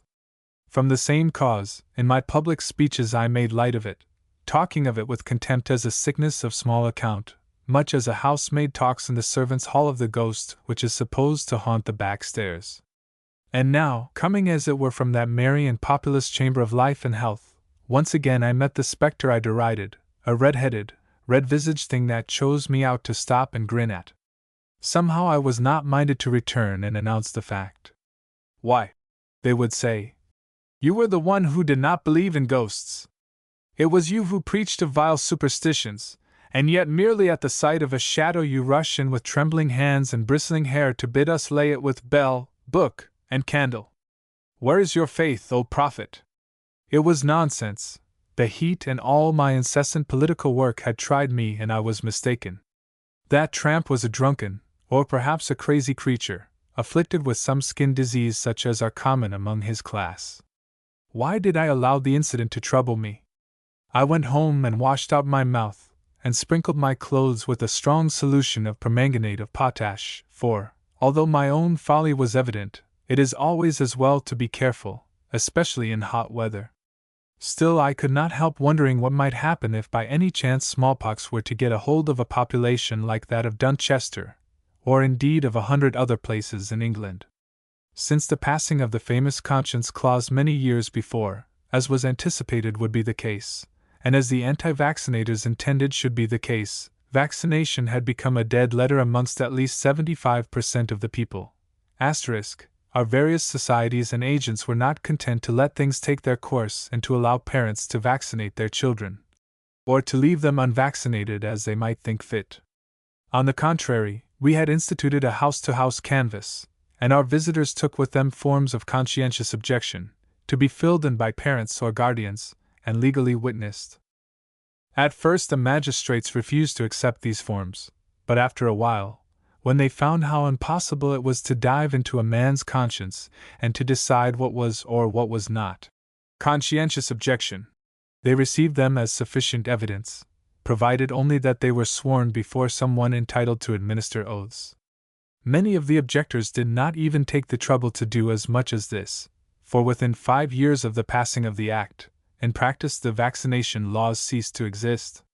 The burden of prosecution rested with boards of guardians, popularly elected bodies, and what board was likely to go to the trouble of working up a case and to the expense of bringing it before the court, when, to produce a complete defense, the defendant need only declare that he had a conscientious objection to the law under which the information was laid against him?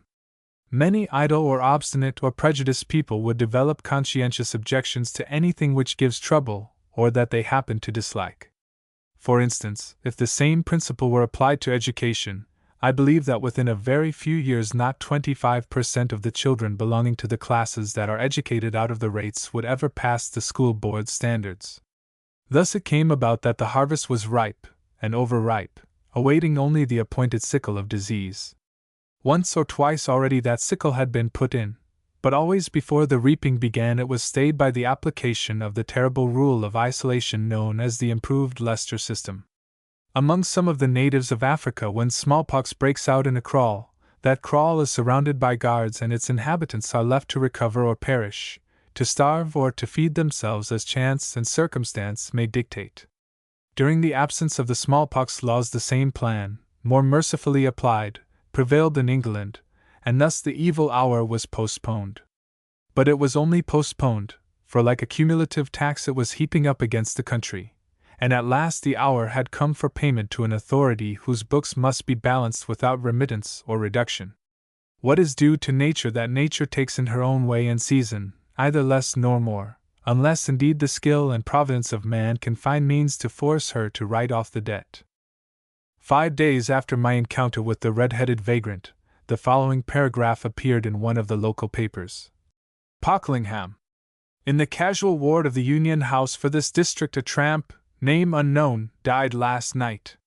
He had been admitted on the previous evening, but for some unexplained reason, it was not noticed until the next morning that he suffered from illness, and therefore, he was allowed to mix with the other inmates in the general ward. Doctors Butt and Clarkson, who were called in to attend, state that the cause of death was the worst form of smallpox. The body will be buried in quicklime, but some alarm is felt in the district owing to the deceased, who, it is said, arrived here from Dunchester, where he had been frequenting various tramps' lodgings, having mixed with a number of other vagrants, who left the house before the character of his sickness was discovered, and who cannot now be traced. The unfortunate man was about 40 years of age, of medium height, and red-haired. The same paper had an editorial note upon this piece of news, at the end of which it remarked, as became a party and an anti-vaccination organ.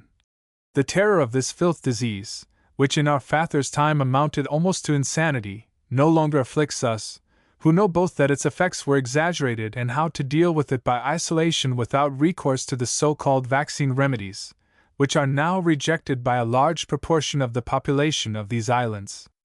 Still, as we have ascertained by inquiry that this unfortunate man did undoubtedly spend several days and nights wandering about our city when in an infectious condition, it will be as well that the authorities should be on the alert. We do not want that hoary veteran, the smallpox scare, to rear its head again in Dunchester, least of all just now, when, in view of the imminent election, the accustomed use would be made of it by our prejudiced and unscrupulous political opponents. No, I said to myself as I put the paper down. Certainly we do not want a smallpox scare just now, and still less do we want the smallpox. Then I thought of that unfortunate red-headed wretch, crazy with the torment of his disease, and of his hideous laughter, as he hunted and caught the children who made a mock of him, the poor children, scarcely one of whom was vaccinated. A week later I opened my political campaign with a large public meeting in the Agricultural Hall. Almost up to the nomination day no candidate was forthcoming on the other side, and I thought that, for the fourth time, I should be returned unopposed. Of a sudden, however, a name was announced, and it proved to be none other than that of my rival of many years ago, Sir Thomas Colford, now like myself growing grey-headed, but still vigorous in mind and body, and as much respected as ever by the wealthier and more educated classes of our community. His appearance in the field put a new complexion on matters. It meant, indeed, that instead of the easy and comfortable walk-over which I had anticipated, I must fight hard for my political existence. In the course of my speech, which was very well received, for I was still popular in the town even among the more moderate of my opponents, I dwelt upon Sir Thomas Colford's address to the electorate which had just come into my hands. In this address I was astonished to see a paragraph advocating, though in a somewhat guarded fashion, the reenactment of the old laws of compulsory vaccination. In a draft which had reached me 2 days before through some underground channel, this paragraph had not appeared, thus showing that it had been added by an afterthought and quite suddenly.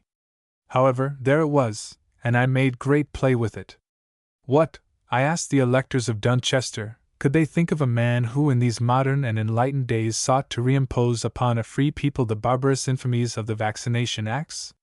Long ago we had fought that fight, and long ago we had relegated them to limbo, where, with such things as instruments of torment, papal bulls and writs of attainder, they remained to excite the wonder and the horror of our own and future generations. Well would it have been for me if I had stopped here, but, led away by the subject and by the loud cheers at my treatment of it, purposely flamboyant, never failed to evoke, forgetful too for the moment of the red-headed man, I passed on to deductions. Our opponents had prophesied, I said, that within 10 years of the passing of the famous conscience clause smallpox would be rampant. Now what were the facts?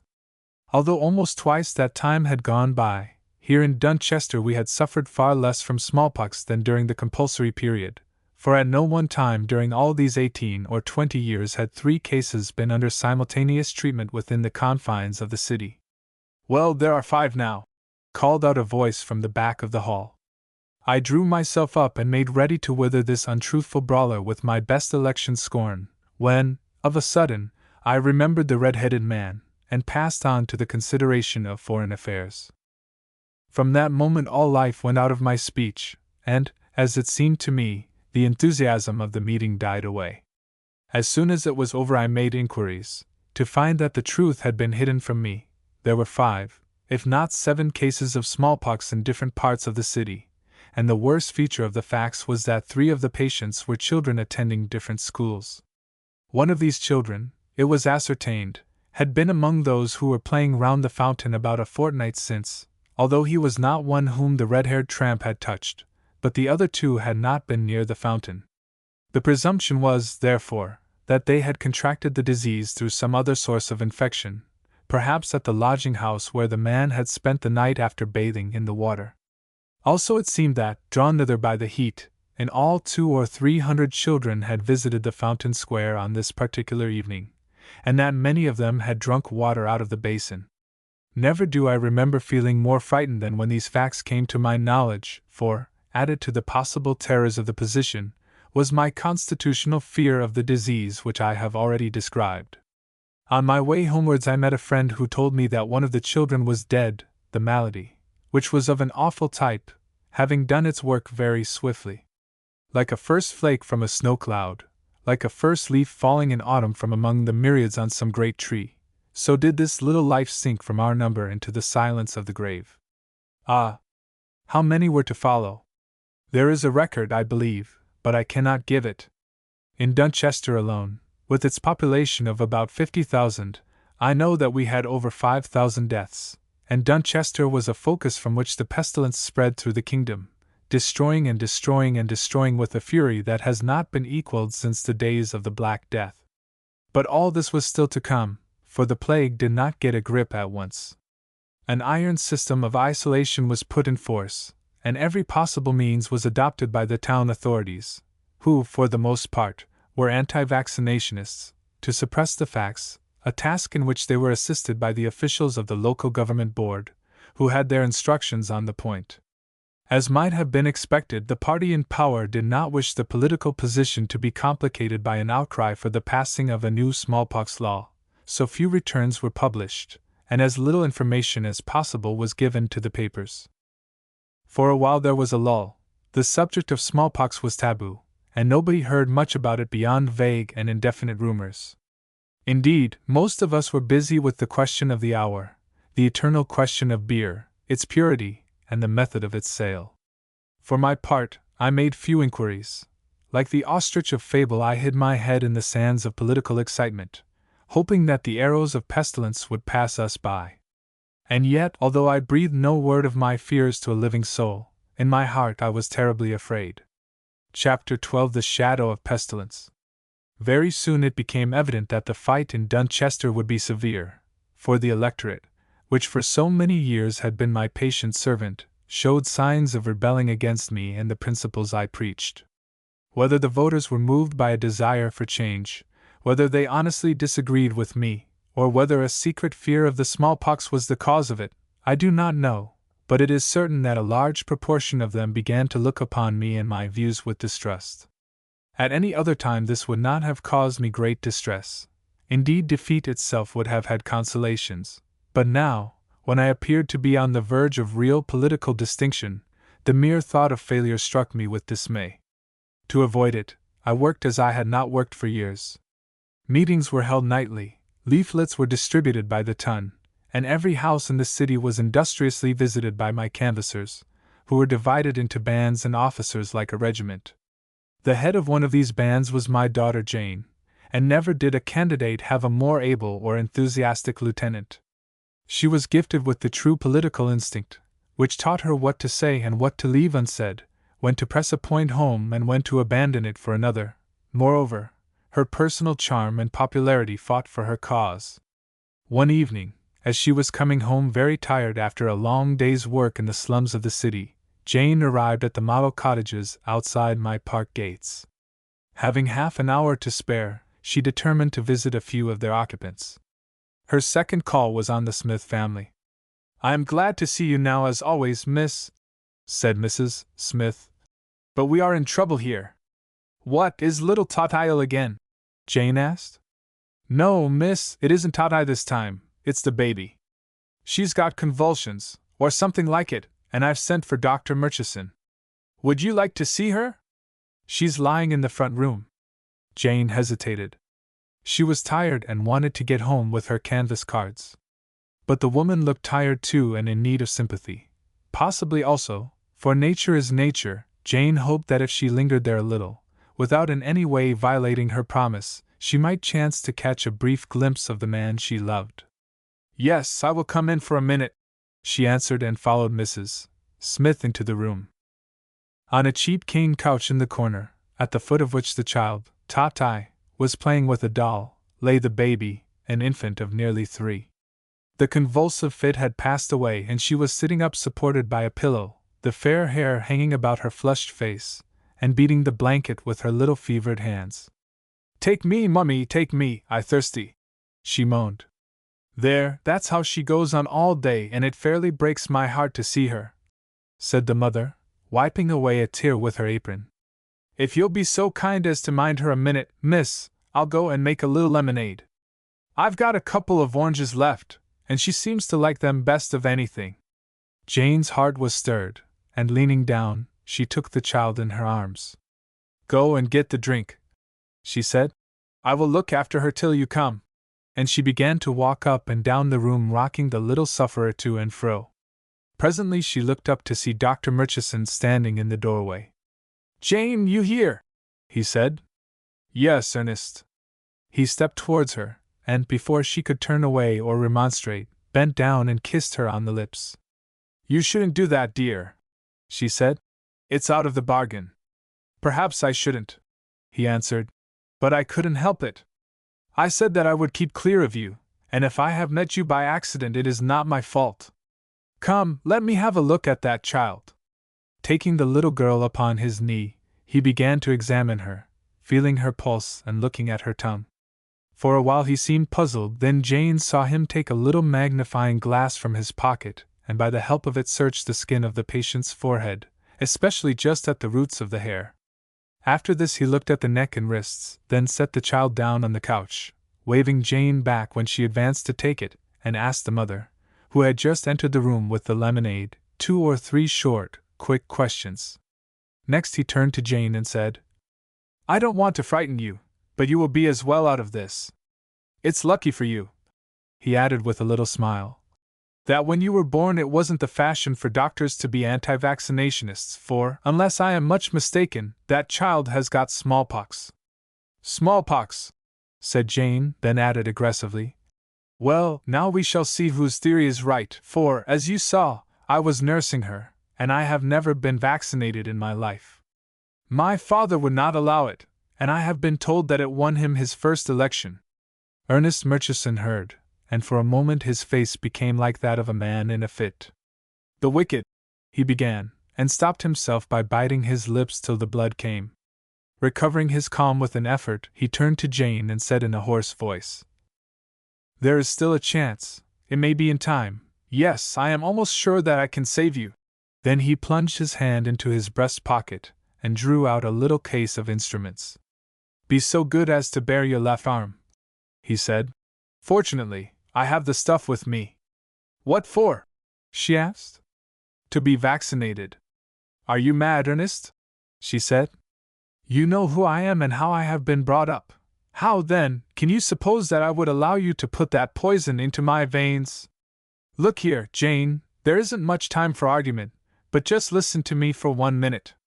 You know I am a pretty good doctor, don't you? For I have that reputation, haven't I? And I am sure that you believe in me.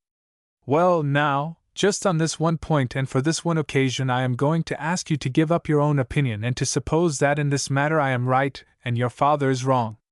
I will go farther, and say that if any harm comes to you from this vaccination beyond the inconvenience of a swollen arm, you may consider all that has been between us as nothing and never speak to me again." "That's not the point," she answered. "If you vaccinated me and my arm fell off in consequence I shouldn't care for you a bit the less, because I should know that you were the victim of a foolish superstition, and believed what you were doing to be right. No, Ernest, it is of no use. I can assure you that I know a great deal more about this subject than you do. I have read all the papers and statistics and heard the cleverest men in England lecture upon it, and nothing will ever induce me to submit to that filthy, that revolting operation." He heard and groaned, then he tried another argument. "Listen," he said. "You have been good enough to tell me, several times, well, that you loved me, and forgive me for alluding to it, but I think that once you were so foolish as to say that you cared for me so much that you would give your very existence if it could make me happy. Now I ask you for nothing half so great as that. I ask you to submit to a trifling inconvenience, and so far as you are personally concerned, to waive a small prejudice for my sake, or, perhaps I had better say, to give in to my folly. Can't you do as much as that for me, Jane?" "Ernest," she answered hoarsely, "if you asked anything else of me in the world I would do it, yes, anything you can think of, but this I can't do and won't do." "In God's name, why not?" he cried. because to do it would be to declare my father a quack and a liar, and to show that I, his daughter, from whom if from anybody he has a right to expect faith and support, have no belief in him and the doctrine that he has taught for 20 years. That is the truth, and it is cruel of you to make me say it." Ernest Murchison ground his teeth, understanding that in face of this woman's blind fidelity all argument and appeal were helpless. Then in his love and despair he formed a desperate resolve. Yes, he was very strong, and he thought that he could do it. Catching her suddenly round the waist, he thrust her into a cottage armchair which stood by, and, despite her struggles, began to cut at the sleeve of her dress with the lancet in his hand. But soon he realized that the task was hopeless. "Ernest Murchison," she said, as she escaped from him with blazing eyes and catching breath, "you have done what I will never forgive. Go your own way in life and I will go mine. To death, Jane." Then she walked out of the house and through the garden gate. When she had gone 10 or 15 yards, she looked back to see her lover standing by the gate, his face buried in his hands, and his strong frame shaking with sobs. For a moment Jane relented. It was terrible to see this reserved and self-reliant man thus weeping openly, and she knew that the passion must be mighty which would bring him to this pass. In her heart, indeed, she had never loved him better than at this moment. She loved him even for his brutal attempt to vaccinate her by force, because she understood what instigated the brutality. But then she remembered the insult, she to be seized like a naughty child who will not take its dose, and in the presence of another woman. And, so remembering, she hardened her heart, and passed out of his sight towards the gateways of the grave. At that time Jane said nothing of her adventure to me, though afterwards I learned every detail of it from her and Mrs. Smith. She did not even tell me that she had visited the Smiths' cottage until one morning, about 8 days afterwards, when some blundering servant informed us at breakfast that the baby Smith was dead of the smallpox in the hospital, and that the other child was dangerously ill. I was shocked beyond measure, for this brought the thing home. The people lived almost at my gates. Now I remembered that I had seen the red-headed tramp catch the child tot-eye in his arms. Doubtless she introduced the infection, though, strangely enough, her little sister developed the disease before her. "Jane," I said when the servant had left, "did you hear about the Smith baby?" "Yes, father," she answered languidly. "I knew that it had smallpox a week ago." "Then why did you not tell me, and how did you know?" "I didn't tell you, dear, because the mere mention of smallpox always upsets you so much, especially just now with all this election worry going on, and I knew it because I was at the Smith's cottage and nursing the baby when the doctor came in and said it was smallpox." "You were nursing the baby!" I almost screamed as I sprang from my seat. "Great heavens, girl, why, you will infect the whole place." That was what Dr. Murchison, seemed to think. He wanted to vaccinate me. "Oh, and did you let him?" "How can you ask me such a question, father, remembering what you have always taught me?" I said, and with omission she told me the gist of what had passed between them. "I didn't mean that," I answered when she had done. "I thought that perhaps under the influence of shock, well, as usual, you showed your wisdom, for how can one poison kill another poison?" And unable to bear it any longer, making some excuse, I rose and left the room. Her wisdom! Great heavens, her wisdom! Why did not that fool Murchison insist? He should have authority over her if any man had. And now it was too late. Now no vaccination on earth could save her, unless by chance she had escaped infection, which was scarcely to be hoped.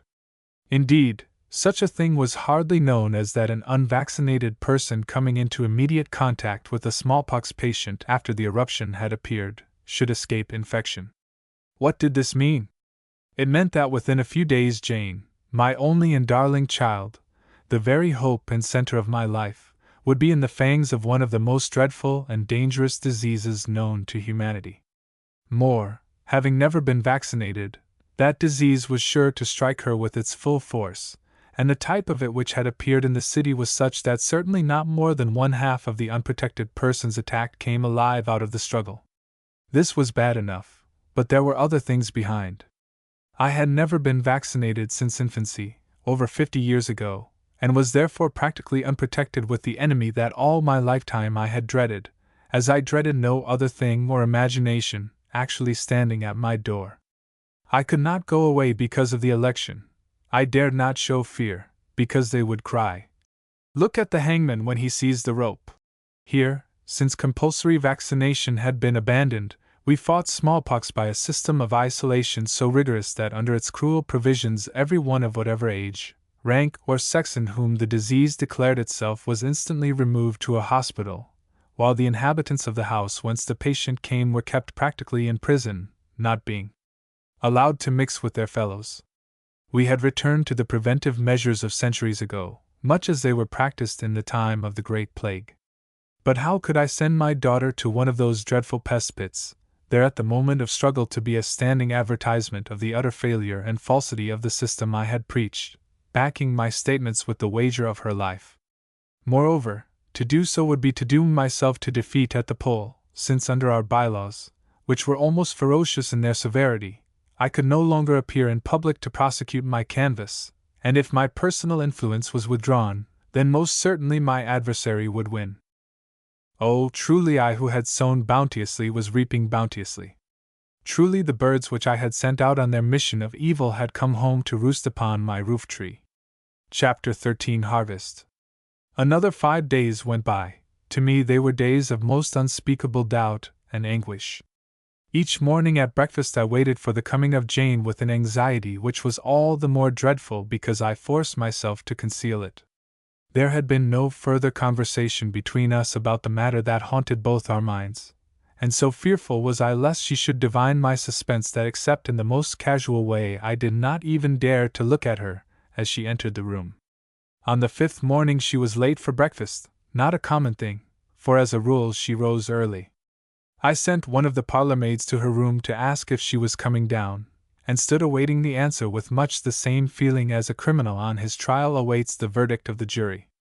Presently the girl returned with the message that Miss Therne would be down in a few minutes, whereat I breathed again and swallowed a little food, which till then I had been unable to touch. Soon she came, and I saw that she was rather pale and languid, owing to the heat, perhaps, but that otherwise she looked much as usual. "You are late, dear," I said unconcernedly. "Yes, father," she answered. "I woke up with a little headache and went to sleep again. It has gone now. I suppose that it is the heat." As she spoke she kissed me, and I thought, but this may have been fancy, that her breath felt cold upon my cheek. "I dare say," I said, and we sat down to table. By my plate lay a great pile of correspondence, which I opened while making pretense to eat, but all the time I was watching Jane over the top of those wearisome letters, most of them from beggars or constituents who wanted to know. One, however, was anonymous, from a person who signed herself Mother. It ran: "Sir, after hearing your speeches some years ago, and being told that you were such a clever man, I became a conscientious objector, and would not let them vaccinate any more of my children. The 3 who were not vaccinated have all been taken to the hospital with the smallpox, and they tell me, for I am not allowed to see them, that one of them is dead, but the 2 who were vaccinated are quite well. Sir, I thought that you would like to know this, so that if you have made any mistake you may tell others. Sir, forgive me for troubling you, but it is a terrible thing to have one's child die of smallpox, and, as I acted on your advice, I take the liberty of writing the above." Again I looked at Jane, and saw that although she was sipping her tea and had some bacon upon her plate she had eaten nothing at all. Like the catch of a song echoed through my brain that fearsome sentence: "It is a terrible thing to have one's child die of the smallpox." Terrible, indeed, for now I had little doubt but that Jane was infected, and if she should chance to die, then what should I be? I should be her murderer. After breakfast I started upon my rounds of canvassing and speech-making. Oh, what a dreadful day was that, and how I loathed the work! How I cursed the hour in which I had taken up politics, and sold my honor to win a seat in Parliament, and a little cheap notoriety among my fellowmen. If Stephen Strong had not tempted me, Jane would have been vaccinated in due course, and therefore, good friend though he had been to me, and though his wealth was mine today, I cursed the memory of Stephen Strong. Everywhere I went that afternoon I heard ominous whispers. People did not talk openly. They shrugged their shoulders and nodded and hinted, and all their hints had to do with the smallpox. "I say, Therne," said an old friend, the chairman of my committee, with a sudden outburst of candor, "what a dreadful thing it would be if after all we AVs were mistaken. You know there are a good many cases of it about, for it's no use disguising the truth. But I haven't heard of any yet among the calf worshippers." That was our cant term for those who believed in vaccination. "Oh, let be!" I answered angrily. "It is too late to talk of mistakes, we've got to see this thing through." "Yes, yes, Therne," he said with a dreary laugh. "Unless it should happen to see us through." I left him, and went home just in time to dress. There were some people to dinner, at which Jane appeared. Her lassitude had vanished, and, as was her manner when in good spirits, she was very humorous and amusing. Also, I had never seen her look so beautiful, for her color was high, and her dark eyes shone like the diamond stars in her hair. But again I observed that she ate nothing, although she, who for the most part drank little but water, took several glasses of champagne and 2 tumblers of soda. Before I could get rid of my guests she had gone to bed. At length they went, and going to my study I began to smoke and think. I was now sure that the bright flush upon her cheeks was due to what we doctors call pyrexia, the initial fever of smallpox, and that the pest which I had dreaded and fled from all my life was established in my home. The night was hot, and I had drunk my fill of wine, but I sat and shook in the ague of my fear. Jane had the disease, but she was young and strong and might survive it. I should take it from her, and in that event assuredly must die, for the mind is master of the body, and the thing we dread is the thing that kills us. Probably, indeed, I had taken it already, and this very moment the seeds of sickness were at their wizard work within me. Well, even if it was so, I gasped when the thought struck me, as Murchison had recognized in the case of Jane, by immediate vaccination the virus could be destroyed, or if not destroyed at least so much modified and weakened as to become almost harmless. Smallpox takes 13 or 14 days to develop. Cowpox runs its course in 8. So even supposing that I had been infected for 2 days, there was still time. Yes, but none to lose. Well, the thing was easy. I was a doctor and I had a supply of glycerinated lymph. I had procured some fresh tubes of it only the other day, to hold it up before my audiences while I dilated on its foulness and explained the evils which resulted from its use. Supposing now that I made a few scratches on my arm and rubbed some of this stuff into them, who would be the wiser? The inflammation which would follow would not be sufficient to incapacitate me, and nobody can see through a man's coat sleeve. Even if the limb should become swollen or helpless, I could pretend that I had strained it. Whatever I had preached to prove my point and forward my ambition, in truth I had never doubted the efficacy of vaccination, although I was well aware of the dangers that might result from the use of impure or contaminated lymph, foul surroundings, and occasionally, perhaps, certain conditions of health in the subject himself. Therefore I had no prejudice to overcome, and certainly I was not a conscientious objector. It came to this then. There were only 2 reasons why I should not immediately vaccinate myself. First, that I might enjoy in secret a virtuous sense of consistency, which, in the case of a person who had proved himself so remarkably inconsistent in this very matter, would be a mere indulgence of foolish pride, and secondly, because if I did I might be found out. This indeed would be a catastrophe too terrible to think of, but it was not in fact a risk that need be taken into account. But where was the use of weighing all these pros and cons?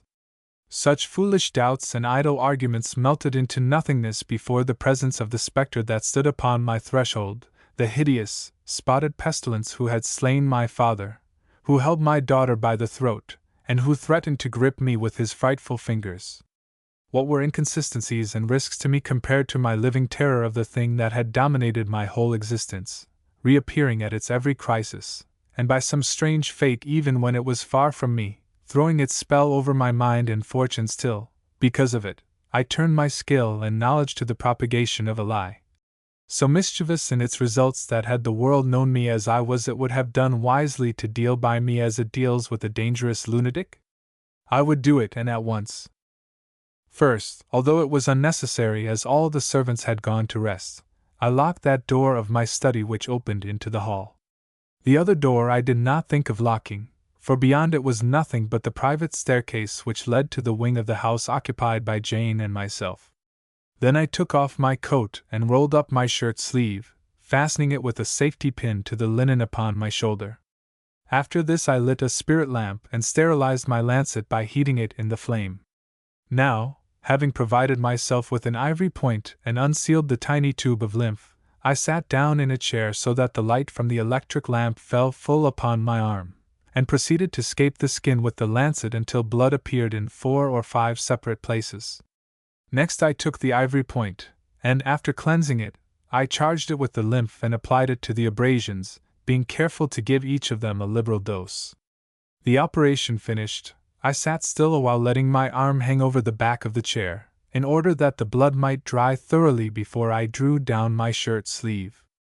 It was while I was sitting thus that I heard some movement behind me, and turned round suddenly to find myself face to face with my daughter Jane. She was clothed only in her nightdress and a bedroom wrapper, and stood near to the open staircase door, resting her hand upon the end of a lounge as though to support herself.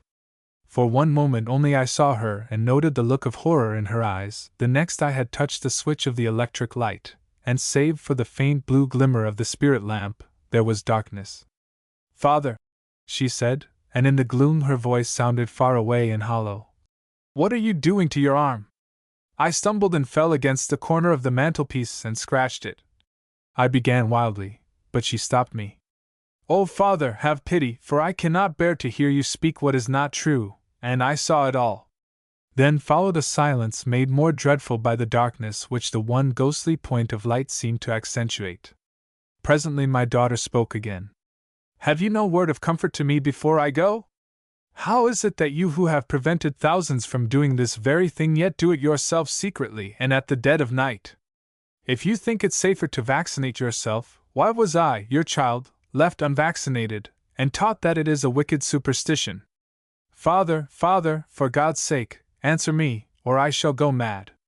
Then I spoke, as men will speak at the judgment day, if there is one, and for the same reason, because I must. "Sit down, Jane, and listen, and if you do not mind, let it remain dark. I can tell you best in the dark." Then, briefly, but with clearness and keeping nothing back, I told her all, I, her father, laying every pitiable weakness of my nature open to my child's sight, yes, even to the terror of infection that drove me to the act. All this while Jane answered no word, but when at length I finished she said, "My poor father, oh my poor father! Why did you not tell me all this years ago, when you could have confessed your mistake? Well, it is done, and you were not to blame in the beginning, for they force you to it.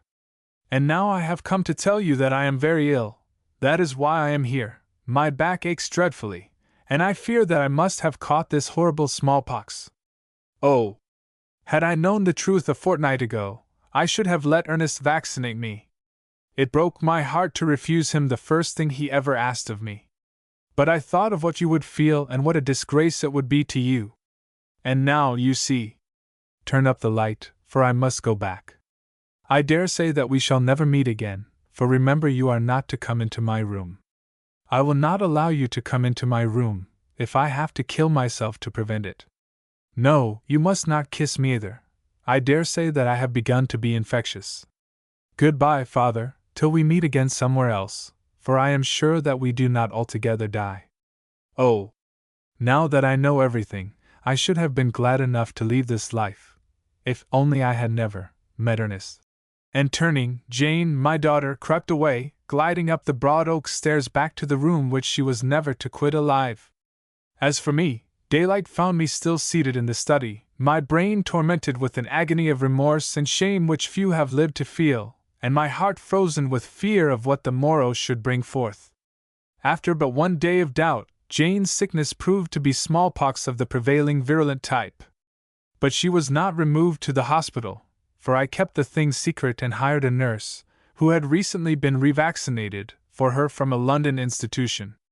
The doctoring I directed myself, although I did not actually see her, not now from any fear of consequences, for I was so utterly miserable that I should have been glad to die even of smallpox, but because she would not suffer it, and because also, had I done so, I might have carried infection far and wide, and should have been liable to prosecution under our isolation laws. I wished to give up the fight for the seat, but when I suggested it, saying that I was ill, my committee turned upon me fiercely. Smallpox, they declared, was breaking out all over the city, and I should stop there to sweep out my own grate, even if they had to keep me by force. If I did not, they would expose me in a fashion I should not like. Then I gave in, feeling that after all it did not matter much, as in any case it was impossible for me to leave Dunchester. Personally, I had no longer any fear of contagion, for within a week from that fatal night 4 large vesicles had formed on my arm, and their presence assured me that I was safe. At any other time this knowledge would have rejoiced me more than I can tell, but now, as I have said, I did not greatly care. Another 6 days went by, bringing me to the eve of the election. At lunch-time I managed to get home, and was rejoiced to find that Jane, who for the past 48 hours had been hovering between life and death, had taken a decided turn for the better. Indeed, she told me so herself in quite a strong voice as I stood in the doorway of her room, adding that she hoped I should have a good meeting that night. It would seem, however, that almost immediately after I left a change for the worse set in, of such a character that Jane felt within herself her last hour was at hand. Then it was that she ordered the nurse to write a telegram at her dictation. It was to Dr. Murchison and ran, "Come and see me at once, do not delay as I am dying. Jane." Within half an hour he was at her door. Then she bade the nurse to throw a sheet over her, so that he might not see her features which were horribly disfigured, and to admit him. "Listen," she said, speaking through the sheet. "I am dying of the smallpox, and I have sent for you to beg your pardon. I know now that you were right and I was wrong, although it broke my heart to learn it." Then by slow degrees and in broken words she told him enough of what she had learned to enable him to guess the rest, never dreaming, poor child, of the use to which he would put his knowledge, being too ill indeed to consider the possibilities of a future in which she could have no part. The rest of that scene has nothing to do with the world. It has nothing to do with me. It is a private matter between 2 people who are dead, Ernest Murchison and my daughter, Jane Therne. Although my own beliefs are nebulous, and at times non-existent, this was not so in my daughter's case. Nor was it so in the case of Ernest Murchison, who was a Scotchman, with strong religious views which, I understand, under these dreadful circumstances proved comfortable to both of them. At the least, they spoke with confidence of a future meeting, which, if their faith is well founded, was not long delayed indeed, for, strong as he seemed to be, within the year Murchison followed his lover to the churchyard, where they lie side by side. About 6:30 Jane became unconscious, and an hour afterward she died. Then in his agony and the bitterness of his just rage a dreadful purpose arose in the mind of Murchison. He went home, changed his clothes, disinfected himself, and afterwards came on to the agricultural hall, where I was addressing a mass meeting of the electors. It was a vast and somewhat stormy meeting, for men's minds were terrified and overshadowed by the cases of disease which were reported in ever-increasing numbers, and even the best of my supporters had begun to speculate whether or no my anti-vaccination views were after all so absolutely irrefutable. Still, my speech, which by design did not touch on the smallpox scare, was received with respect, if not with enthusiasm. I ended it, however, with an eloquent peroration, wherein I begged the people of Dunchester to stand fast by those great principles of individual freedom, which for 20 years it had been my pride and privilege to inculcate, and on the morrow, in spite of all arguments that might be used to dissuade them, fearlessly to give their suffrages to one who for 2 decades had proved himself to be their friend and the protector of their rights. I sat down, and when the cheers, with which were mixed a few hoots, had subsided, my chairman asked if any one in the meeting wished to question the candidate. "I do," said a voice speaking from beneath the shadow of the gallery far away. "I wish to ask Dr. Therne whether he believes in vaccination?" When the meeting understood the meaning of this jester's question, a titter of laughter swept over it like a ripple over the face of a pond. The chairman, also rising with a smile, said, "Really, I do not think it necessary to put that query to my friend here, seeing that for nearly 20 years he has been recognized throughout England as one of the champions of the anti-vaccination cause which he helped to lead to triumph. I repeat the question, said the distant voice again, a cold, deep voice with a note in it that to my ears sounded like the knell of approaching doom. The chairman looked puzzled, then replied, If my friend will come up here instead of hiding down there in the dark, I have no doubt that Dr. Therne will be able to satisfy his curiosity.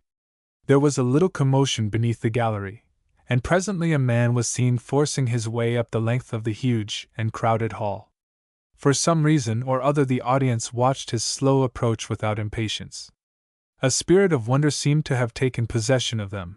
It was almost as though by some process of telepathy the thought which animated the mind of this questioner had taken a hold of their minds, although they did not quite know what that thought might be. Moreover, the sword of smallpox hung over the city, and therefore the subject was of supreme interest. When death is near, whatever they may pretend, men think of little else. Now he was at the foot of the platform, and now in the gaunt, powerful frame I recognized my daughter's suitor, Ernest Murchison, and knew that something dreadful was at hand, what I could not guess. There was still time. I might have pretended to be ill, but my brain was so weary with work and sorrow, and so occupied, what was left of it, in trying to fathom Murchison's meaning, that I let the precious moment slip. At length he was standing close by me, and to me his face was like the face of an avenging angel, and his eyes shone like that angel's sword. I wish to ask you, sir, he said again, whether or no you believe that vaccination is a prophylactic against smallpox. Once more there were opportunities of escape. I might, for instance, have asked for a definition of vaccination, of prophylactics, and of smallpox, and thus have argued till the audience grew weary. But some god of vengeance fought upon his side, the hand of doom was over me, and a power I could not resist dragged the answer from my lips. I think, sir, I replied, that, as the chairman has told you, the whole of my public record is an answer to your question. I have often expressed my views upon this matter. I see no reason to change them. Ernest Murchison turned to the audience. Men of Dunchester, he said in such trumpet-like and thrilling tones that every face of the multitude gathered there was turned upon him. Dr. Therne, in answer to my questions, refers to his well-known views, and says that he has found no reason to change them. His views are that vaccination is useless and even mischievous, and by preaching them he has prevented thousands from being vaccinated. Now I ask him to illustrate his faith by baring his left arm before you all. What followed? I know not. From the audience went up a great gasp mingled with cries of yes and shame, and show him. My supporters on the platform murmured in indignation, and I, round whom the whole earth seemed to rush, by an effort recovering my self-control, rose and said, I am here to answer any question, but I ask you to protect me from insult. Again the tumult and confusion swelled, but through it all, calm as death, inexorable as fate, Ernest Murchison stood at my side. When it had died down, he said, I repeat my challenge. There is smallpox in this city, people are lying dead of it, and many have protected themselves by vaccination. Let Dr. Therne prove that he has not done this also by baring his left arm before you all. The chairman looked at my face, and his jaw dropped. I declare this meeting closed, he said, and I turned to hurry from the platform, whereat there went up a shout of, No, no. It sank to a sudden silence, and again the man with the face of fate spoke. Murderer of your own child, I reveal that which you hide. Then with his right hand suddenly he caught me by the throat, with his left hand he gripped my linen and my garments, and at one wrench ripped them from my body, leaving my left breast and shoulder naked. And there, patent on the arm wherever I might read them, were those proofs of my infamy which he had sought. I swooned away, and, as I sank into oblivion, there leapt from the lips of the thousands I had betrayed that awful roar of scorn and fury which has hunted me from my home and still haunts me far across the seas. My story is done. There is nothing more to tell.